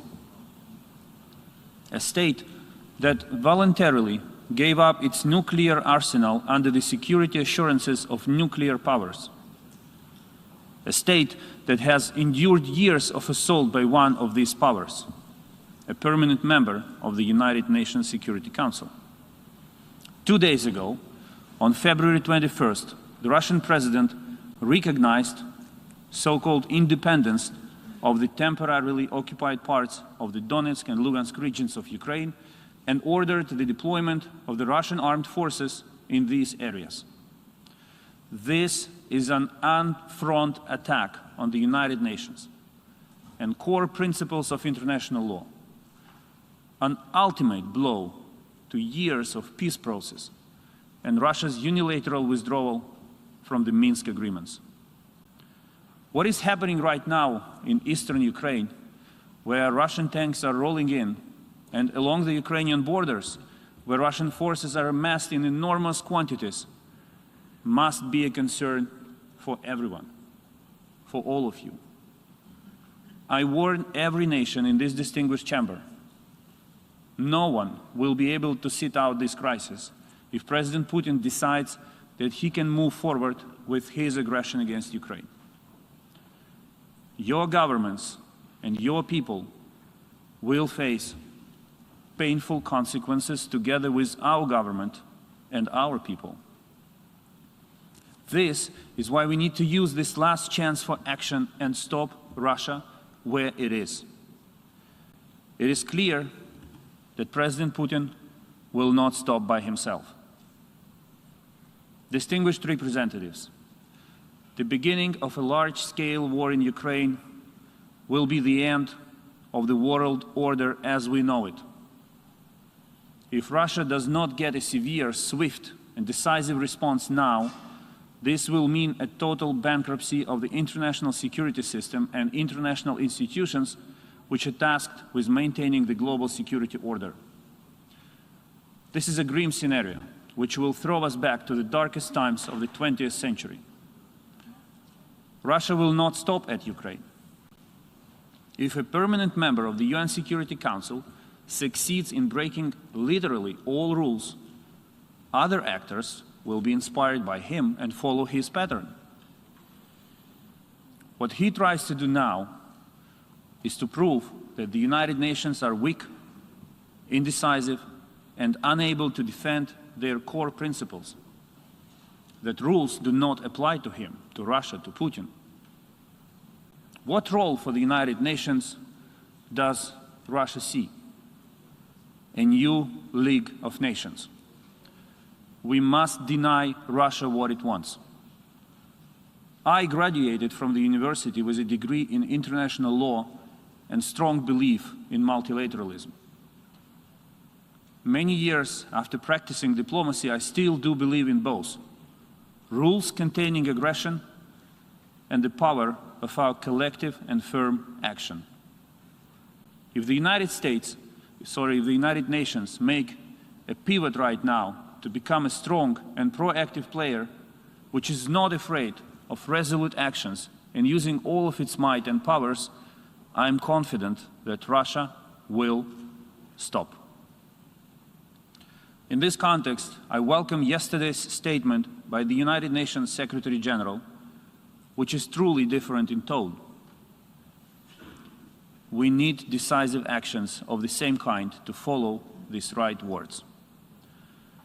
Russia shows signs of readiness to further escalate its aggression against Ukraine, and we have limited time to stop, deter, and contain it. Every hour of inaction now is a threat to the lives of Ukrainians. Not only military, but also civilians, including women and children. This is an escalating threat to our collective global security and to our freedom. Ukraine expects decisive, immediate, and proportional actions by the international community. The United Nations is the organization that has to demonstrate leadership, not just condemnations. Concrete actions to stop the Russian machine of war without stepping into a bloody conflict with many thousands of casualties, devastation, and suffering. I do not want this. Ukraine doesn't want this. The world doesn't want this. We need your help right now to stop Russia from proceeding with its aggressive plans.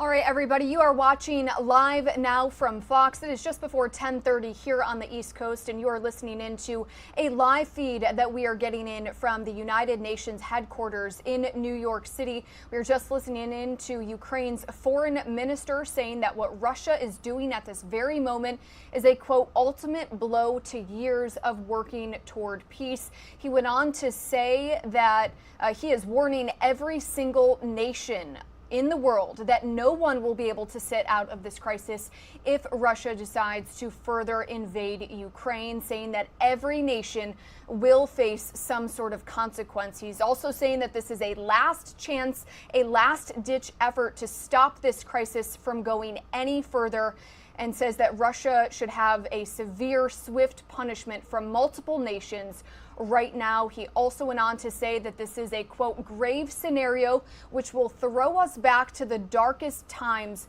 of the 20th century. Again, you are listening into that live feed, live from UN headquarters in New York City. You can see on the bottom right-hand side of your screen the markets reacting to Russia, the tensions between Russia and Ukraine. You can see they're down a little bit today. And on the top right-hand corner of your screen, one of the former Louisville police officers involved in Breonna Taylor's death, that botched raid which resulted in Breonna Taylor being shot and killed, is currently underway in Louisville, Kentucky. So let's continue listening in to this UN meeting after Putin has decided to invade Ukraine. Reject all Russian insinuations about any alleged Ukrainian offensive military operations in Donbas. We do not hold or plan any such actions. We remain committed to political and diplomatic settlement, and together with our partners, we maximize efforts to reduce tensions and keep the situation in line with diplomatic dialogue. For now, we see that Russian occupation forces have already significantly increased shelling of Ukrainian territory and civilian infrastructure. Artillery fire at the contact line in the Donbas from the occupied territory hit a kindergarten in a town called Stanitsa Luhanska and a school in Vrubivka, among the latest terrible examples. Recognition of the so-called republics has no legal implications. It merely confirms Russia's own involvement as a party to the armed conflict in Donbas, which Russia vehemently denied all these years. The situation in the occupied Donbas has already been terrible for years, with residents living in the atmosphere of fear, lawlessness, and insecurity. The infamous secret prison called Izolyatsiya in the occupied Donetsk remains inaccessible for human rights and humanitarian missions. It continues to function as a literal concentration camp in Europe in the 21st century. Hundreds of people have passed through this camp and were subjected to heavy forced labor, humiliation, tortures. Cases of extrajudicial killings have been reported too. Russia continues to block the release of the illegally detained persons. In September 2029, the President of Ukraine, Vladimir Zelensky, handed over to the Secretary General the list of more than 100 Ukrainians from Donbas and Crimea who had been unlawfully detained, sentenced, or even transferred from the occupied territories to the Russian Federation. We reiterate our call on the Secretary General to provide good offices and facilitate their immediate release. And I appreciate the readiness of the Secretary General to do so. Mr. President, today, Ukraine defends not only global security, but also freedom, democracy, and fundamental principles of international law. Peaceful life and the future of millions of people in Europe and around the globe rely on the rules that Russia tries to destroy. Diplomacy and international fora must prevail and stop the Russian aggression. Since 2014, the General Assembly has already adopted 11 resolutions reaffirming its commitment to Ukraine's territorial integrity and condemning the temporary occupation of Ukraine's territories by Russia. The General Assembly has not and will not accept the Russian mantra that the case of Crimea is closed, end of quote. The occupying power persists in destroying the identity of Ukrainians and the indigenous people of the peninsula, the Crimean Tatars. Since 2014, more than 64,000 Ukrainian citizens have had to leave Crimea and moved to mainland Ukraine due to fear, persecution for political and human rights activism, discrimination on ethnic and religious grounds. Political persecutions continue unabated. Among many others, Mr. Nariman Jelalov, deputy head of the Mejlis of the Crimean Tatar people, participant of the International Crimea Platform Summit, remains behind bars. He is one of more than 100 political prisoners of the Kremlin. On February 16, a court in Simferopol sentenced journalist Vladislav Yesipenko on trumped-up charges to 6 years in prison. He is one of 14 Ukrainian journalists kept by Russians in prison. Russia may continue to pretend it doesn't violate any international norms and principles. Yet, reports by the UN Security Secretary General, Office of the High Commissioner for Human Rights, OSCE, their missions, as well as the report of the International Criminal Court prosecutor, all testify to the contrary. If Russia doesn't agree with all the mentioned resolutions and reports, it should simply provide access to Crimea, to the United Nations Human Rights Monitoring Mission in Ukraine and the OSCE Special Monitoring Mission. The access of international organizations to the occupied territories is critical. Ukraine guarantees such access throughout the government-controlled territory and continues to demand from the Russian side to do the same in the occupied territories. Esteemed members of the General Assembly, the whole world witnesses today that Russia turns to threatening and blackmailing the global community to close the Crimea case. End of quote.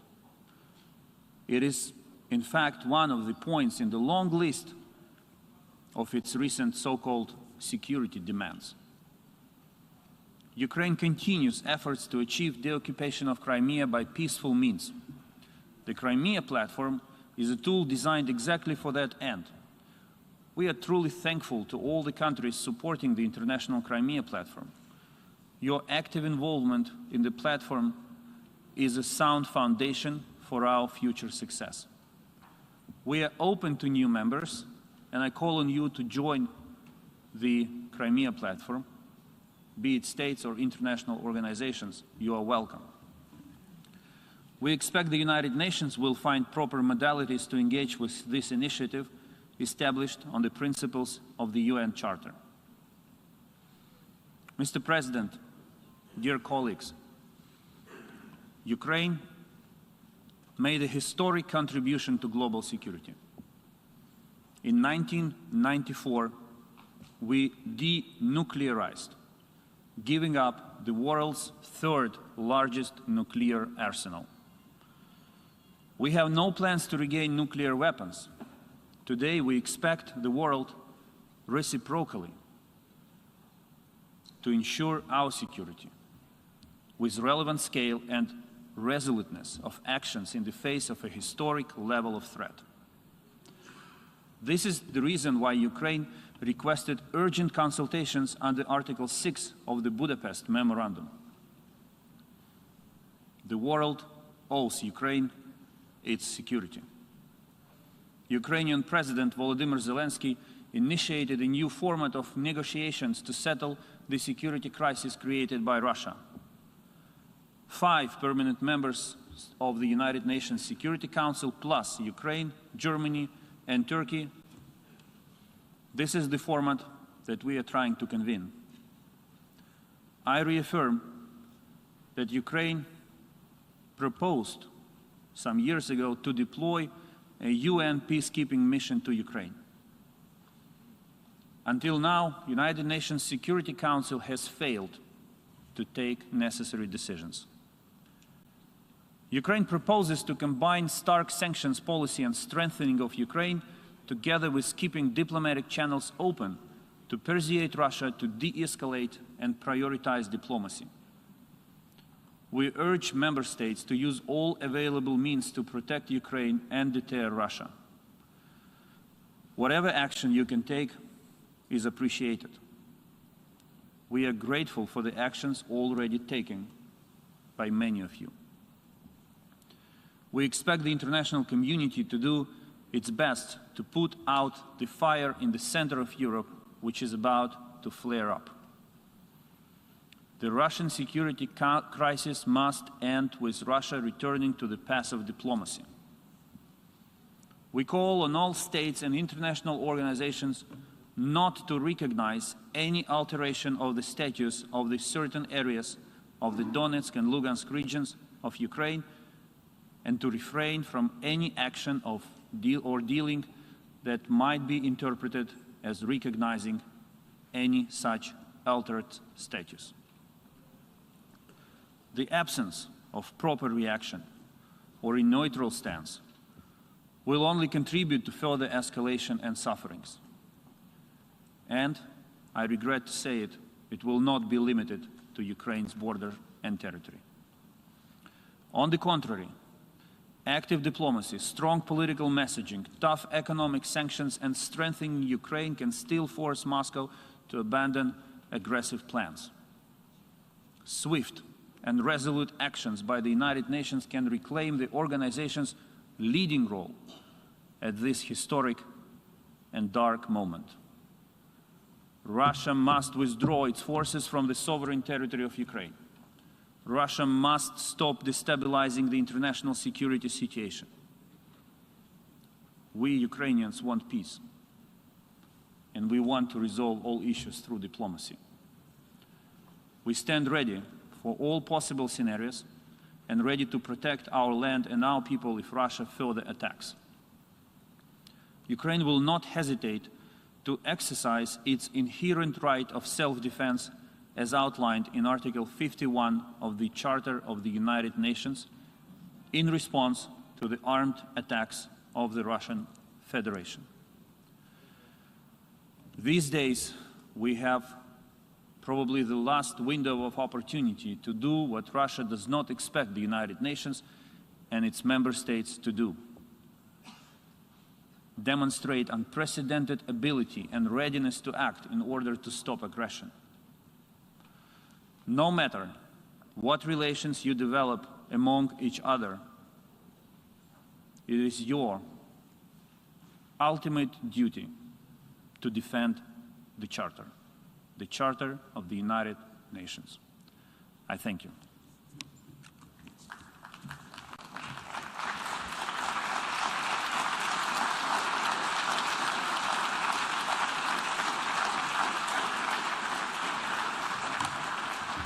I thank the Minister for Foreign Affairs of Ukraine.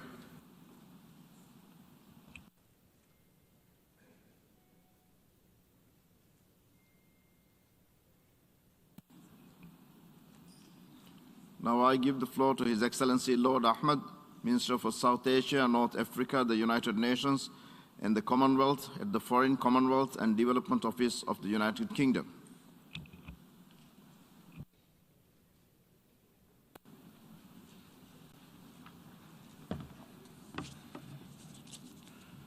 Mr. President, Secretary General, Your Excellencies, the United Kingdom is unwavering in its support for Ukraine's sovereignty, independence, and territorial integrity. We stand with the people of Ukraine. We stand with their right to determine their own future. President Putin's decision to recognize the so-called Donetsk People's Republic and Luhansk People's Republic as independent states proves beyond doubt that Russia has chosen the path of confrontation over the path of diplomacy and dialogue. Mr. Putin has ordered his troops into Ukrainian territory. This amounts to a further invasion of Ukraine. Mr. President, at every step, Russia has rebuffed offers of diplomacy and indeed discarded its international commitments. Commitments it has itself agreed and signed up to. Rather, it has pursued a campaign to withdraw Ukraine's internationally recognized borders by force. It is vital that we, the United Nations, the international community, must respond. We must understand the grave nature of where we are today. And together we must call on Russia to uphold the very founding principles of this, the United Nations, established precisely, as you said yourself, Mr. President, to end the scourge of war. Peace must prevail. We must highlight the human cost and respond to the humanitarian consequences of any further Russian military action.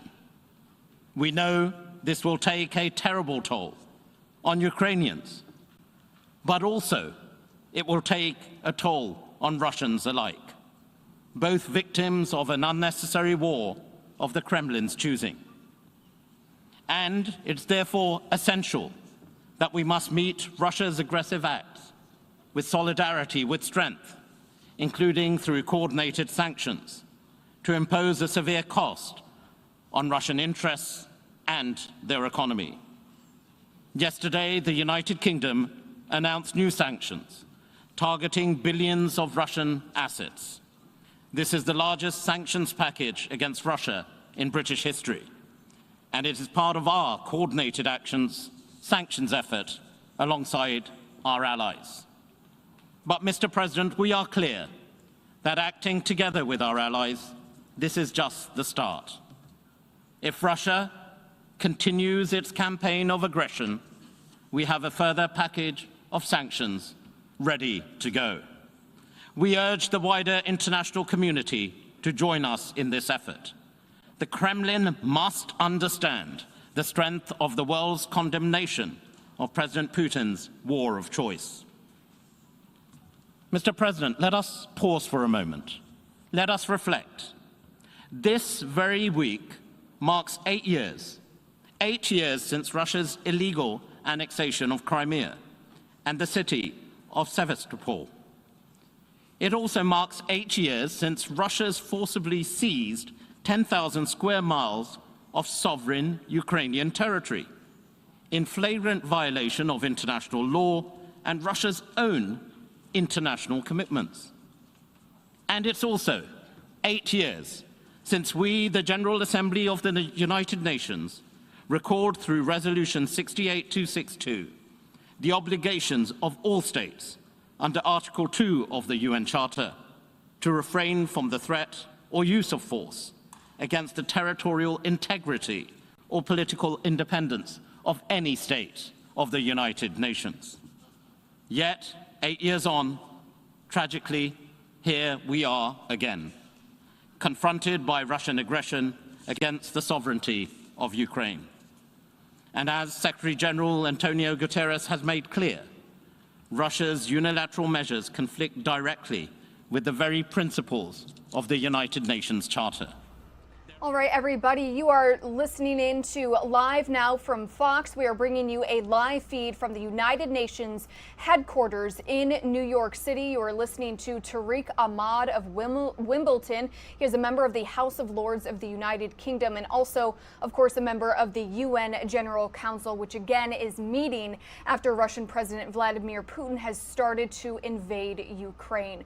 Now, he was just saying, if you were tuning in, that we must understand the grave nature of where we are today. He went on to say that peace must prevail, and also saying that we know that this will take a terrible toll not only on Ukrainians but also on Russians. He said both victims of a war of the Kremlin's choosing, and saying that if Russia does continue to invade Ukraine, that the UK does have another package of sanctions ready to go. Now, that is the latest happening from that UN meeting, as we just discussed. On the bottom right-hand side of your screen, we are monitoring the stock markets reacting to the tensions between Russia and Ukraine.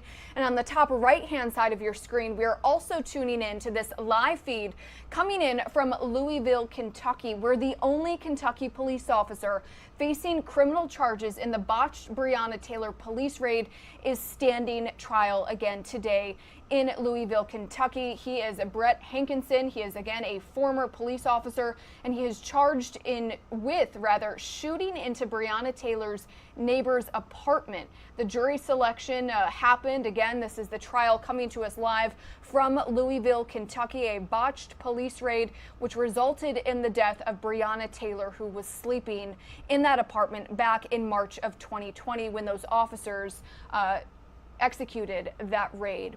So again, we want to keep continuing to listen in to this UN General Council meeting coming to us from New York City. Let's listen in. As a regrettable accident of history, thereby questioning its right to exist. What does it mean for a common objective of promoting peace and development if more countries try to roll back history in a similar way? What does it mean for the multilateral rules-based order if states think they can, due to their own view of history, domineer over other states and put them under tutelage? We still do not have answers to all of these questions. What is clear already now, Russia's decision to recognize the self-proclaimed so-called People's Republics of Donetsk and Luhansk could be a deadly blow for the international rules-based order, for the way this organization has functioned over the last decades. Russia is violating the core principles of the UN Charter.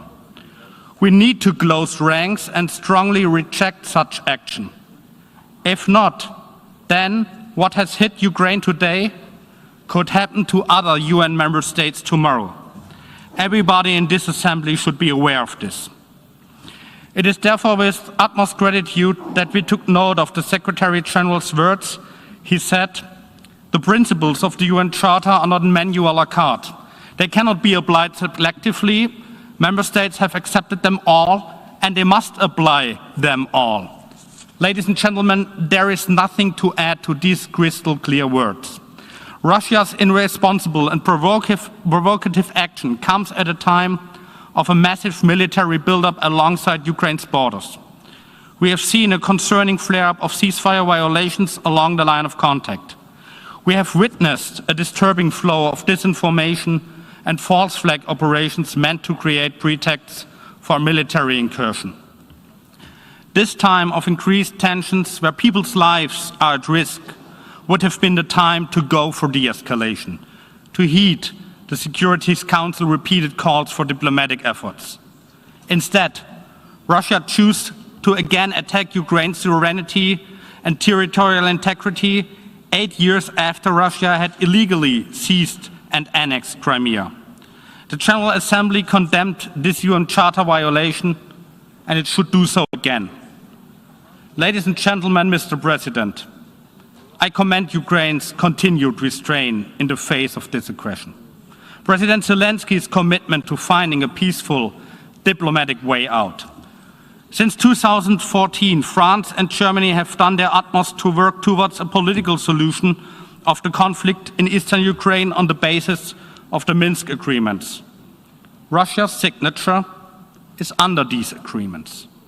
Over the last weeks, Chancellor Scholz and my Foreign Minister Baerbock have left no stone unturned to engage with Russia diplomatically in close coordination with our French partners. We are willing to chart a way forward, strengthening trust, stability, and security in Europe. We have the framework established to do this. In the NATO-Russia Council, in the OSCE, and in the Normandy format. The ceasefire in the Donbass must be observed immediately We condemn the use of heavy weaponry and indiscriminate shelling of civilian infrastructure, which constitutes a clear violation of the Minsk agreements. This must stop. We commend the OSCE Special Representative for trying to convene an extraordinary session of the Trilateral Contact Group. France, Ukraine, and my country stand ready for another meeting in the Normandy format or for the summit that Ukraine has proposed. The OSCE Special Monitoring Mission is vital for monitoring the situation in eastern Ukraine. This is why Germany's seconded staff remains on the ground. The SMM must be allowed to carry out its mandate in full. We want to resolve this crisis by diplomacy. To this end, Russia must immediately change its course of action. First, I urge Russia to de-escalate now, to withdraw its troops from Ukraine, in particular from the self-proclaimed entities and the Crimean Peninsula, as well as from Ukraine's borders.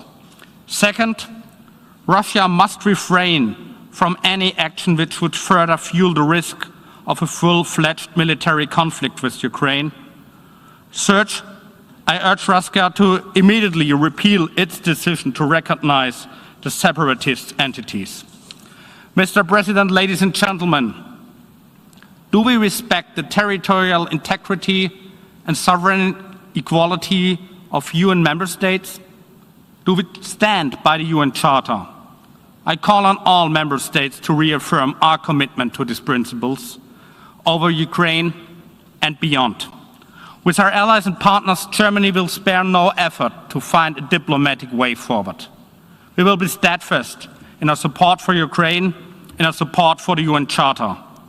It is a common duty to remain committed to a rules-based order, to trustful cooperation, to bringing forward a common goal of lasting peace and stability.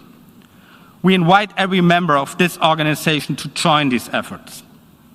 Now, ladies and gentlemen, is the moment to speak up and defend the international order of the UN Charter against unilateral aggression jointly and decisively. I thank you. I thank the Minister of State of the Federal Foreign Office of Germany. And now I give the floor to the distinguished representative of the European Union.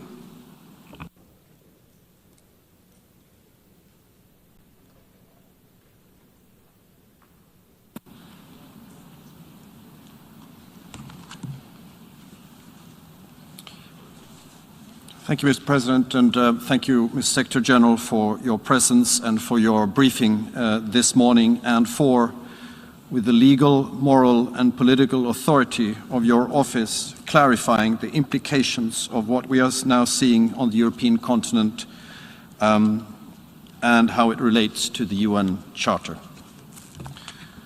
Mr. President, I will speak on behalf of the European Union and its member states. North Macedonia, Montenegro and Albania, Bosnia and Herzegovina, Iceland and Norway, Georgia and Monaco align themselves with this statement. Mr. President, the European Union recalls its unwavering support to the sovereignty, territorial integrity and independence of Ukraine within its internationally recognized borders. We strongly condemn the decision by the President Putin to recognize the non-government controlled areas of Donetsk and Luhansk oblasts of Ukraine as independent entities and the ensuing decision to send Russian troops into these areas. If there was any uncertainty, the Secretary General has made clear that the decision of the Russian Federation is a violation of the territorial integrity and sovereignty of Ukraine and inconsistent with the principles of the Charter of this United Nations. They undermine Ukraine's sovereignty and independence and are a severe breach of international law and international agreements, including the UN Charter, Helsinki Final Act, Paris Charter, and the Budapest Memorandum. With this decision, Russia is clearly violating the Minsk agreements. The European Union strongly condemns Russia's continued aggression against Ukraine, including through the unprecedented military buildup near the border with Ukraine and in the Black Sea, and through the deployment of combat forces in and the joint drills with Belarus, and calls on Russia to de-escalate, to abide by international law, and to engage constructively in dialogue through the established international mechanisms. The EU is responding to these latest violations with additional restrictive measures, including on all economic relations with the non-governmental controlled areas, as well as designations against individuals and entities responsible for undermining the territorial integrity of Ukraine, in coordination with our partners. Russia's past and present actions against Ukraine are not a matter just for Ukraine or for Europe. They have severe global implications. Violations of fundamental principles of international law and the UN Charter directed towards another state is of serious global concern. These rules apply to all, and permanent members of the Security Council have particular responsibility in upholding the Charter. The EU fully subscribes to, and for its part reaffirms, our full commitment to the core principles of European security, enshrined in the UN Charter and the commitments Russia itself has subscribed to.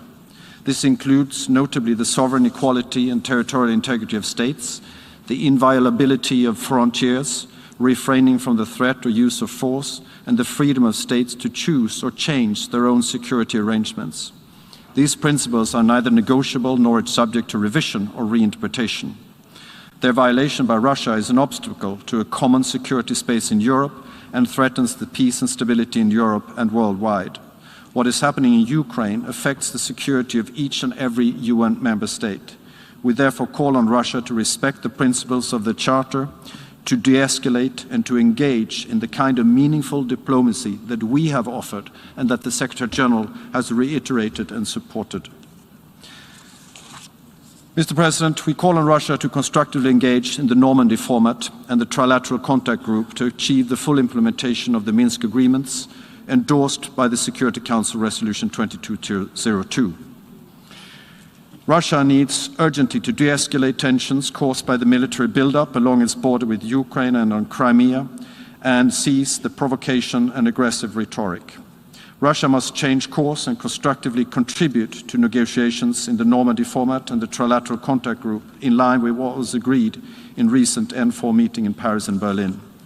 We welcome the OSCE Special Representative's attempts to convene extraordinary sessions of the Trilateral Contact Group to diffuse tensions, and we expect Russia to accept the invitation to such a meeting in the future. We also call on Russia to immediately stop fueling the conflict and remove Russian troops and hardware illegally deployed in areas currently not under the control of the government of Ukraine. The EU strongly condemns the recent increase of ceasefire violations, as well as orders for mobilization issued by the de facto authorities in areas currently not under control of the government of Ukraine. We condemn the use of heavy weaponry and recalls that the shelling of civilian infrastructures represents a clear violation of the ceasefire, the Minsk agreements, and international humanitarian law. The EU commends Ukraine's posture and restraint in the face of continued provocations and efforts at destabilization, as we've just heard from this rostrum this morning by the Foreign Minister. The EU underlines the role of the OSCE as the appropriate forum to address security concerns of all interested parties, including Russia. EU member states are ready to engage in strengthening the existing mechanisms to ensure military transparency and predictability, and to support efforts regarding arms control, in particular within the OSCE framework. In this regard, we urge Russia to abide by its commitments under the Vienna document, and notably to provide full transparency on its military activities in the region, to host visits to the areas which are the cause of concern, to take significant and verifiable steps to de-escalate the situation, and to provide information on the reported redeployment of Russian units from the locations of military exercises. We also express our support for the valuable engagement of the OSCE Special Monitoring Mission, the SMM, and its impartial monitoring. We're therefore deeply concerned by Russia's continued actions to obstruct the presence of the SMM in the non-government controlled areas of Ukraine. The SMM is mandated to monitor the entire territory of Ukraine within its internationally recognized borders, including in the Autonomous Republic of Crimea and the city of Sevastopol. We urge Russia to respect the mandate of the SMM as agreed by all participating states, and ensure that all restrictions affecting the mission's work are lifted immediately. We once again applaud the targeting of assets of the mission.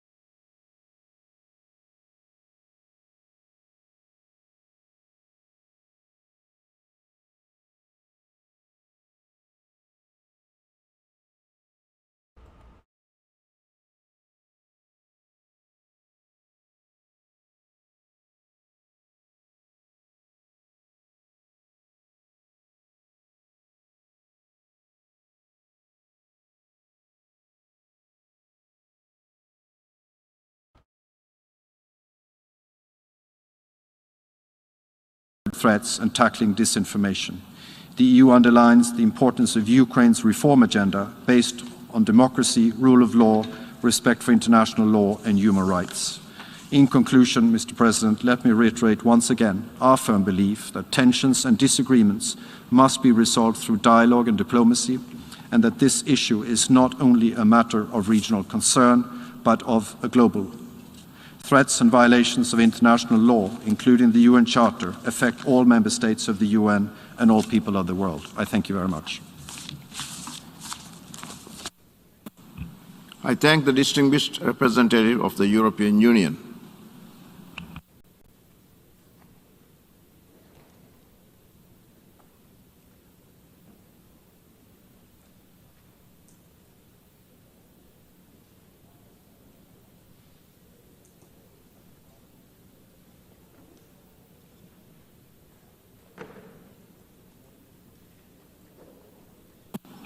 I now give the floor to the distinguished representative of Lithuania on behalf of the 8 Nordic Baltic countries.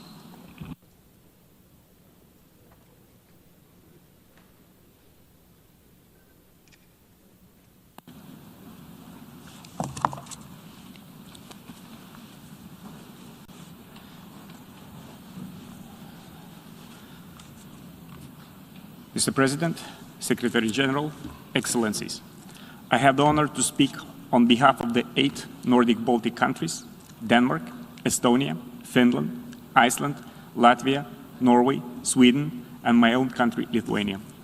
All our countries have aligned with the statement of the European Union.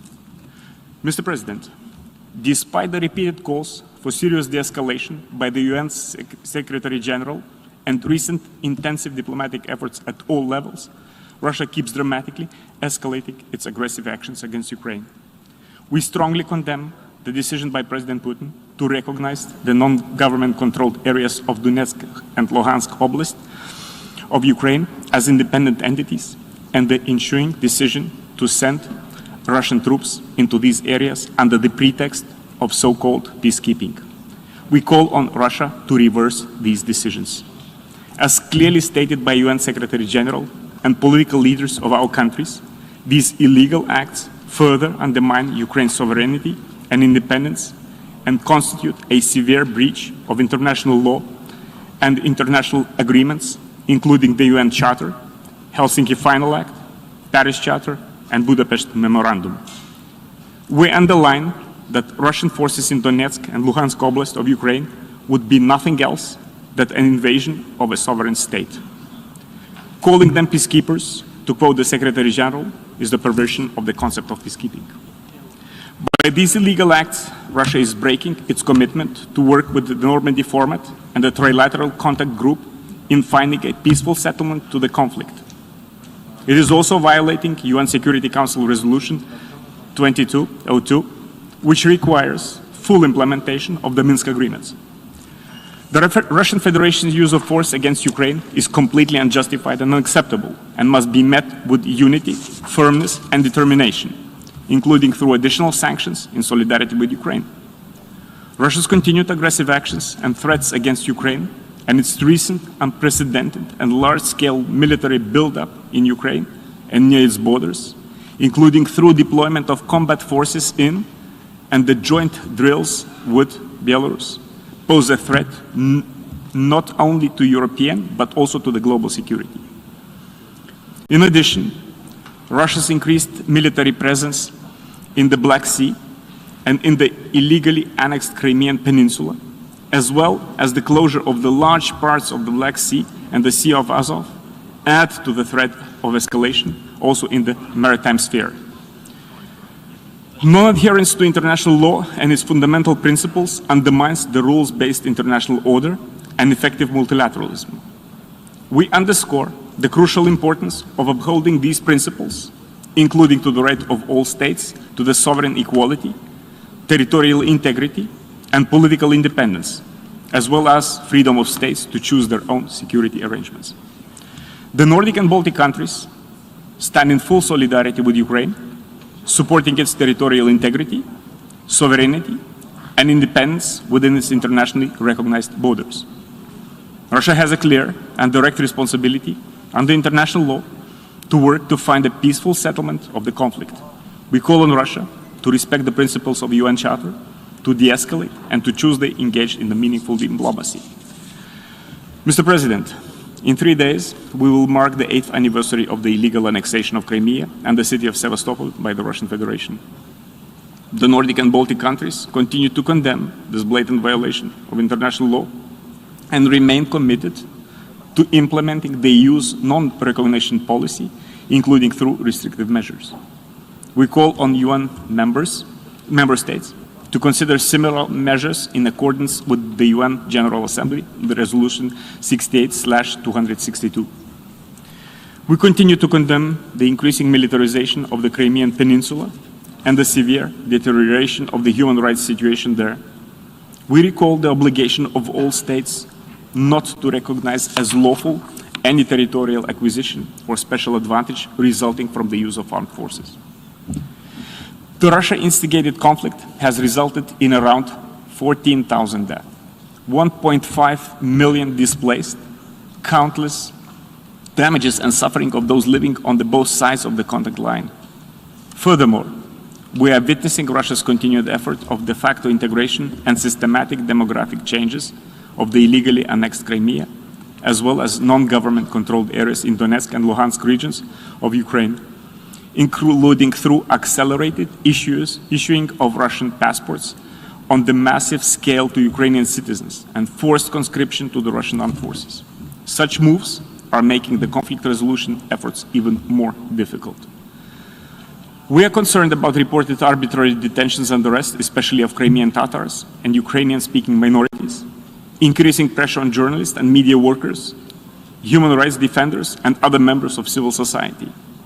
Russia must fully respect international law, including international humanitarian law and international human rights law. We call for the immediate release of all illegally detained and imprisoned persons in the Crimean Peninsula and in Russia. It is essential that international organizations and human rights actors have unhindered access to the areas currently not under control of the Ukraine and the Crimean Peninsula, in accordance with UN General Assembly Resolution 76/179 of the 16th December 2021. We urge Russia to withdraw its forces and materiel from within Ukraine, including the Crimean Peninsula and non-government controlled areas of Luhansk and Donetsk Oblast, as well as from areas adjacent to its borders, and to immediately stop fueling the conflict. We reiterate our full support to the efforts towards peaceful and sustainable resolution of this conflict through the established international mechanisms. We commend Ukraine for its constructive approach and urge Russia to assume its responsibility as a party to the conflict, upholding its commitments, abide by the international law, and return to the discussions within the Normandy format and the Trilateral Contact Group. It is essential that the OSCE Special Monitoring Mission have free and unhindered access through Ukraine, including the Crimean Peninsula and non-government controlled areas in Donetsk and Luhansk Oblast of Ukraine, in accordance with its mandates. We are deeply concerned regarding the continued restrictions of the mission's freedom of movement, including security incidents involving its staff and assets.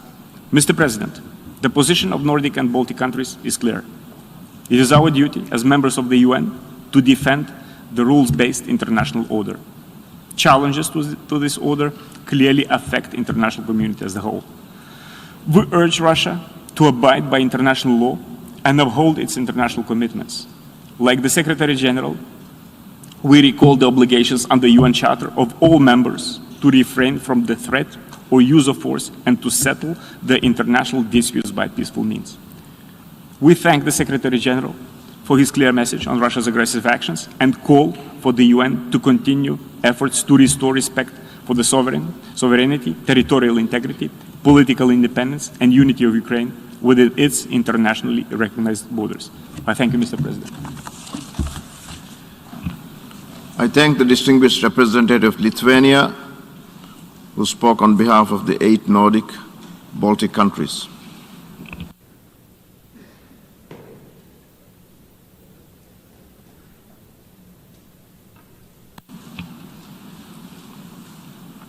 I now give the floor to the distinguished representative of the Russian Federation. Господин председатель, Mr. President, господин генеральный секретарь, Secretary General, начать свое выступление I would like хотел бы to с start уточнением. my statement with a Пункт повестки clarification. дня, The agenda по которому мы item сегодня which we встречаемся, are явно meeting to назван discuss некорректно. today has clearly been given the wrong Если он и должен title. отражать If it реальность, is то речь supposed to нужно reflect вести не о reality, временно then it оккупированных should not be территориях, temporarily а occupied территориях, territories, but rather потерянных в territories результате lost человека as a result of ненавистнической the политики hate-filled policy по отношению к собственным гражданам, against its own которую Киев citizens сделал that Kiev has национальной turned идеей into после a нелегитимного майданного переворота в 2014 году. В отношении особенно к тем гражданам, кто высказал несогласие с этим переворотом. С момента прихода к власти нынешний режим при молчаливом покровительстве западных кураторов занялся системным ущемлением базовых прав человека, в том числе по национальному признаку. Понимаем, что в центре сегодняшней дискуссии окажется признание Российской Федерации Донецкой и Луганской народных республик как актуальный новостной сюжет. Вокруг этого решения сейчас много спекуляций и инсинуаций. Хочу подчеркнуть, что произошедшее that what happened was a direct result of Kiev's years-long sabotage of their direct obligations under the package of measures adopted in Security Council Resolution 2202. As soon as it was signed in February 2015, Russia was consistently committed to this complicated internal Ukrainian compromise. We did all we could to preserve the sovereignty and territorial integrity of Ukraine. We organized numerous UN Security Council meetings, area formula meetings. We actively participated in the work of the Normandy Format and the Minsk Contact Group. We discussed the situation in the east of Ukraine in the Organization for Security and Cooperation in Europe. This is despite the fact that Russia is not a party to the Minsk process and is not and was not. All this was in vain. For 8 years, Kiev continued and is continuing to bomb its own citizens and shirk from direct dialogue with Donbass. It has led, over the past 8 years, the entire international community up the garden path, insisting on its commitment to the Minsk agreements, and but only through its interpretation, and thus has sabotaged the work of the Minsk Contact Group. Most of you don't even understand what the contact group meetings were like. The Ukrainian representatives sabotaged the implementation not only of political issues but economic and other issues as well. However, recently the Ukrainian leadership have stopped having scruples. They've told the cameras directly that they do not intend to uphold their commitments. Perhaps the last straw, the last confirmation of this was the fact that the Ukrainian PR unambiguously confirmed this during the Security Council meeting we organized on the 17th of February. However, our Western colleagues did not even urge Ukraine to implement Minsk. It became clear that there were no more prospects for Kiev implementing this document. It is precisely because of Kiev's unwillingness to consider the interests of a broad swathe of its population that since 2014 Ukraine has been at war with its own citizens who do not agree with the Maidan values and the current policy of the authorities. The Ukraine's Western backers did nothing to convince Kiev to heed its own people, thus demonstrating egregious double standards. In any other crisis situation, UN member states call for an inclusive, direct dialogue between the parties to the conflict. If this does not occur, an internal conflict cannot be resolved. However, with Ukraine, everything was completely the other way around. The cornerstone of the package is dialogue, and this has been sabotaged by Ukraine all all this time. It is to our great regret that the UN Secretary General today and a few days ago has made some statements regarding what is going on in the east of Ukraine that are not in line with his status and his mandate under the UN Charter. We specifically looked at the statistics and former files and dossiers, and we saw that there was no conflict when the Secretary General, be this the current one or his predecessors, allowed himself to make such statements regarding any country. Regarding the situation in the Ukraine, the Secretary General has raised his voice often to uphold all the requirements of the packet of measures under Security Council Resolution 2202 that directly require all matters to be resolved between agreement with Kiev and Donbass. Nobody in the West mentioned that at all. Unfortunately, the Secretary General has followed this very sad example. In these circumstances, we don't understand what good offices that the Secretary General talked about can be provided. The people in Crimea and Donetsk and Lugansk declared their independence. Crimea was luckier. Its inhabitants almost immediately said they wanted to accede to Russia, and they came under the protection of the Russian Federation.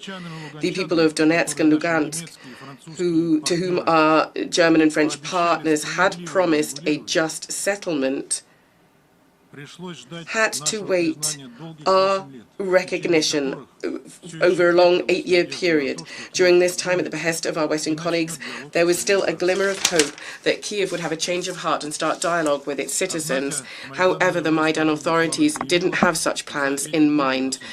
Over that period, it carried out 2 heinous, bloody military adventures, culminating in the Ukrainian army routing the self-defense fighters and flouting the Minsk agreement.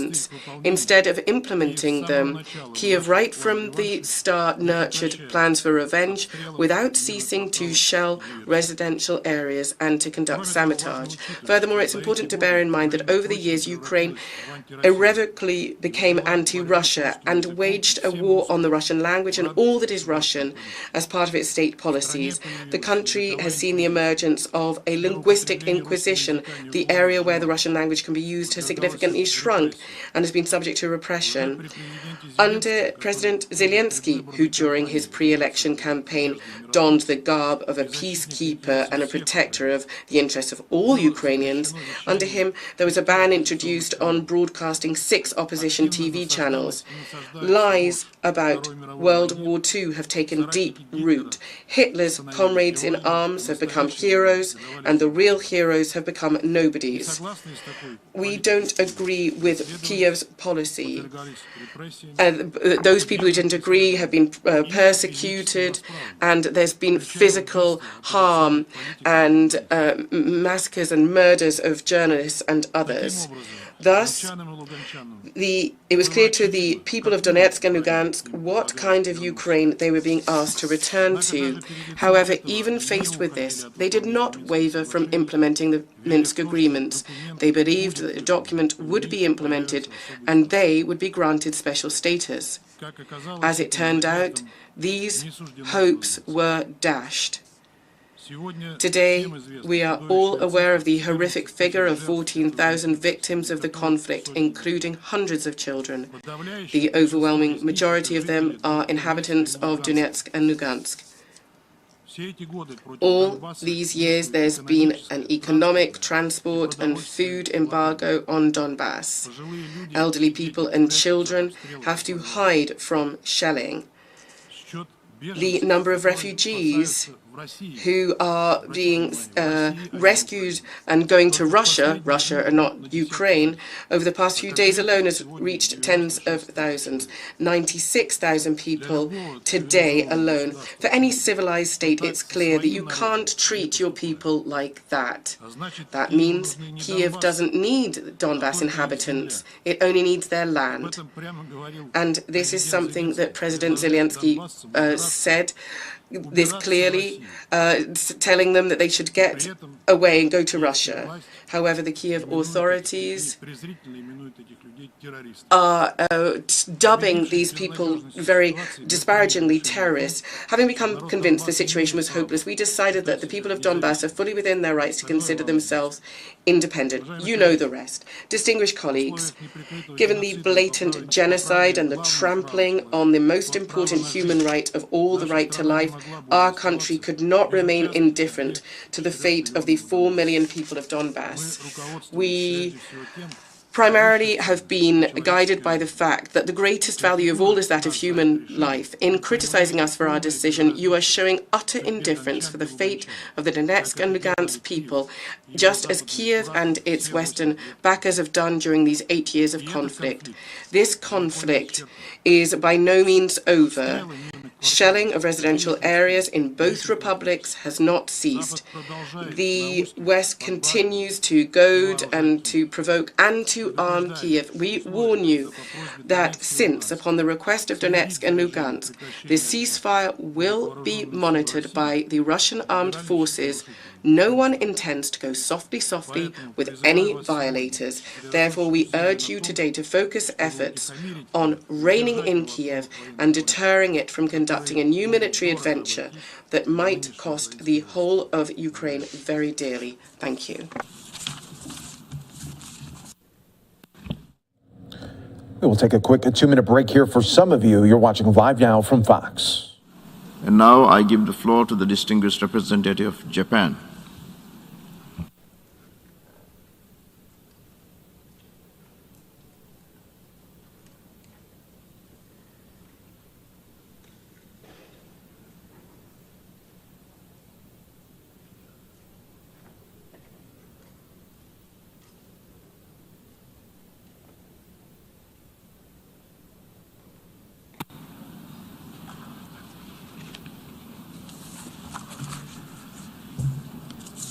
Mr. President, the government of Japan has a strong view that what is happening in and around Ukraine is not an isolated problem in Europe, but a problem for the entire international community and a challenge to the international order. It goes totally against the purposes and the principles of the UN Charter. Mr. President, Japan consistently supports the sovereignty and territorial integrity of Ukraine. Russia's decision to recognize the independence of certain regions of eastern Ukraine seriously undermines those very principles in violation of international law. It is absolutely unacceptable, and Japan strongly condemns the series of recent Russian acts. Prime Minister Kishida, acting in lockstep with the international community, has announced sanction measures, including the suspension of the issuance of entry visas and asset freeze to individuals concerned. Japan continues to pay close attention with serious concern to the development of the situation, including Russia's military buildup in the armed areas around Ukraine's borders, and its decision regarding the deployment of its forces outside its territory. Tensions should be de-escalated by the withdrawal of Russian troops, and this is essential to restore the cause of diplomacy. Any threat or use of force against the sovereignty and territorial integrity of states goes against the fundamental principles that underpin the rules-based international order. It is a clear violation of international law, and what is at stake for the member states is the rule of law and the UN Charter itself. Mr. President, Japan expresses its solidarity with the people of Ukraine for the hope come true. Japan has made its own diplomatic efforts for a peaceful solution and supports the efforts of all countries for a serious diplomatic solution to the present crisis. Before closing, let me reiterate that unilateral attempts to change the status quo by force or coercion are unacceptable, regardless of wherever they take place. No member state can afford to be a bystander. Japan will continue to work hand in hand with other partners. I thank you, Mr. President. I thank the distinguished representative of Japan.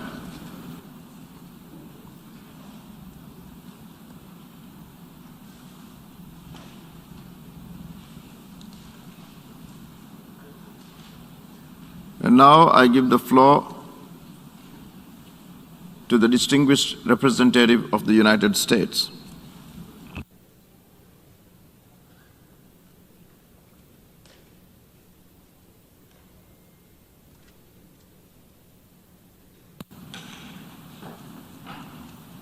Thank you, Mr. President. Member states of the United Nations, we stand at a crossroads in the history of this body. On Monday, President Putin announced that Russia would recognize as independent states the so-called DNR and LNR regions, part of the sovereign territory of Ukraine, controlled by Russia's proxies since 2014. He then ordered Russian military forces, under the guise of so-called peacekeepers, to deploy to these regions. In the hours that followed, Secretary General Guterres said this was a violation of the territorial integrity and sovereignty of Ukraine and inconsistent with the principles of the Charter of the United Nations. He reaffirmed that to us in his remarks today. In an emergency meeting Monday night, all but one member of the Security Council called for dialogue and diplomacy, which can only happen if Russia abandons its unprovoked further aggression toward Ukraine. Has Russia heeded these calls? No. Instead, it has responded with additional actions to undermine Ukraine's sovereignty, including mass disinformation, which we just heard again today, cyber attacks, and efforts to create a false flag pretext, in addition to Russia's overwhelming military buildup of more than 150,000 troops near Ukraine's border.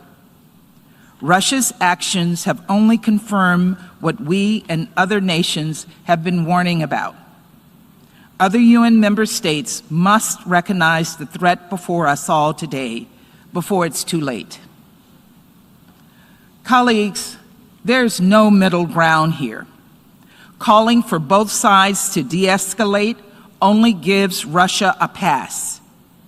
Russia is the aggressor here. History tells us that looking the other way is ultimately the more costly path. And we need only to look across the past decade for an indication of the path that Russia is taking. Since 2014, Russia has occupied Crimea following its illegal invasion and has been manufacturing and fueling ongoing military conflicts in eastern Ukraine. In recent years, including President Putin's remarks this week, Russian leaders have claimed that Ukraine is not a real country. They have questioned its right to exist.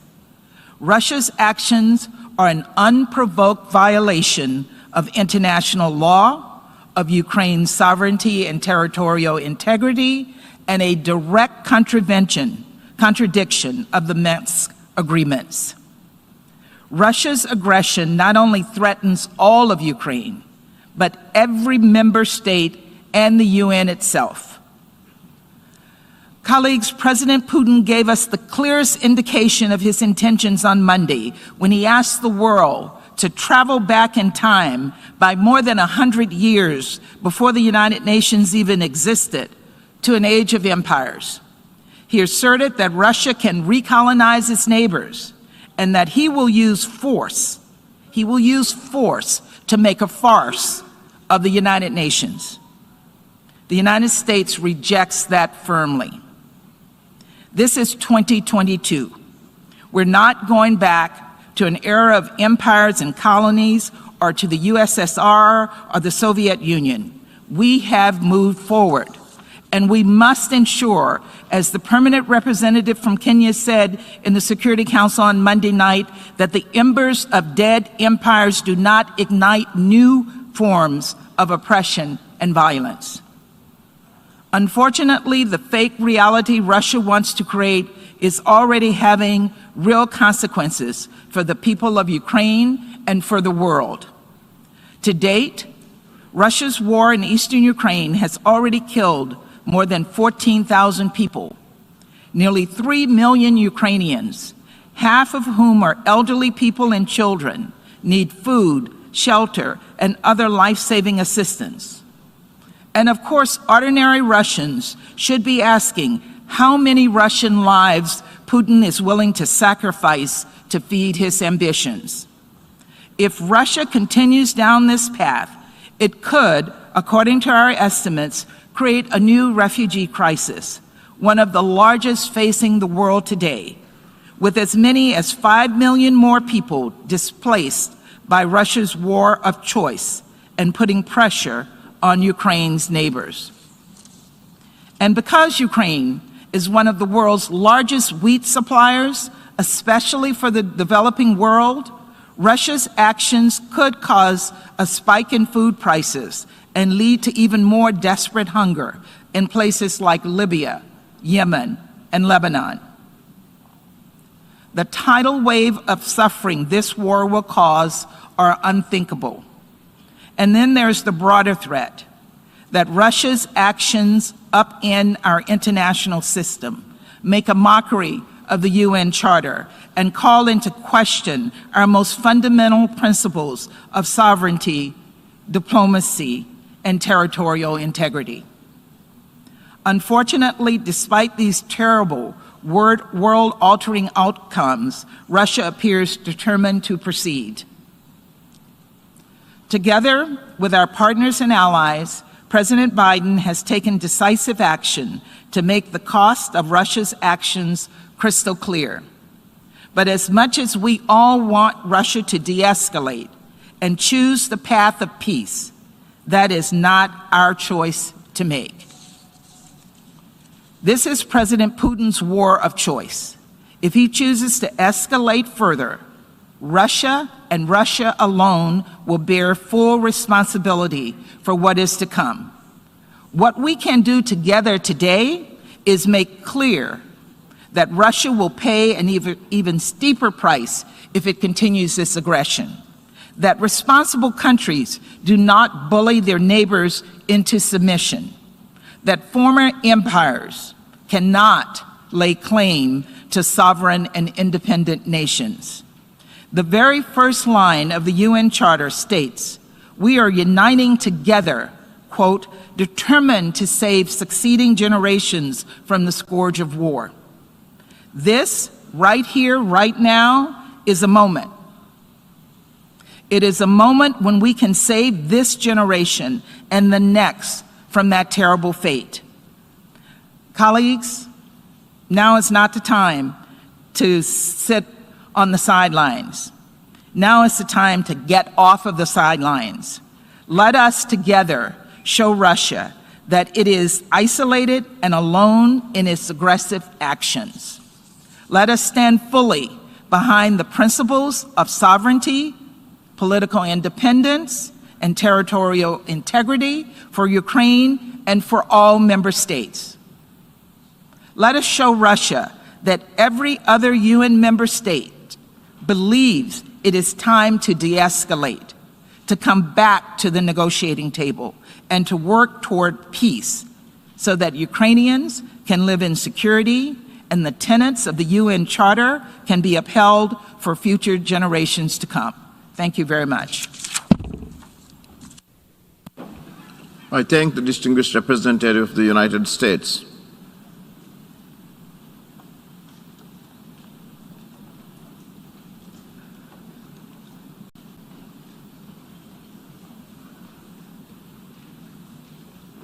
I now give the floor to the distinguished representative of Georgia.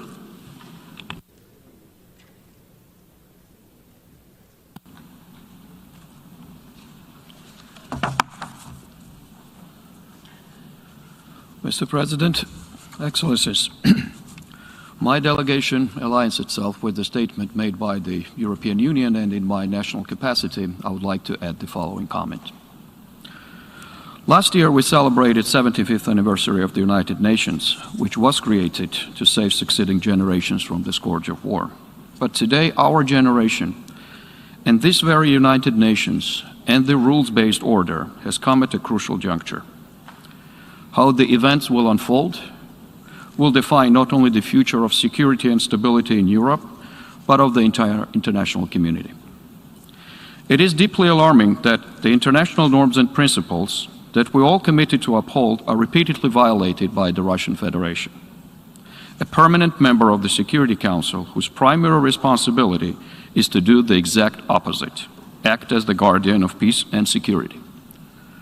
Unfortunately, breaching the international law and undermining international rules-based order has long been a marking of Russia's aggressive policy towards its neighboring states, aimed at forcefully redrawing their borders and trying to curb their sovereign choices.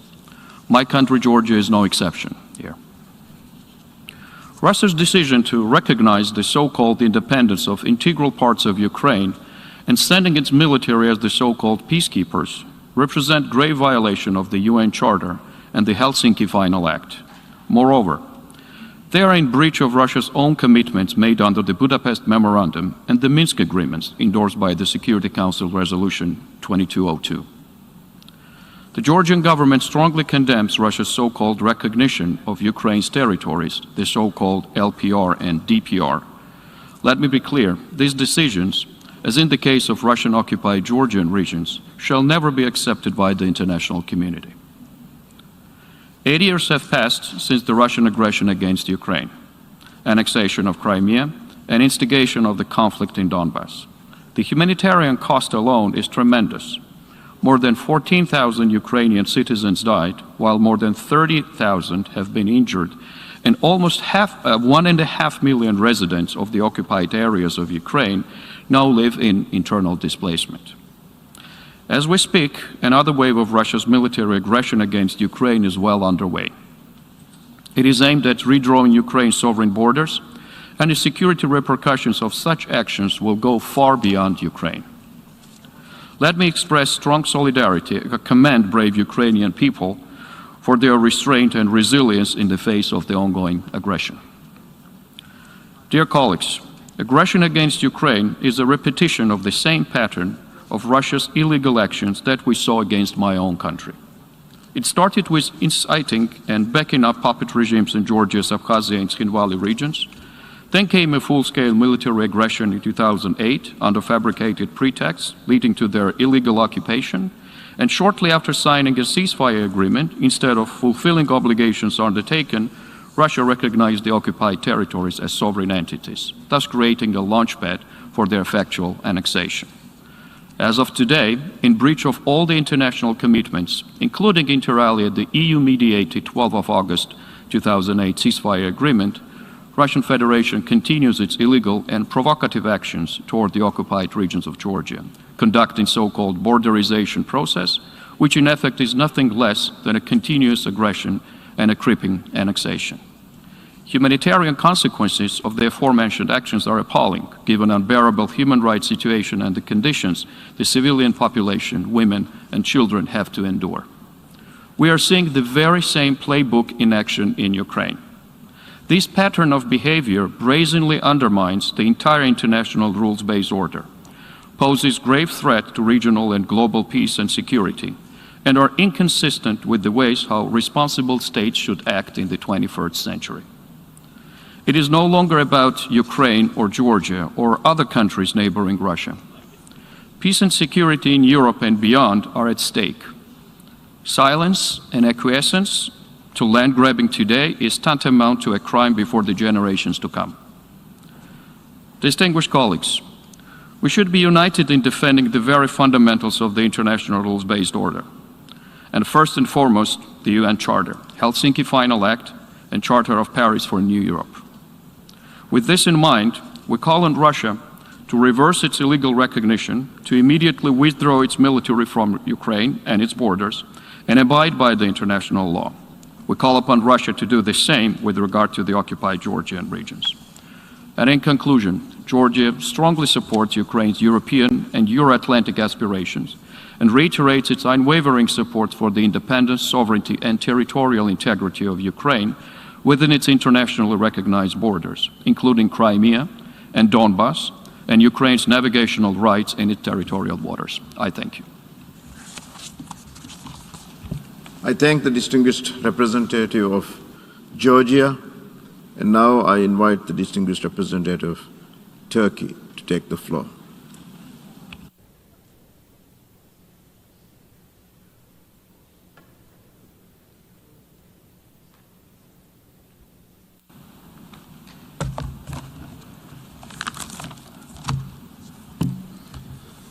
Mr. President, Mr. Secretary General, it has been 8 years since the occupation of Crimea.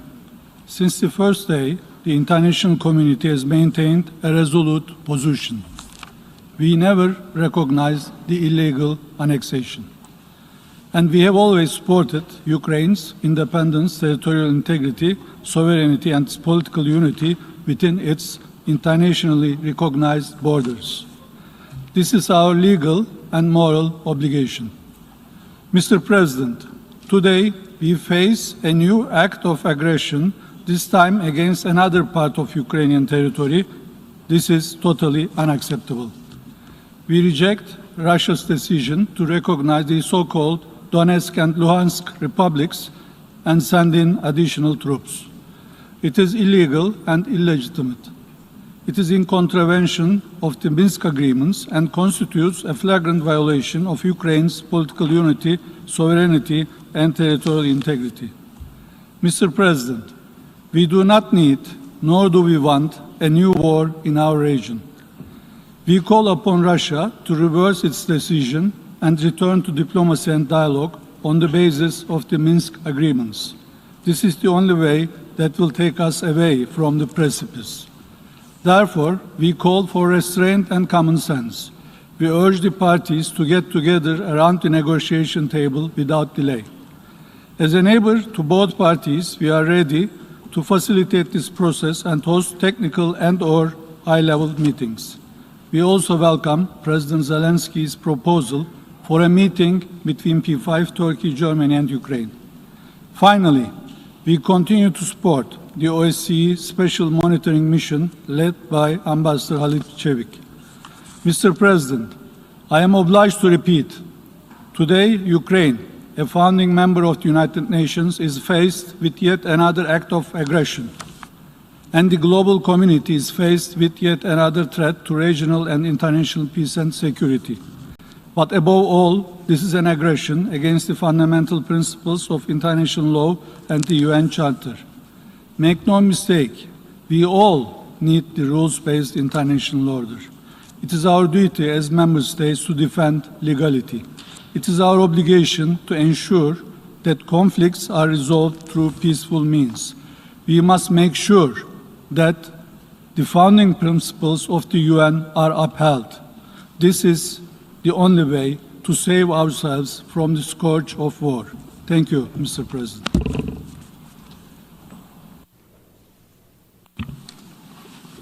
I thank the distinguished representative of Turkey.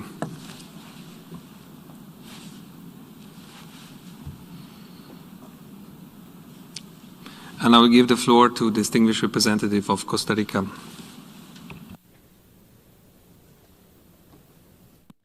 We're going to take a quick 2-minute break here for some of you on Live Now from Fox as we continue to listen to the UN emergency meeting here making the statements on Russia threats. Mr. President, Secretary General, once again, another serious crisis with dangerous global repercussions is knocking on the doors of Eastern Europe and our organization. By recognizing the Donetsk and Luhansk regions as independent entities, The Russian Federation violates the sovereignty and territorial integrity of Ukraine. It violates the UN Charter, the Minsk Agreements, and the Budapest Memorandum, as well as repeated resolutions of the Security Council and of this General Assembly, and some of the most solid principles of international law. Costa Rica condemns such actions contrary to international law and reiterates that fait accomplis can impose realities on the ground, but they do not generate entitlement. Allow me to make 4 reflections on the current crisis. Firstly, we must accept that in order to be legitimate, collective security must respect international law. The charter of this organization clearly defines our rights and duties. Compliance with it is not optional. It is mandatory, because even the largest nations are subject to international law. It is binding because the P5 of the Security Council are guided by being exemplary international actors when entrusted with peace and security on behalf of the rest of the membership. As permanent members, they have more obligations to international law and to its unrestricted respect. Secondly, Russian aggression and the violation of Ukraine's sovereignty and territorial integrity, and the violation of the terms that made possible that country's renunciation of nuclear weapons, undermine the international non-proliferation regime. With the Budapest Memorandum, the nuclear weapon states undertook to respect Ukraine's borders in its exchange for its rejection of nuclear weapons. Costa Rica regrets the non-compliance with this commitment, which has serious consequences for the nuclear non-proliferation regime. This is a matter of concern for the entire international community, and in particular for those countries, like those of Latin America and the Caribbean, have declared ourselves to be nuclear weapon-free. A state is only as strong as its word. Thirdly, Mr. President, distinguished Secretary General, we must exhaust all diplomatic avenues to avoid the devastating humanitarian consequences of an armed conflict for millions of people in Ukraine. Civic spaces and fundamental freedoms in the Donetsk and Luhansk regions have been severely curtailed since the serious armed events which took place in 2014, and this has led to an erosion of freedom of expression and independent activism. Costa Rica regrets that many human rights defenders, of which I have been one, many environmental activists, journalists, and members of national minorities have been forced to flee, and this has restricted their participation in public affairs and peaceful assemblies. There is no freedom or plurality where there is censorship and persecution. Mr. President, the international community must remain a diligent recording of all violations of international law, international humanitarian law, and international human rights law by the Russian Federation, in line with the comments made here by the Secretary General. As we have seen in this crisis, emerging technologies provide a new set of challenges and a potential for an escalation into violence, and diplomatic response is required. The capacity of some states to use artificial intelligence in cyber attacks and in misinformation campaigns makes it more urgent than ever for us to adopt new multilateral agreements in order to minimize future risks and to guarantee international stability. We cannot allow that the homes of millions of people in Ukraine will become an experimental camp for new forms of violence. The time for that is well over. To use psychological warfare is violence. That violence, to shut off power, is violence. We should condemn that violence as we do condemn armed violence. The law protects civilians regardless of the level of suffering, and Costa Rica will continue to honor the right of Ukrainian citizens to have a peaceful and safe daily life without foreign interference.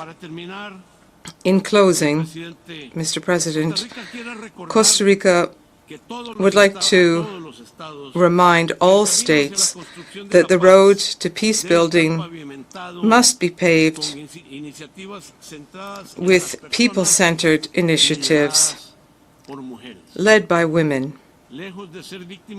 Far from being helpless victims, women have been at the forefront, calling for a cessation of fighting and addressing the root causes of conflict,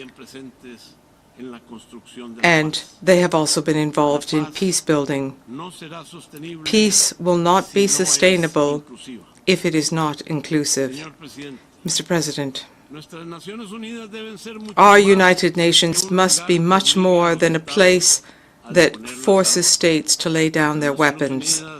The United Nations must be a place where dialogue prevails and where no one feels the need to pick weapons up in the first place. Thank you. I thank the distinguished representative of Costa Rica.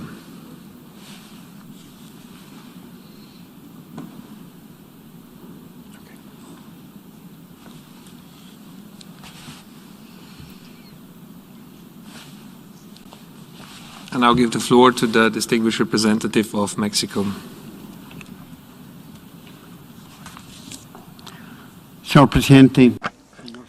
Mr. President, Secretary General, Mexico has come to this meeting on the situation in Ukraine in the hopes of contributing to keep open the paths of dialogue and diplomacy. Mexico abides by the obligation to respect the sovereignty, unity, and territorial integrity of Ukraine within its internationally recognized borders and in strict compliance with international law, with the UN Charter, and with GA resolutions 2625, 3314, and 68/262, as well as the Minsk agreements.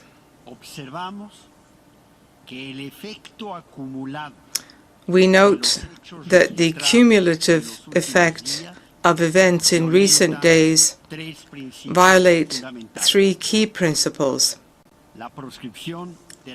the ban on the threat or use of force in international relations, respect for the territorial integrity and political independence of states, and non-interference in the internal affairs of states. Mr. President,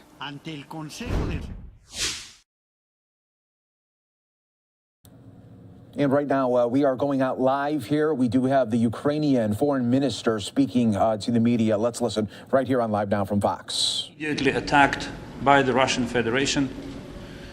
And this is exactly the demonstration of how Russia treats the UN. They want the United Nations to become the League of Nations, to follow the path of the League of Nations, to become obsolete. And it is high time for all members of the UN to stand together in defending the Charter, the principles, and the Secretary General of the UN. We know that the toolkit of the UN is a limited one, especially when a permanent member of the United Nations Security Council who has a veto right can block any decision related to maintaining peace and security in the world. Nevertheless, we have to do our utmost to utilize every instrument at the disposal of the UN to prevent further military escalation and the war. And now I will say a couple of words in Ukrainian. Дорогі українці, сьогодні тут у ООН зібралися в буквальному сенсі всі країни світу, і вони чітко почули. Перше, Україна прагне миру. Its principles and purposes. It is time for us to fulfill our mandate. Thank you.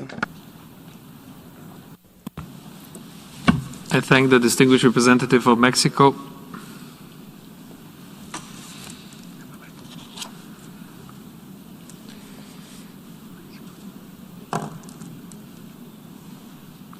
And I'll give the floor to the distinguished representative of France.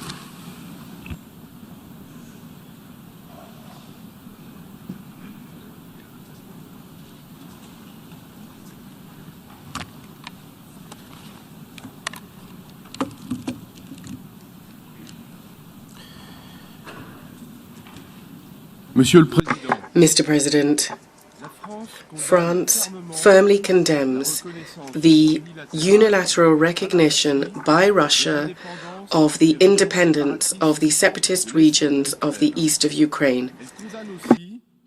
France also condemns the decision to deploy the Russian army in these territories. This is a violation of international law. It is a violation of the sovereignty and territorial integrity of Ukraine, and it is incompatible with the United Nations Charter, as the Secretary General declared. This is a unilateral renunciation by Russia of the Minsk agreements that it nonetheless signed and which are endorsed by Resolution 2202 of the Security Council. This is also a clear violation of the fundamental principles of the OSCE enshrined in the Helsinki Final Act and the Paris Charter, which are the basis for stability in Europe. It is finally a questioning of the commitments taken by President Putin over the last few days. France is very seriously concerned by aspersions cast on the legitimacy of the very existence of the Ukrainian state by the highest authorities of the Russian state. Russia has chosen the path of destabilization and confrontation. Despite unwavering efforts for de-escalation over recent weeks and recent days, in particular efforts by President Macron in conjunction with Chancellor Scholz. We would urge Russia to review and cancel the decision to recognize these separatist entities and withdraw its armed forces from all Ukrainian territory back to internationally recognized borders. Henceforth, France and its European Union partners will take necessary measures, in particular against those banks that finance Russian military operations in these territories and to prevent trade with separatist entities, In the context of the heightened tensions on the Ukrainian border caused by the increased Russian military activity and the increased number of ceasefire violations along the contact line over recent days, this new stage in destabilization by Russia presents a real threat to European security. We would urge Russia to abstain from all additional destabilizing actions, in particular those likely to endanger the safety and security of civilians. We condemn the use of heavy weaponry, and we condemn the indiscriminate bombings of civilian areas. Once again, these are blatant violations of the Minsk agreements. France welcomes the restraint Ukraine has demonstrated in these difficult circumstances. France expresses its full solidarity with the Ukrainian people and government. France reiterates its condemnation of the illegal annexation of the Autonomous Republic of Crimea and the city of Sevastopol by Russia in 2014, and our support for the EU non-recognition policy. Their annexation is also a flagrant violation of international law and the primary source of serious repeated violations of human rights on this territory.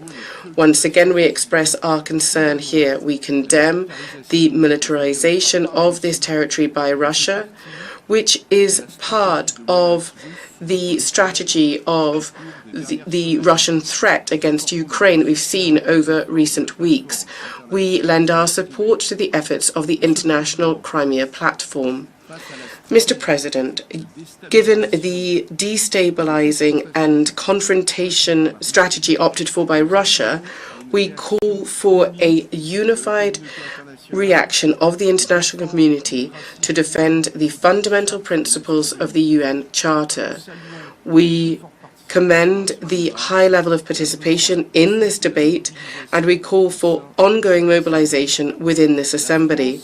France, which aligns itself with will align itself with the statement, has aligned itself with the statement earlier made by the EU, will continue to mobilize, linked in with all its partners to support the sovereignty, territorial integrity of Ukraine within its internationally recognized borders. Thank you.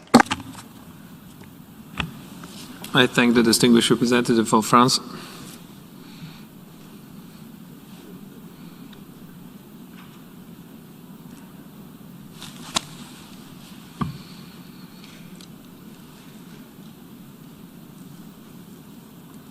I now give the floor to the distinguished representative of Albania.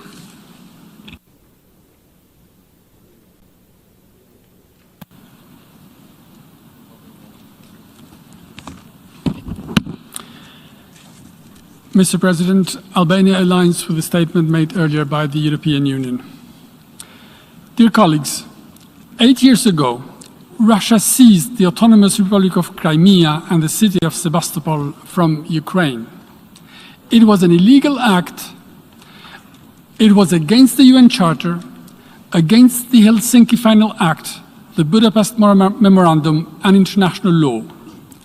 2 days ago, the same country orchestrated the occupation of 2 further territories of the same country, Ukraine, which it visibly considers a prey and should not even have the right to exist. No other UN member state has committed such blatant violations of commitments and treaties it has signed since World War II. Dear colleagues, what is happening nowadays in Ukraine follows the same pattern, a predictable script. After months of military build-up on the Ukrainian border, the decision to recognize non-government controlled areas of Ukraine as independent entities is a mockery of the rules that govern relations between sovereign states and stands in disrespect of everything we all stand for here. It is a further violation of Ukraine's sovereignty and territorial integrity, and it puts an end to the Minsk agreements which Russia itself, just a couple of days ago in the Security Council, committed to. But as we have seen, what Russia says It is not what Russia does. Dear colleagues, today we find ourselves before an important choice. Either we defend our shared principles, either we stand by the UN Charter, which is our international constitution, respect international law, which governs a rules-based world order of a community of nations, or we yield to aggression, international bullying, and the rule according to which what is yours can be mine. We should stand firm now, not to have to regret what may further happen tomorrow.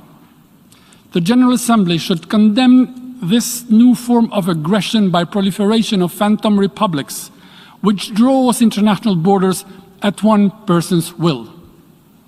We do not think that in the 21st century, the future of any country can be built with the laws, behaviors, or errors of the past. Albania strongly condemns Russia's decision to recognize non-government controlled areas of Ukraine as independent entities, as well as any attempt, ideas, or hints to export it elsewhere in the Russia's vicinity, in Europe, or anywhere beyond. It should ring an alarm bell to every UN member state. Albania reiterates its support to Ukraine's sovereignty and territorial integrity within its internationally recognized borders and territorial waters. Mr. President, we are very concerned by the decision of Russia to send a so-called peacekeeping mission into Ukraine. Ukrainians didn't ask for it, and the Security Council didn't mandate it. They do not go there to keep peace, but to exacerbate a conflict. And as the Secretary General Guterres rightly pointed out, this is a perversion of the concept of peacekeeping. Ukraine and the whole Europe will be more secure if Russian troops stay home.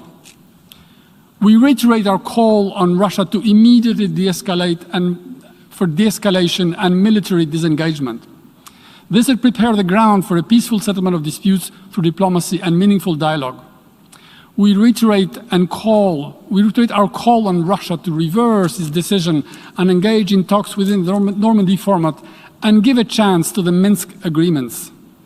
We also welcome, as anticipated, the quick and unified reaction by the European Union in coordination with the United States, United Kingdom, Canada and other states in adopting a proportionate package of sanctions as a response to Russia's decision and behavior. And I thank you.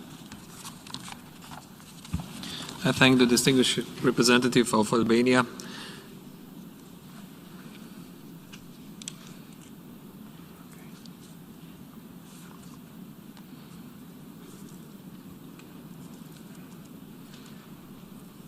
I now give the floor to the distinguished representative of Saudi Arabia on behalf of the Gulf Cooperation Council states. We're going to take a quick 2-minute break here for some of you on Live Now from Fox.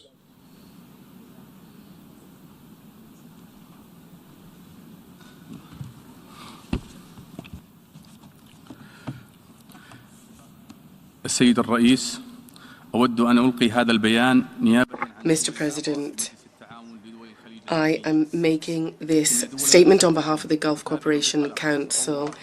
The countries of the GCC are worried as they see the development of the situation in Ukraine, and they express their support for all efforts to find a solution to this crisis through dialogue, diplomacy, and the implementation of the agreements, namely Security Council Resolution 2202. The countries of the GCC also support international efforts made to promote de-escalation and calm, to ensure that stability be promoted and that political discussions be started to find a solution to the crisis. The Gulf Cooperation Council also is in favor of international law and the UN Charter, and in particular the peaceful settlement of disputes and the non-use of force or the threat of the use of force, but also the principles of the sovereignty and territorial integrity of states. Mr. President, we insist on relations that the Gulf Cooperation Council states have with all parties concerned. Therefore, we would urge all the affected parties parties to demonstrate calm and to find a solution to this conflict through peaceful means, to ensure that all parties ensure that civilians do not have to pay the price of this military escalation. Thank you.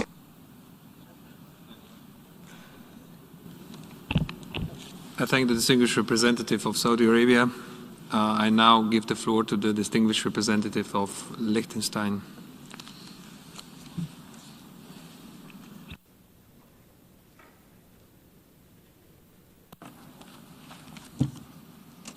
Thank you very much, Mr. President. Mr. President, this organization needs a Secretary General who speaks up in defense of the Charter of the United Nations every time that is needed. We are grateful to Secretary General Guterres for having done so in recent days on the situation in Ukraine and for his presence again with us today. Mr. President, the present situation in and around Ukraine, a founding member of this organization, is a watershed moment and a litmus test for the post-1945 order reflected so clearly in Chapter 1 of the UN Charter. The removal of threats to the peace, suppression of aggression, and the settlement of international disputes through peaceful means. In short, we are discussing today our international order founded on the Charter's collective prohibition of the threat or use of force by a state against another, which is of vital and direct relevance to everyone in this room committed to the UN Charter and the principles contained in its Article 2. Mr. President, Liechtenstein condemns the recognition of certain parts of the Ukrainian, Luhansk and Donetsk regions by the government of the Russian Federation and is deeply concerned about the subsequent order of armed forces into the sovereign territory of Ukraine. These actions stand in flagrant violation of the territorial integrity and sovereignty of Ukraine, the letter and spirit of the Minsk agreements endorsed by the United Nations Security Council and defended by the Russian delegation in the Security Council just last week, as well as the rules of the UN Charter regulating the use of force. Liechtenstein affirms its strong support for the independence, sovereignty, and territorial integrity of Ukraine, the inviolability of its frontiers, and its right to determine its own relationships with other states, as well as membership in international organizations. We express our solidarity with the people and government of Ukraine and call on the Russian Federation to reverse its decisions, as well as for a peaceful settlement of all issues through diplomatic means and in accordance with international law. At this time, we also express our gratitude to the brave members of the OSCE Special Monitoring Mission, whose work has been vital for the impartial observation of the situation on the ground. The mission must be granted unhindered access to all regions of Ukraine in line with its agreed mandate, and those responsible for hindering its work must be held accountable. Mr. President, the recent actions of the Russian Federation in manifest violation of international law have further exacerbated an already precarious humanitarian and human rights situation and are putting the lives and livelihoods of the civilian population at grave risk. Ukraine's diversity, including its significant proportion of Russian speakers, is a strength through which Ukraine can exercise its right to self-determination. Seeking to use Ukraine's diversity to create a pretext for secession and annexation by force violates the core human rights of those who live there and abrogates the relevant parts of the Minsk agreements, notably on local self-government. Liechtenstein has been consistent in condemning the illegal annexation of the Autonomous Republic of Crimea and the city of Sevastopol and will not recognize this annexation carried out in violation of the principles of sovereign equality and territorial integrity. Mr. President, the situation in Ukraine also brings home the need to enforce respect for the rules governing the use of force in relations between states, which, again, are so clearly defined in the Charter of the United Nations. To this end, we recall that states have agreed a number of years ago by consensus on a definition of the crime of aggression. This definition, which creates individual criminal responsibility for persons in leadership positions, is part both of numerous national penal codes and of the Rome Statute of the International Criminal Court. The need for more states to join this legal regime could not be clearer than at a time when there is an attempt to reintroduce the threat of the use of force into interstate relations. This call is made only even more urgent by new capabilities to carry out hostile acts through cyber means, which include cyber attacks against critical infrastructure and other acts of cyber warfare. Acts which, according to the findings of a council of eminent international lawyers, fall under the definition of the crime of aggression. Mr. President, acts of aggression, such as committed by the Russian Federation against Ukraine, fall squarely within the competence of the United Nations Security Council, which should therefore take prompt and effective action to address the situation. If this were to fail, this Assembly would have to step in line with its competence in matters pertaining to the maintenance of international peace and security. I thank you. I thank the distinguished representative of Liechtenstein.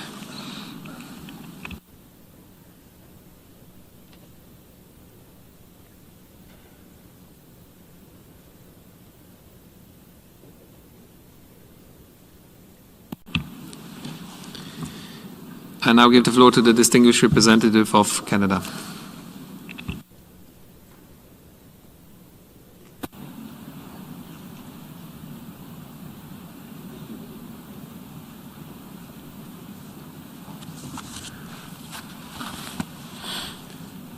Thank you very much, Mr. Vice President. We meet at a time of a direct threat to the peace and security of the world community. Over the last several months, we have all seen an unprecedented increase of military activity in and around Ukraine by the Russian government. We are seeing the greatest massing of troops, of missiles, of artillery, and of aircraft capability since 1945. This period has also been marked by, as my colleague from Liechtenstein pointed out, hostile cyber operations on Ukraine and several other countries.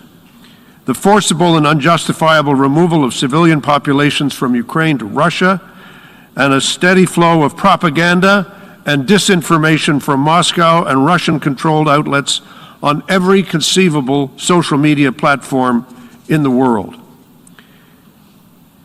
It has been 8 years since Russia invaded and illegally occupied Crimea in a flagrant violation of Ukraine's sovereignty and territorial integrity, and in clear breach of the UN Charter itself. In 1945, the Soviet Union was present at the drafting and at the adoption of the Charter. Today, the Russian Federation is a member of a group of friends.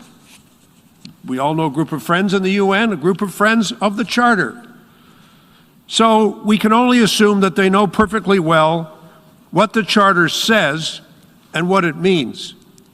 So, I happen to have brought my copy of the Charter with me. What does the Charter say? Article 2. It says, the organization, that's to say the United Nations, is based on the principle of the sovereign equality of all of its members. What does that mean? It means that there are no second-class states in this organization. There's no back of the bus in the United Nations. There's no nation that's less integral or less sovereign than any other nation. And no nation has the right to undermine the integrity of any other nation. That's what it means. That's what the sovereign equality means. Goes on to say, all members shall settle their international disputes by peaceful means in such a manner that international peace and security and justice are not endangered. So, when we say desist, dialogue, de-escalate, we're not asking someone to do us a favor. We're asking them to do what they're actually signed up to do. And that's the challenge. And finally, all members shall refrain in their international relations from the threat or use of force against the territorial integrity or political independence of any state or in any other manner inconsistent with the purposes of the United Nations. This is not an option. This is not something that say, well, if you'd like to do this, perhaps you'd like to consider doing it this way. We're not asking any nation state, any member state to do us a favor.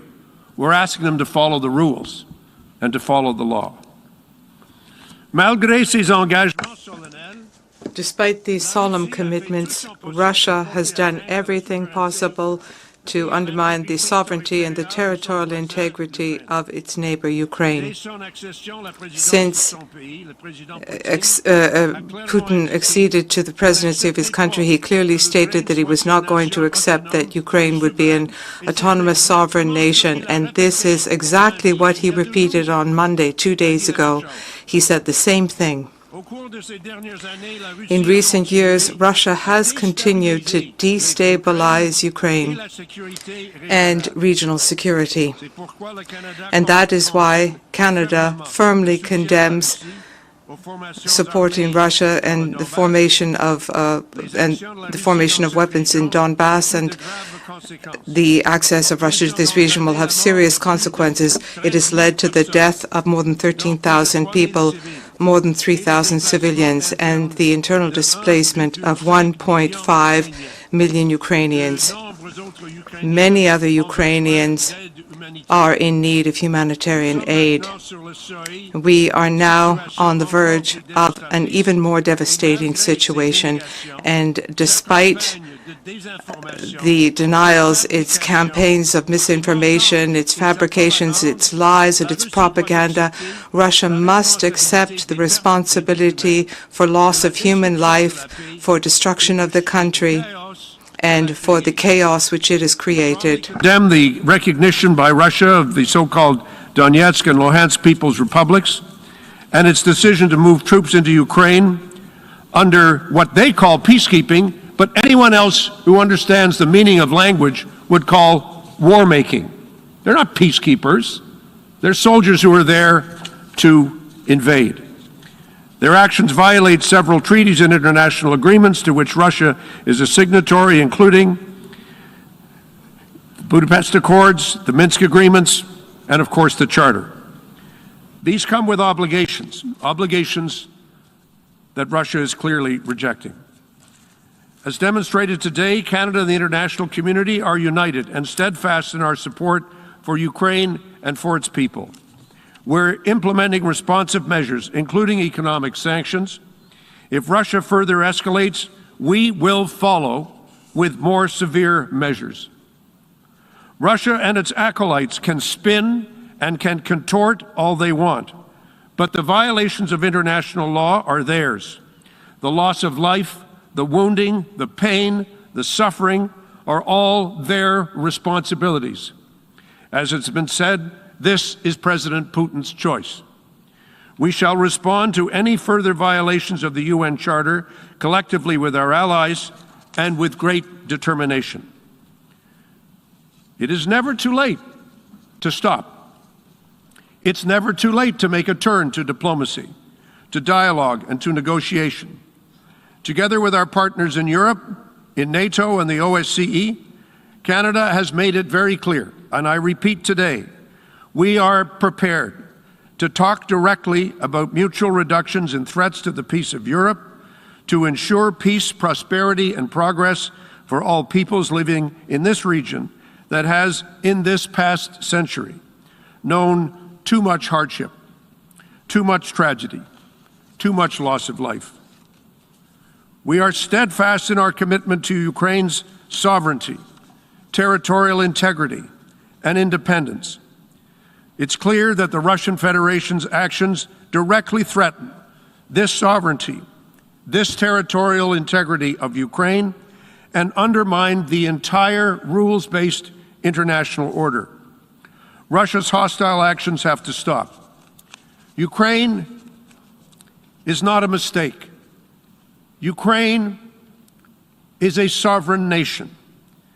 Its autonomy must be respected and its territorial integrity restored.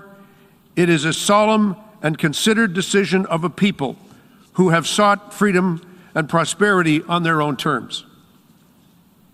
Most of us have referred to President Putin's speech of Monday.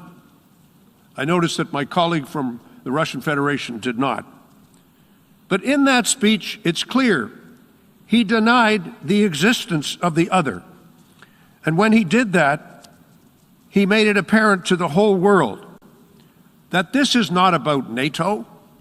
This is not about the European Union.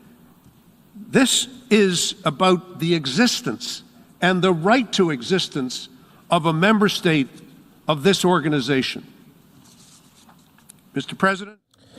We've been listening into the UN emergency statements there on Russia threats. We'll continue to take a look at it and bring it to you here on Live Now from Fox, everybody. But when we come back, we'll take you out to Tulsa, Oklahoma. They are getting hit with a winter weather punch. We'll bring it all to you right here on Live Now from Fox, coming up in just 2 minutes, everyone.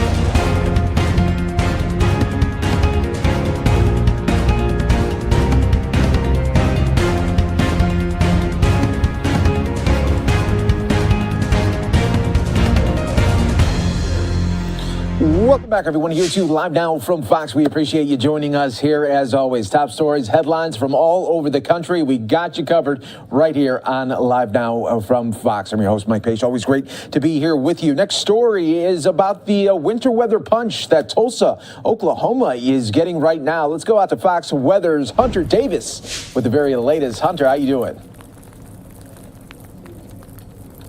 Hey, Mike, I am definitely cold today, and so is pretty much anybody else who is in Oklahoma, Arkansas, Texas, because they're really just being smacked by quite the winter storm today. And really, just to make matters worse, this is just the first round of this storm. You can probably hear it a little bit in my mic. Sleet coming down pretty hard, that sleet, frozen rain mixture.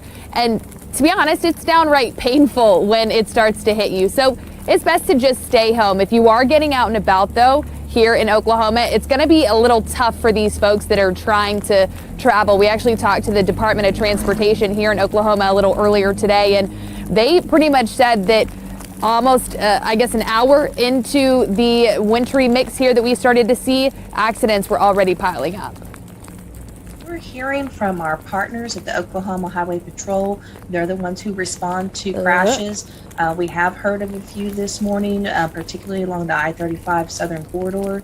And so our focus is treating and clearing the highways. and our partners will handle those crashes, but are doing our best to warn motorists what they need to, precautions they need to take to avoid that.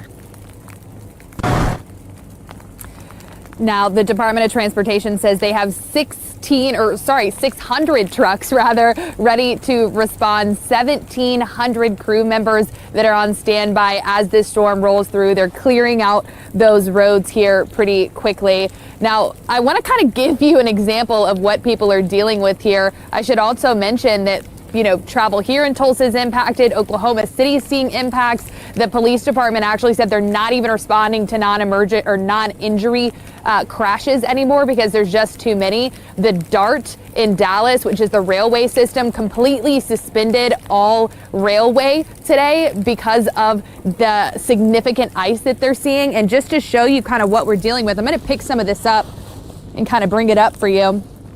So if you can look, pretty closely, we've got Mark behind the camera zooming in for you guys, and it really just looks kind of like those silicone packets that you might get, in your shoebox or something.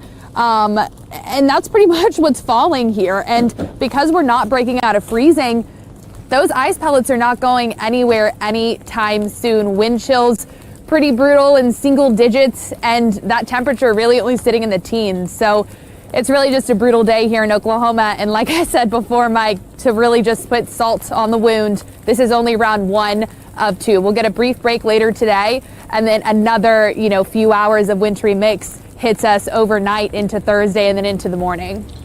Yeah, the real bummer about all this for everybody out there is they're getting hit with the ice and the snow, but you can't even pack it, so you can't even make a snowman, can you, Hunter?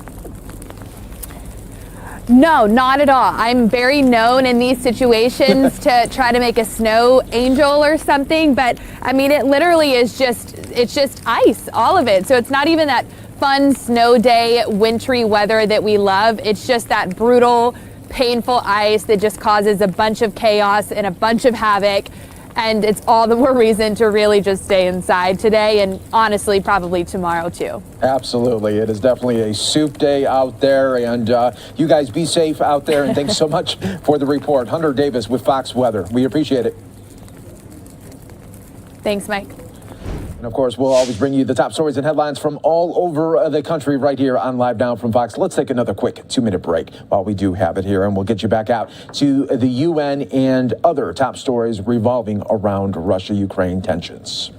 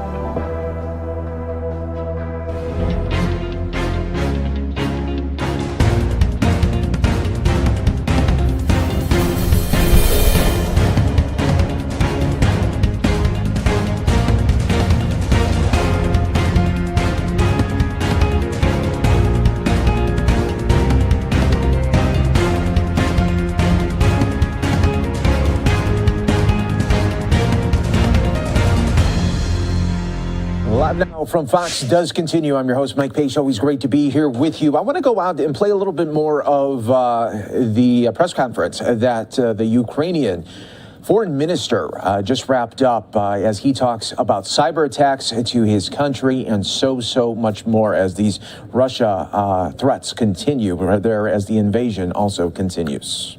Постійних членів Радбезу плюс Україна, Ukraine. And there is a way to do that without the UN Security Council decision based on the UN General Assembly resolution. So I'm certain that if there is a will, there is a way. And we will be working with the United Nations on making sure that the will is there and we find the way to put pressure on Russia. Minister, you got to talks with Americans yesterday. You met Secretary Blinken, you met President Biden. You never comment on that until now. Could you tell what is the main message you got from Americans? The United both, not even both, but my three main counterparts, my three main interlocutors in Washington, President Biden, State Secretary Blinken, and Secretary of Defense Austin, they all conveyed three very clear messages. First, the United States will stand by Ukraine, whatever happens, whatever scenario Russia will prefer. Second, the United States will continue to provide Ukraine with defensive weapons to further build our capacity to defend our country. And I would like to assure you that we would be happy if we never have to pick up those weapons and use them in the battlefield. We want peace. But if Russia attacks, we have to be equipped to fight back. And the third message was that US sanctions will be continued.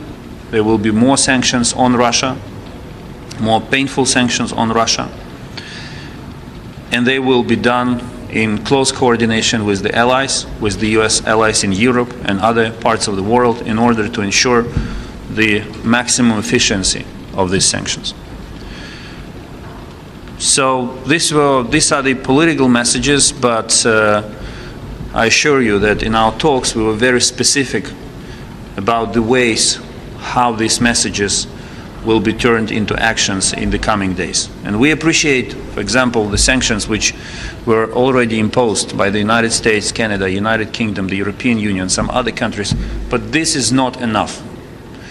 And our partners should not wait for Russian rockets to hit Ukrainian soil or Russian planes to cross into our airspace to impose the new wave of sanctions. Sanctions make sense when they deter Russia from further action.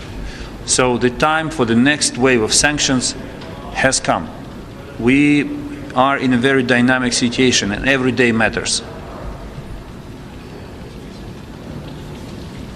Thank you, Stefano Vaccara, Voce di New York. This is a follow-up and another question. So can we say that you, after the meeting in Washington, you are satisfied, completely satisfied? Because there were reactions in Washington by the other party that say that President Biden was too weak in his reaction toward Russia. So I would like you to respond to this. And then today, what you heard so far, the speeches, there will be more, China will speak. Are you satisfied the reaction? Is Russia isolated enough in this building at the moment?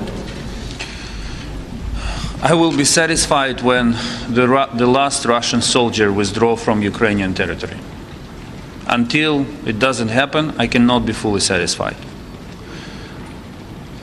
But what we saw yesterday and the day before in Washington, in London, in Brussels, in Ottawa, was a clear demonstration that that our partners understand clearly one simple fact.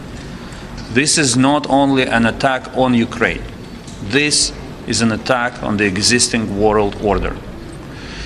And the fact that they imposed the first wave of sanctions is appreciated. The decision of the German government to hold Nord Stream 2 is appreciated. But this is not enough to stop Putin. And this is why the message that I received yesterday in Washington, that what was already done is not the end of story, and more actions will be taken. And we will be looking forward to it. And my message is simple, that do not wait too long. You have to act now. Literally every day, decisions have to be adopted. More sanctions have to be imposed.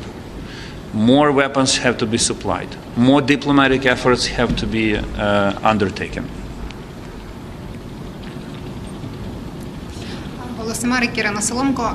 Mr. Minister, I would like to come back to UN topic actually, because since we're here, you already mentioned about the tools, practical tools that can be implemented by UN to help Ukraine.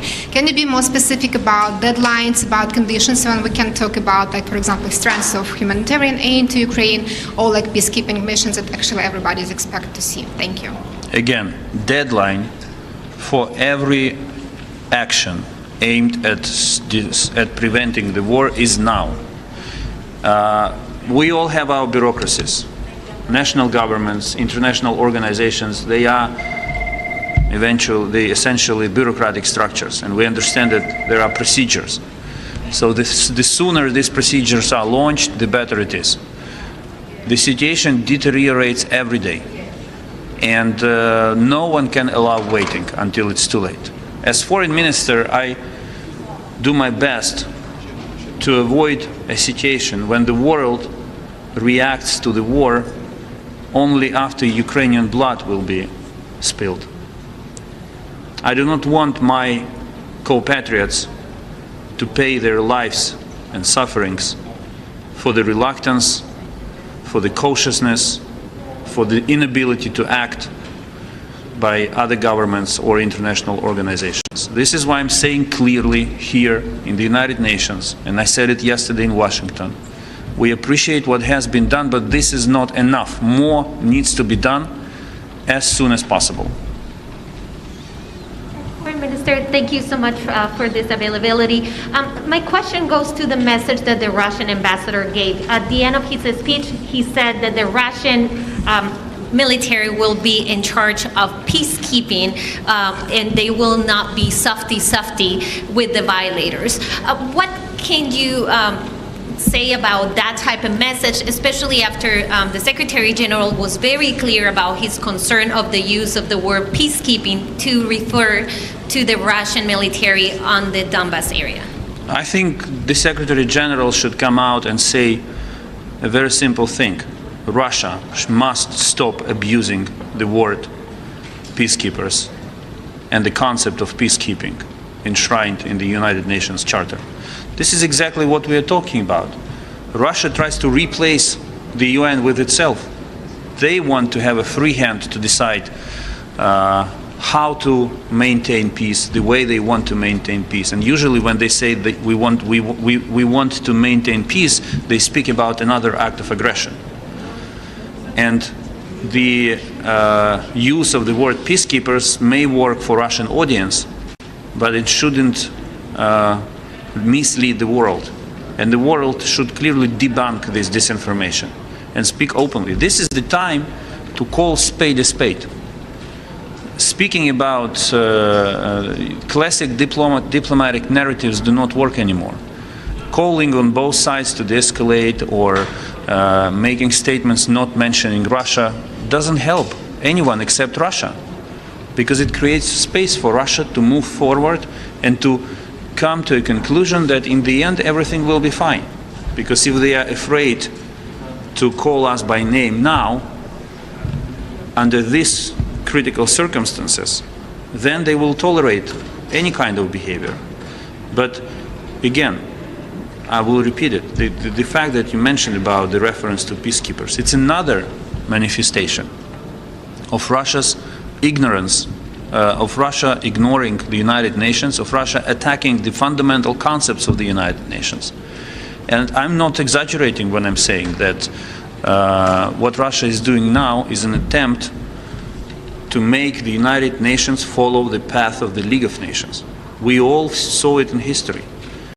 And it's for our generation who learned history, who read history books, who know diplomacy, to avoid the repetition of this scenario. No one can say now this has never happened before. We didn't realize where it would take us to. There will be no such excuse. Everyone perfectly understands what is happening here, and the attack on the Secretary General by the Russian ambassador is unprecedented. And if the United Nations tolerate such an attack, it will be only the United Nations who will suffer the most and who will end up discredited and unrespected.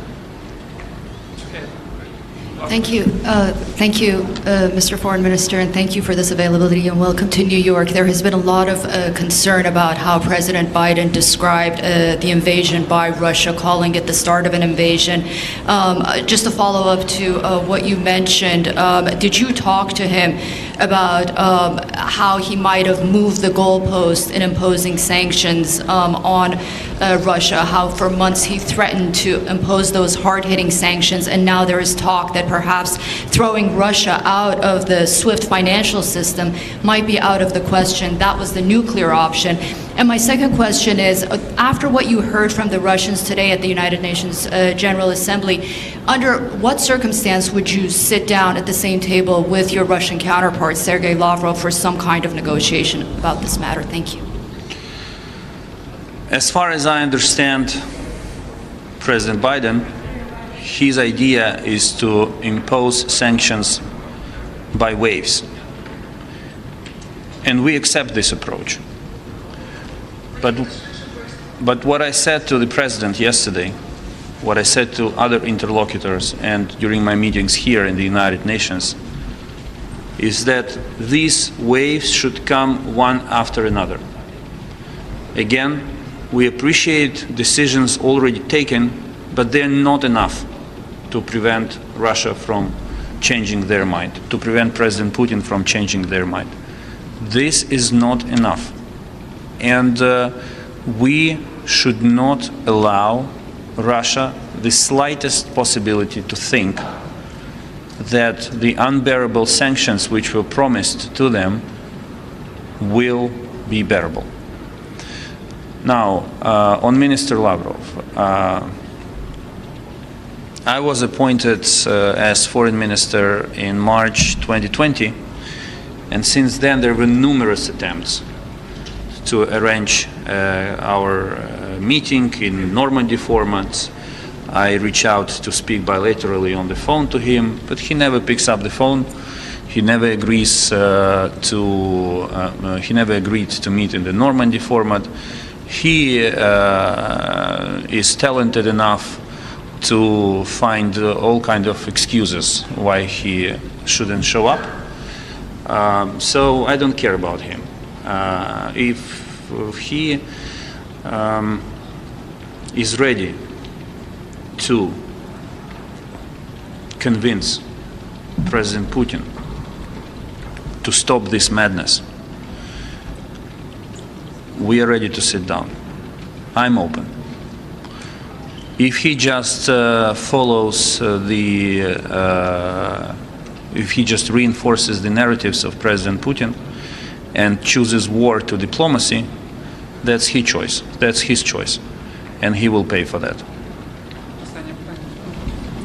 Hello, I'm Kaori Yoshida from Nikkei, Japanese business news. Japan, along with some Western nations, have imposed sanctions on Russia over Ukraine.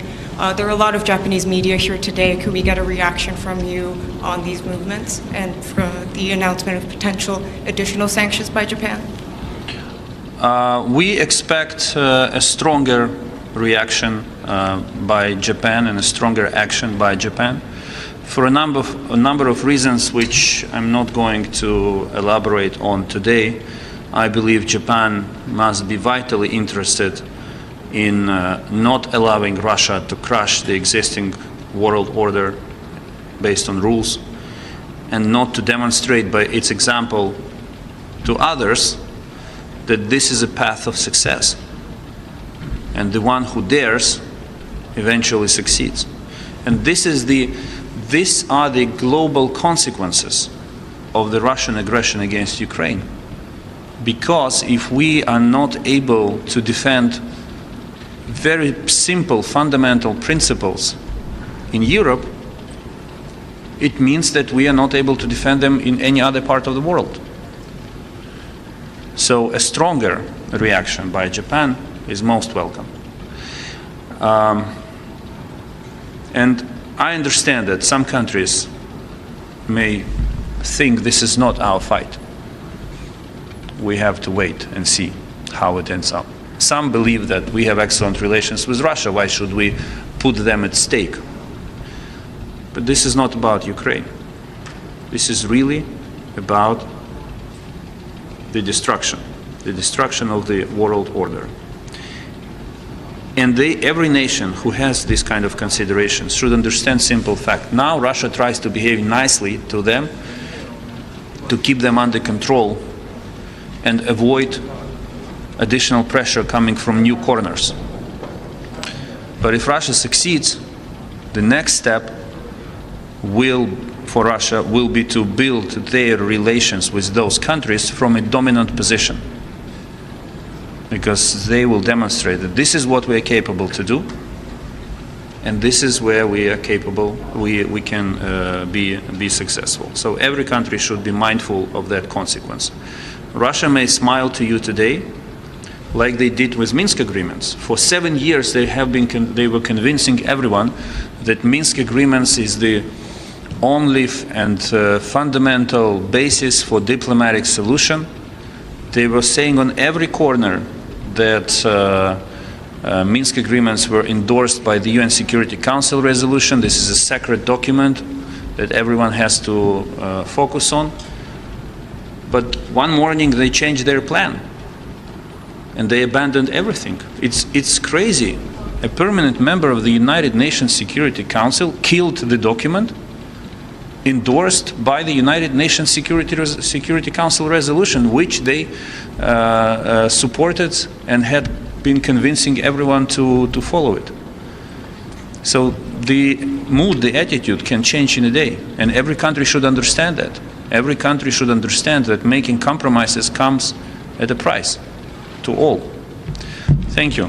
Have a good day. Stay safe.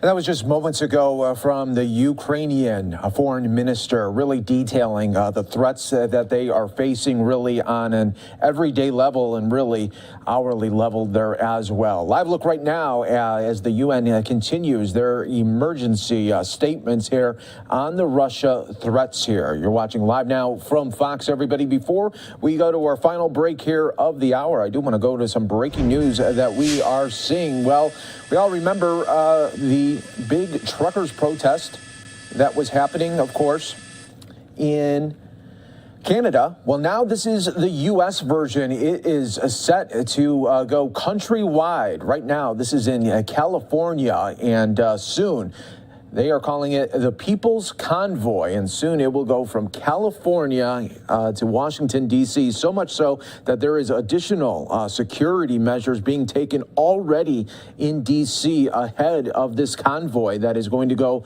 across the country. This is a coast-to-coast People's Convoy. They are calling it of semi-truck drivers protesting these COVID-19 mandates. They will begin in California and continue on. The People's Convoy organizers announced a noon February 22nd staging time for truckers, and the rally set to go at 10 a.m. local time there on February 23rd. The convoy organizers did not reveal why they changed the convoy's starting point. They first announced it on today on the YouTube channel by a co-organizer. The staging will begin right there in California. Then it's going to go to Las Vegas, Kingman, Arizona, and then go additional miles in Arizona and then on Texas as well. But you're taking a live look right now of this rally that is going on right now ahead of this nationwide People's Convoy truckers protest that will be happening with these COVID-19 mandates. You're watching Live Now from Fox. Just wanted to bring that to your attention. That's what we do here, bring you live feeds that are coming in real time, being the breaking news that we always give to you right here on Live Now from Fox. We're going to take a quick 2-minute break here for some of you. Stay right here with us. More coming in just moments.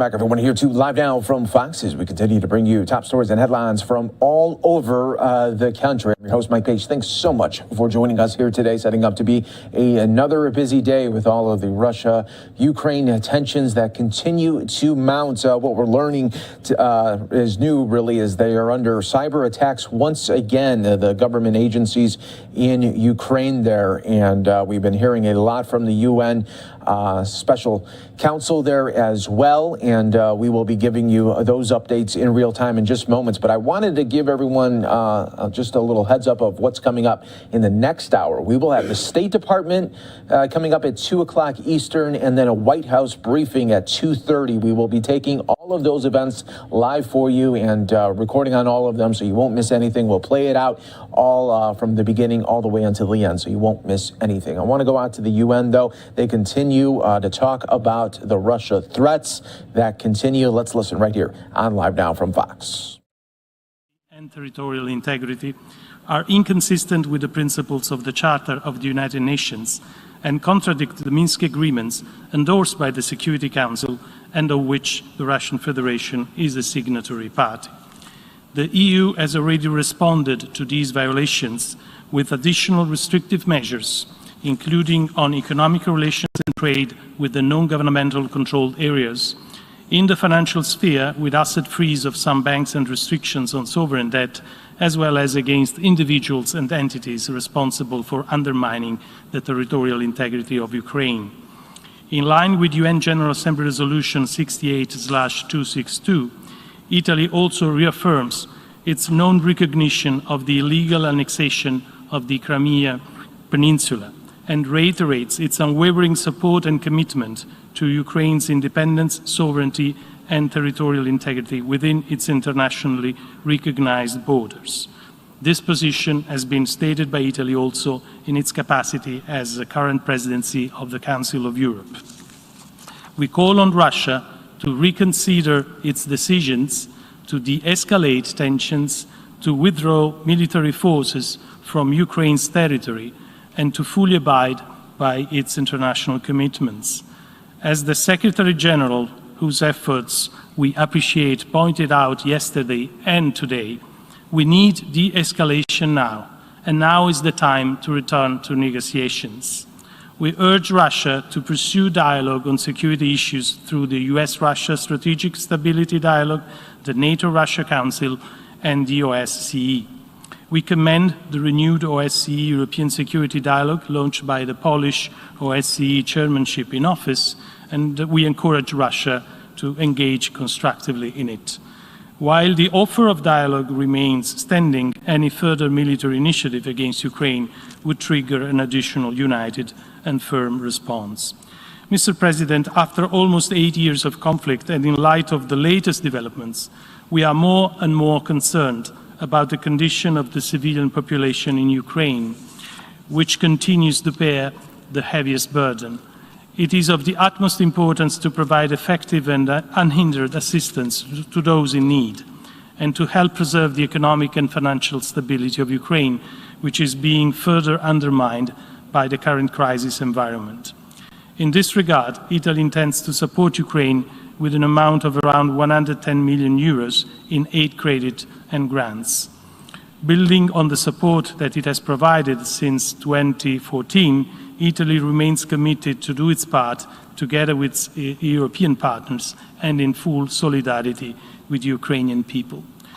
Mr. President, Italy will continue to be actively engaged in close coordination with its European partners and with its allies to promote a peaceful solution to this crisis and to avert a conflict at the heart of Europe, which would have disastrous humanitarian and economic consequences. I thank you, Mr. President. I thank the distinguished representative of Italy. We have heard the last speaker in the debate on this item for this morning. We shall hear the remaining speakers at 3 p.m. today in this hall. The meeting is adjourned.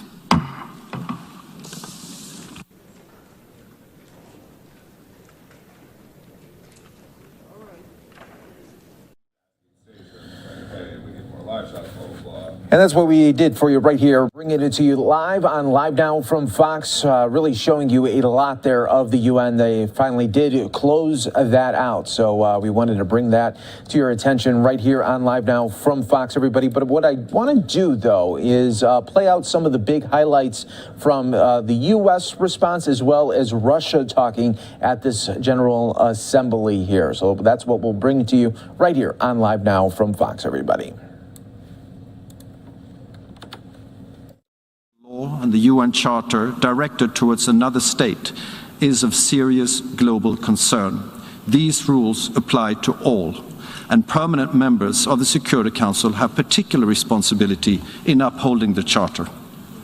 The EU fully subscribes to and for its part reaffirms our full commitment to the core principles of European security enshrined in the UN Charter and the commitments Russia itself has subscribed to. This includes notably the sovereign equality and territorial integrity of states, the inviolability of frontiers, refraining from the threat or use of force, and the freedom of states to choose or change their own security arrangements. These principles are neither negotiable nor subject to revision or reinterpretation. Their violation by Russia is an obstacle to a common security space in Europe and threatens the peace and stability in Europe and worldwide.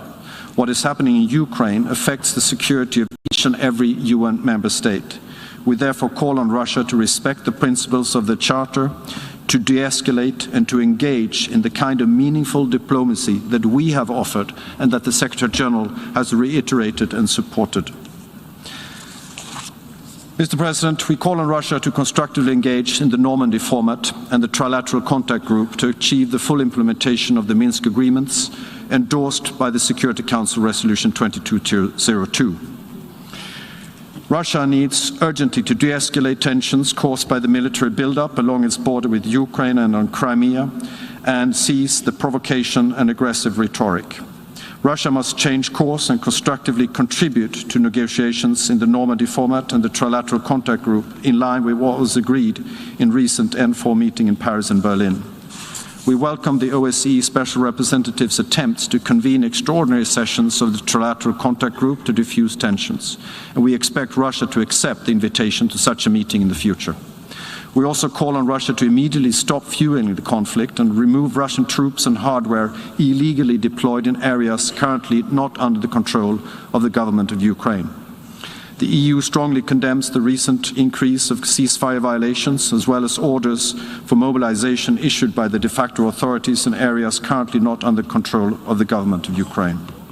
We condemn the use of heavy weaponry and recalls that the shelling of civilian infrastructures represents a clear violation of the ceasefire, the Minsk agreements, and international humanitarian law. The EU commends Ukraine's posture and restraint in the face of continued provocations and efforts at destabilization, as we've just heard from this rostrum this morning by the Foreign Minister. The EU underlines the role of the OSCE as the appropriate forum to address security concerns of all interested parties, including Russia. EU member states are ready to engage in strengthening the existing mechanisms to ensure military transparency and predictability, and to support efforts regarding arms control, in particular within the OSCE framework. In this regard, we urge Russia to abide by its commitments under the Vienna document and notably to provide full transparency on its military activities in the region, to host visits to the areas which are the cause of concern, to take significant and verifiable steps to de-escalate the situation and to provide information on the reported redeployment of Russian units from the locations of military exercises. We also express our support for the valuable engagement of the OSCE Special Monitoring Mission, the SMM, and its impartial monitoring. We are therefore deeply concerned by Russia's continued actions to obstruct the presence of the SMM in the non-government controlled areas of Ukraine. The SMM is mandated to monitor the entire territory of Ukraine within its international recognized borders, including the Autonomous Republic of Crimea and the city of Sevastopol. We urge Russia to respect the mandate of the SMM as agreed by all participating states and ensure that all restrictions affecting the mission's work are lifted immediately. We once again applaud the targeting of assets of the mission.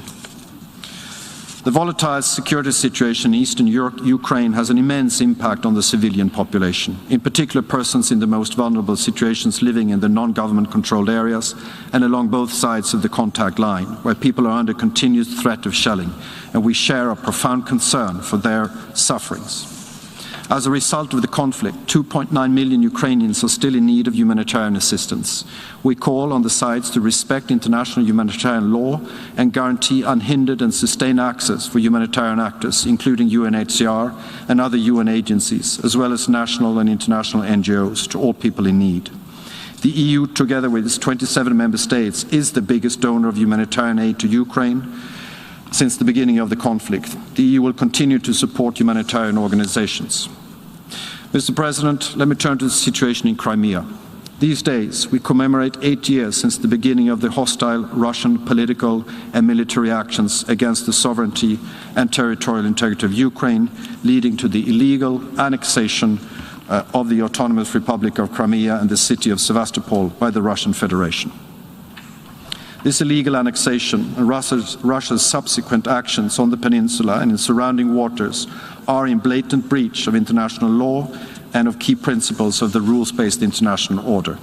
They remain a direct challenge to international security, with grave implications for the international law that protects the sovereignty, territorial integrity and unity of all states. In line with the resolutions of this General Assembly, the EU reconfirms its condemnation of this violation of international law and continues to implement its consistent non-recognition policy of the illegal annexation, including through restrictive measures, together with transatlantic partners. As stated in Resolution 68262, the so-called referendum organized by Russia on the Crimean Peninsula in March 2014 has no legal validity. And we recall the obligation of all states not to recognize as lawful any territorial acquisition of special advantage resulting from aggression. And we call on all UN member states to remain steadfast in their policy of non-recognition of Russia's illegal annexation. We welcome Ukraine's efforts to continue to seek justice using international legal instruments and courts. The ongoing Russian militarization of the Crimean Peninsula has a negative impact on the security situation in the Black Sea region and beyond, and we call on Russia to refrain from impeding the lawful exercise of navigational rights and freedoms to and from the Sea of Azov in accordance with international law. We reaffirm the universal and unified character of the United Nations Convention on the Law of the Sea. We remain seriously concerned about transfers by the Russian Federation of sophisticated weapon systems and military personnel to the peninsula since March 2014. As documented in the reports by the UN High Commissioner for Human Rights, Russian citizenship and conscription in the armed forces of the Russian Federation have been imposed on Crimean residents in violation of international humanitarian law. Russian legislative elections have been illegally held in the legally annexed Crimea, and a population census conducted in an attempt to legitimize the illegal annexation of the peninsula. All these developments are extremely worrying and hostile. The EU remains deeply concerned about the severe deterioration of human rights situation in the Crimean Peninsula since its illegal annexation by the Russian Federation. Residents of the peninsula face systematic violations of human rights and fundamental freedoms, such as the rights to freedom of expression, religion or belief and association, and the right to peaceful assembly. Arbitrary detentions and convictions remain systemic. In particular, the human rights situation of the Crimean Tatars have been targeted.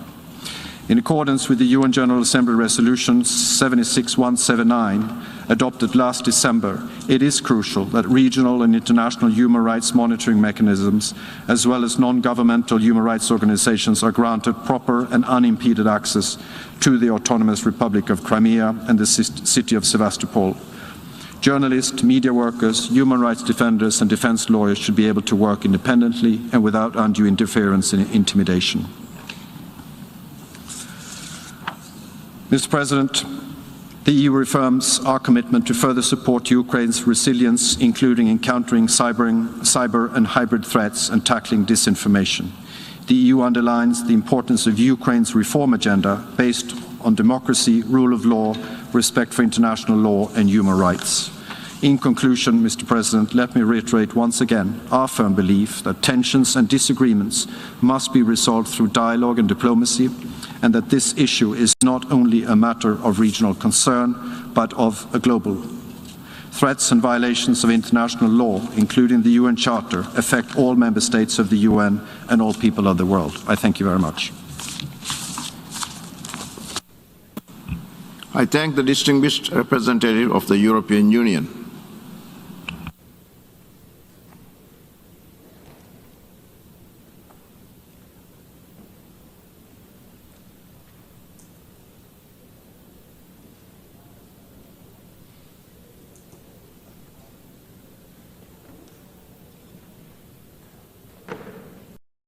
Damages and suffering of those living on both sides of the contact line.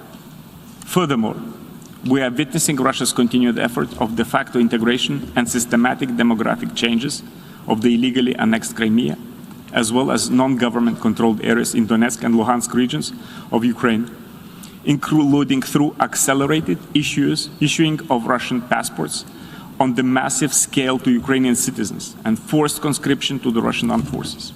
Such moves are making the conflict resolution efforts even more difficult. We are concerned about reported arbitrary detentions and arrests, especially of Crimean Tatars and Ukrainian-speaking minorities, increasing pressure on journalists and media workers, human rights defenders, and other members of civil society. Russia must fully respect international law, including international humanitarian law and international human rights law. We call for the immediate release of all illegally detained and imprisoned persons in the Crimean Peninsula and in Russia. It is essential that international organizations and human rights actors have unhindered access to the areas currently not under control of the Ukraine and the Crimean Peninsula, in accordance with UN General Assembly Resolution 76/179 of the 16th December 2021. We urge Russia to withdraw its forces and material from within Ukraine, including the Crimean Peninsula and non-government controlled areas of Luhansk and Donetsk Oblast, as well as from areas adjacent to its borders, and to immediately stop fueling the conflict. We reiterate our full support to the efforts towards peaceful and sustainable resolution of this conflict through the established international mechanisms.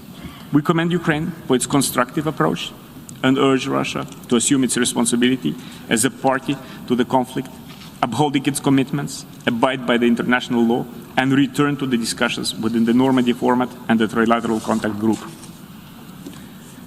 It is essential that the OSCE Special Monitoring Mission have free and unhindered access through Ukraine, including the Crimean Peninsula and non-government controlled areas in Donetsk and Luhansk Oblast of Ukraine, in accordance with its mandates. We are deeply concerned regarding the continued restrictions of the mission's freedom of movement, including security incidents involving its staff and assets. Mr. President, the position of Nordic and Baltic countries is clear. It is our duty as members of the UN to defend the rules-based international order. Challenges to this order clearly affect the international community as a whole. We urge Russia to abide by international law and uphold its international commitments. Like the Secretary General, we recall the obligations under the UN Charter of all members to refrain from the threat or use of force and to settle the international disputes by peaceful means. We thank the Secretary General for his clear message on Russia's aggressive actions and call for the UN to continue efforts to restore respect for the sovereignty, territorial integrity, political independence, and unity of Ukraine within its internationally recognized borders. I thank you, Mr. President. I thank the distinguished representative of Lithuania, who spoke on behalf of the 8 Nordic Baltic countries.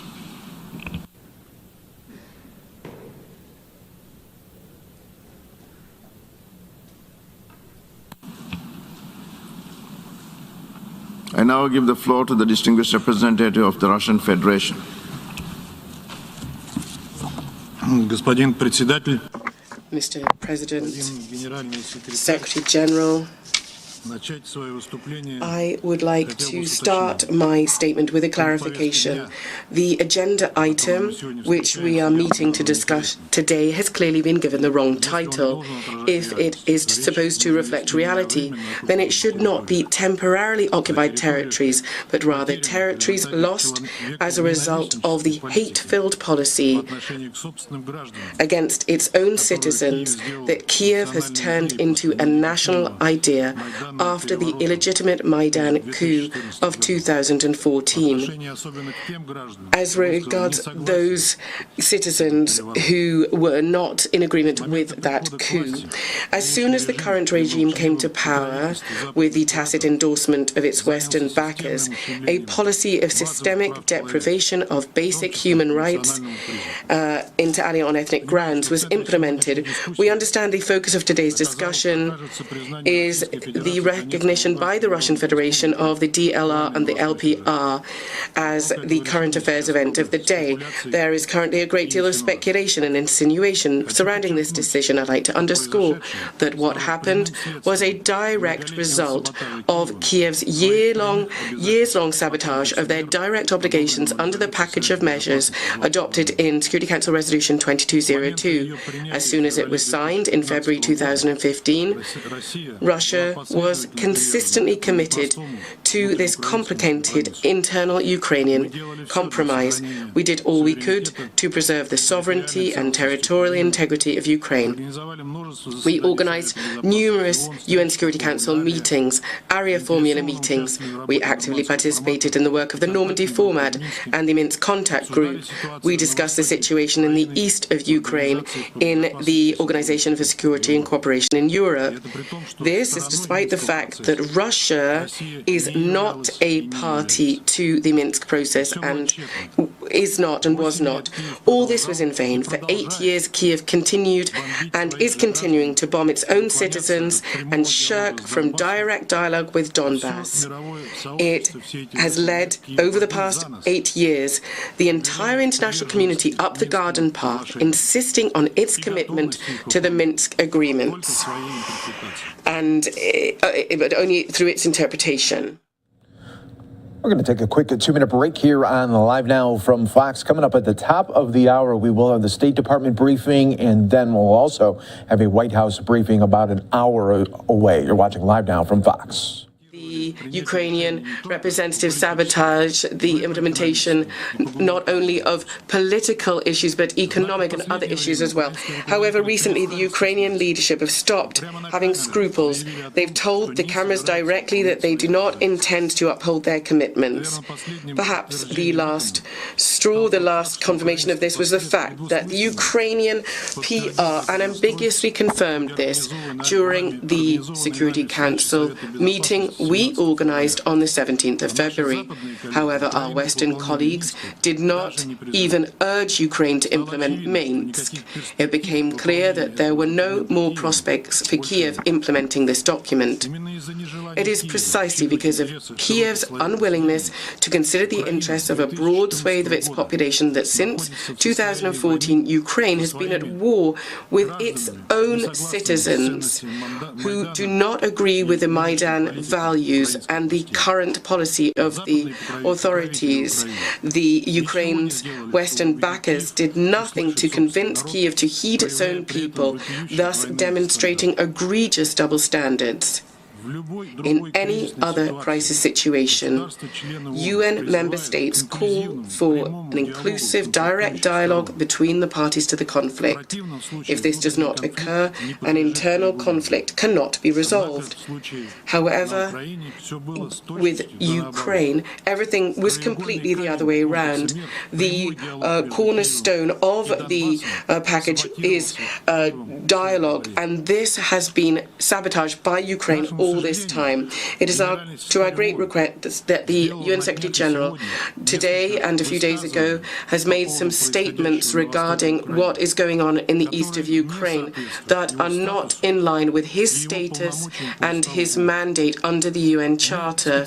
We specifically looked at the statistics and former files and dossiers, and we saw that there was no conflict when the Secretary General, be this the current one or his predecessors allowed himself to make such statements regarding any country. Regarding the situation in Ukraine, the Secretary General has raised his voice often to uphold all the requirements of the packet of measures under Security Council Resolution 2202 that directly require all matters to be resolved between agreement with Kiev and Donbass. Nobody in the West mentioned that at all. Unfortunately, the Secretary General has followed this very sad example. In these circumstances, we don't understand what good offices that the Secretary General talked about can be provided. The people in Crimea and Donetsk and Lugansk declared their independence. Crimea was luckier. Its inhabitants almost immediately said they wanted to accede to Russia, and they came under the protection of the Russian Federation. The people of Donetsk and Lugansk, to whom our German and French partners had promised a just settlement, had to wait our recognition over a long 8-year period.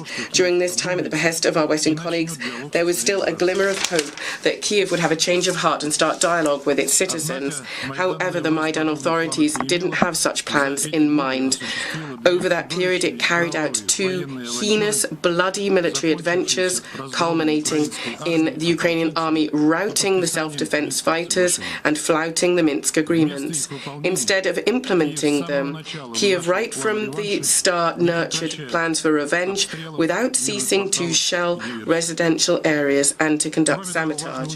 Furthermore, it's important to bear in mind that over the years, Ukraine irrevocably became anti-Russia and waged a war on the Russian language and all that is Russian as part of its state policies. The country has seen the emergence of a linguistic inquisition. The area where the Russian language can be used has significantly shrunk and has been subject to repression.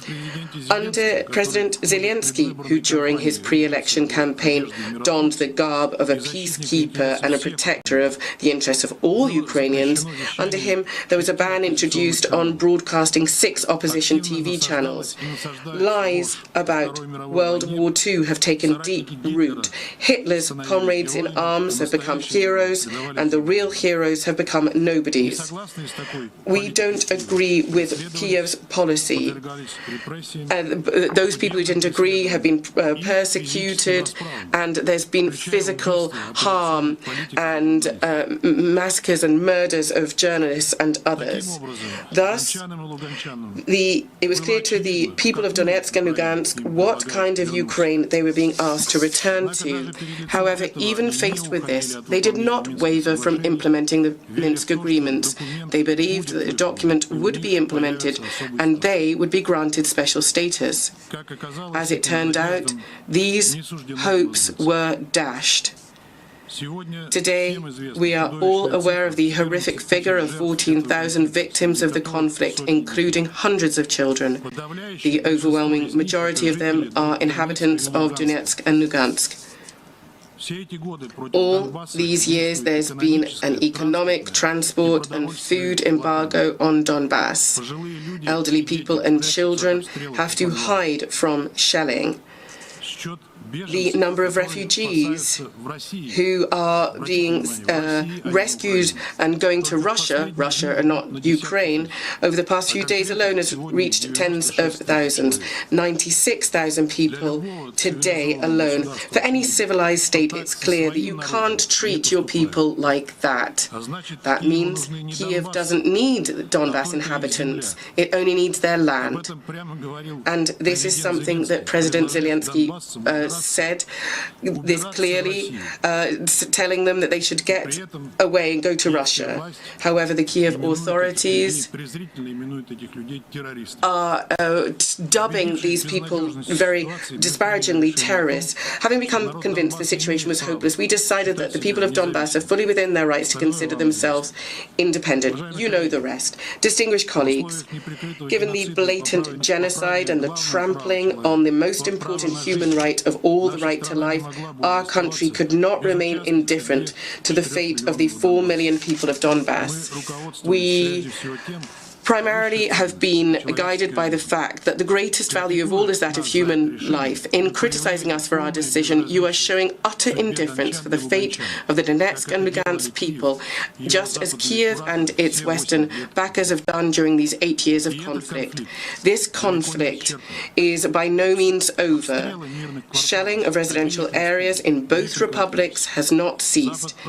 The West continues to goad and to provoke and to arm Kiev. We warn you that since, upon the request of Donetsk and Lugansk, the ceasefire will be monitored by the Russian armed forces, no one intends to go softly with any violators. Therefore, we urge you today to focus efforts on reining in Kiev and deterring it from conducting a new military adventure that might cost the whole of Ukraine very dearly. Thank you.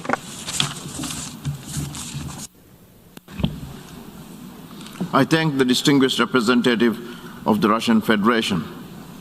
And now I give the floor to the distinguished representative of Japan.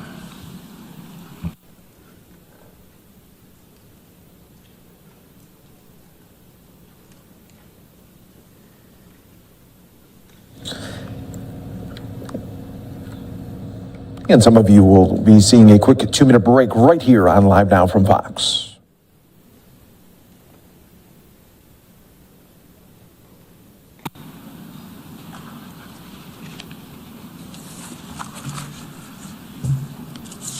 Mr. President, the government of Japan has a strong view that what is happening in and around Ukraine is not an isolated problem in Europe, but a problem for the entire international community and a challenge to the international order.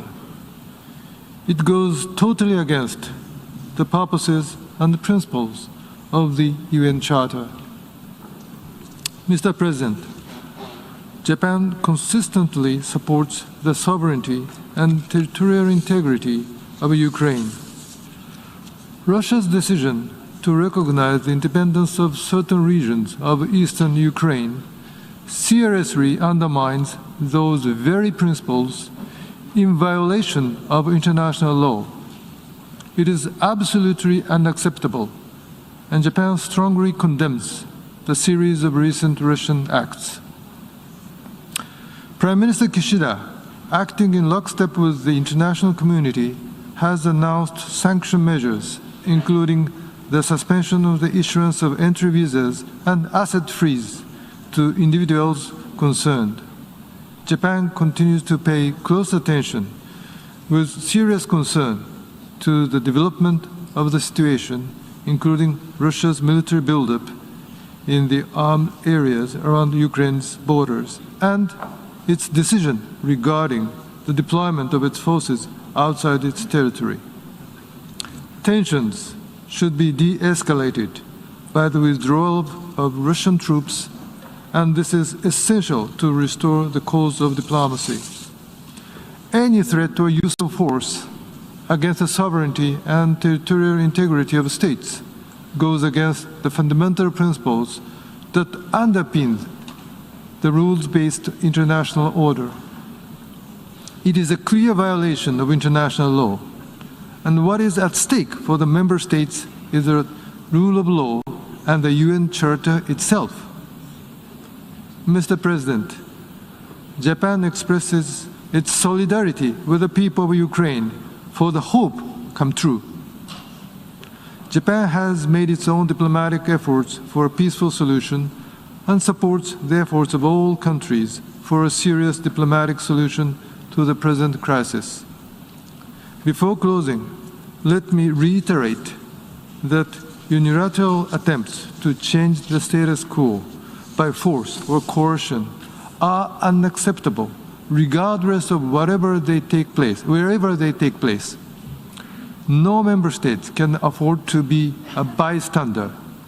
Japan will continue to work hand in hand with other partners. I thank you, Mr. President. I thank the distinguished representative of Japan.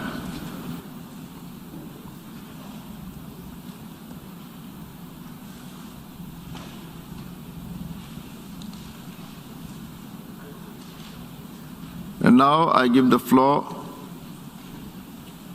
to the distinguished representative of the United States.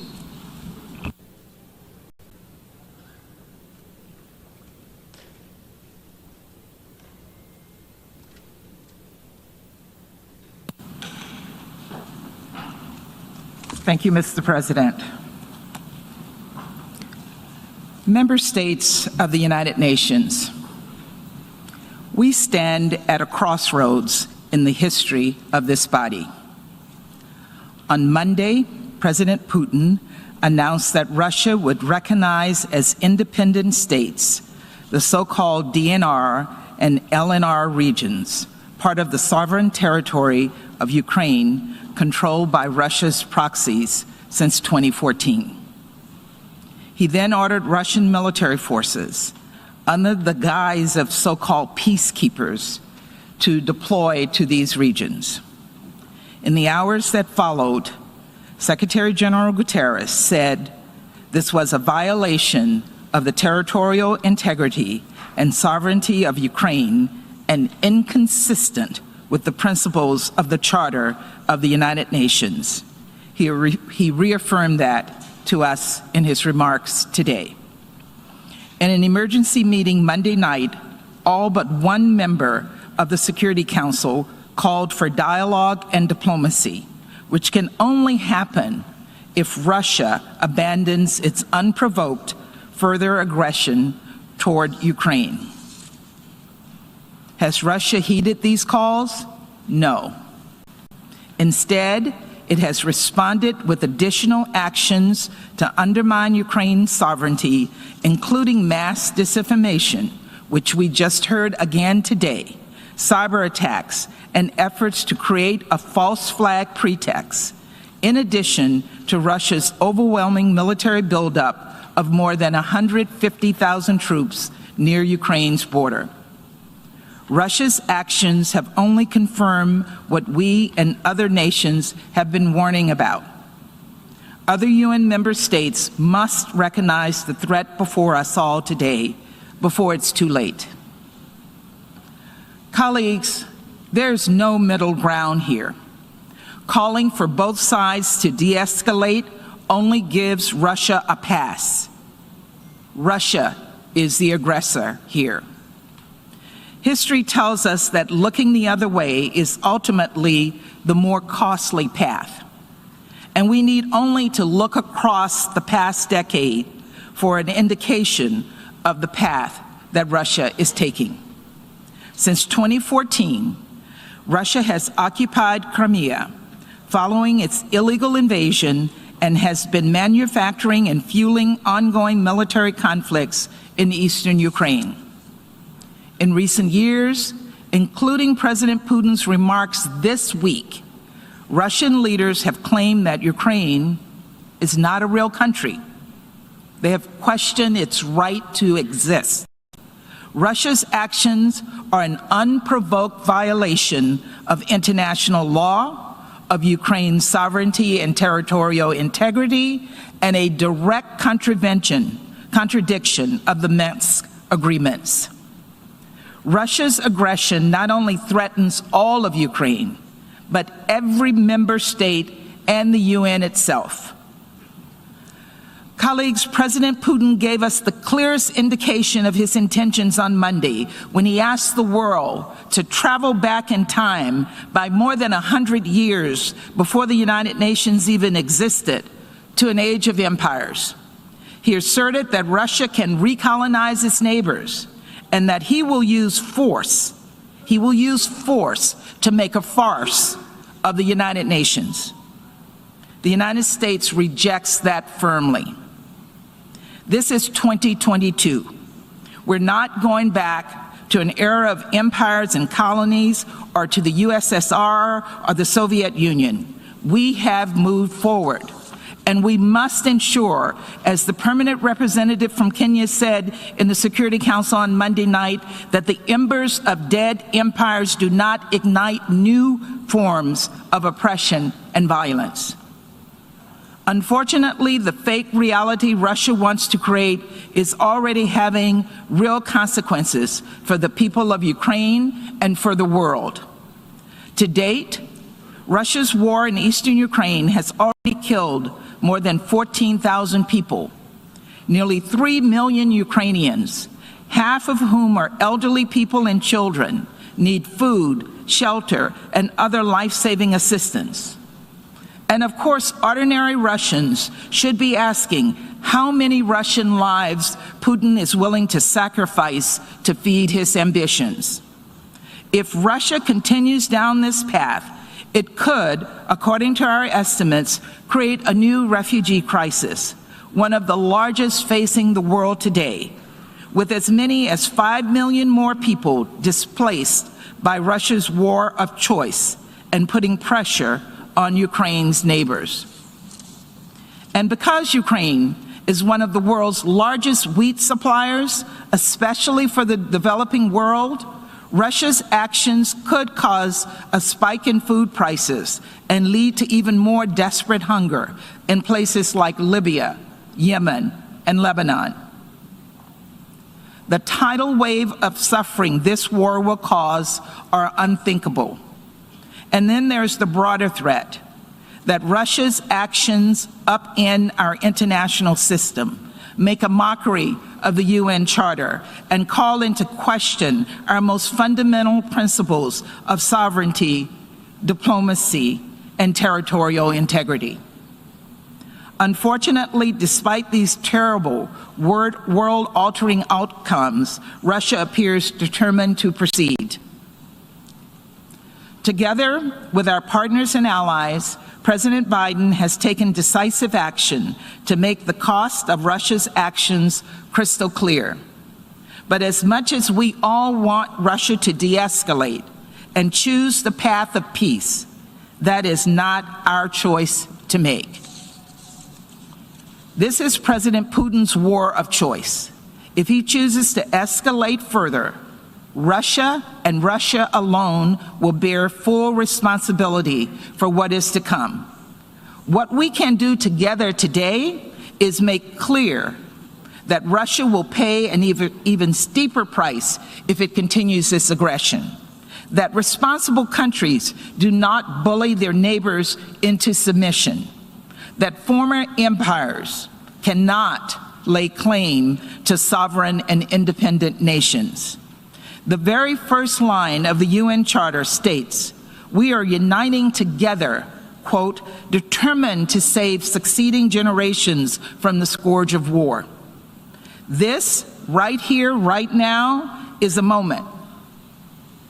It is a moment when we can save this generation and the next from that terrible fate. Colleagues, now is not the time to sit on the sidelines. Now is the time to get off of the sidelines. Let us together show Russia that it is isolated and alone in its aggressive actions. Let us stand fully behind the principles of sovereignty, political independence, and territorial integrity for Ukraine and for all member states. Let us show Russia that every other UN member state believes it is time to de-escalate, to come back to the negotiating table, and to work toward peace so that Ukrainians can live in security and the tenets of the UN Charter can be upheld for future generations to come. Thank you very much. I thank the distinguished representative of the United States. We're going to take another quick 2-minute break here on Live Now from Fox for you.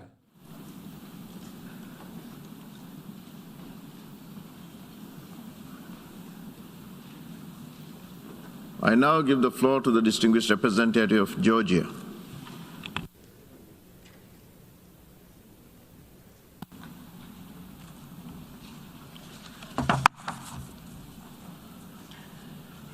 Mr. President, Excellencies, my delegation aligns itself with the statement made by the European Union, and in my national capacity, I would like to add the following comment.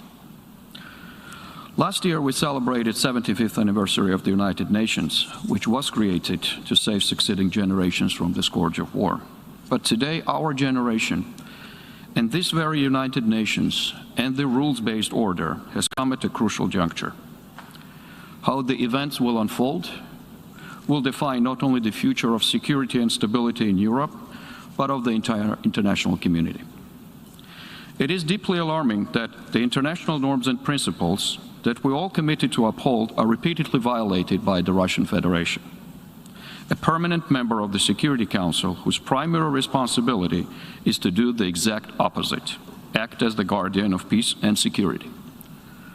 Unfortunately, breaching the international law and undermining international rules-based order has long been a marking of Russia's aggressive policy towards its neighboring states, aimed at forcefully redrawing their borders and trying to curb their sovereign choices. My country, Georgia, is no exception here.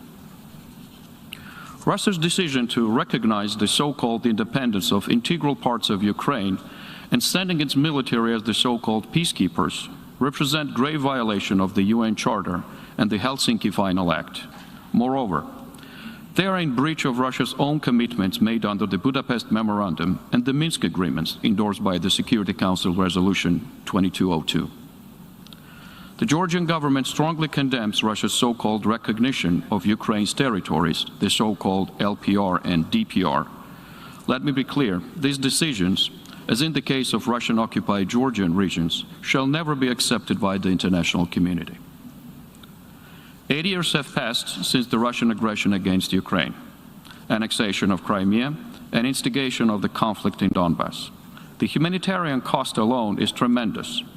More than 14,000 Ukrainian citizens died, while more than 30,000 have been injured, and almost 1.5 million residents of the occupied areas of Ukraine now live in internal displacement.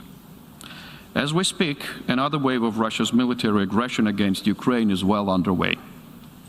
It is aimed at redrawing Ukraine's sovereign borders, and the security repercussions of such actions will go far beyond Ukraine. Let me express strong solidarity and commend brave Ukrainian people for their restraint and resilience in the face of the ongoing aggression.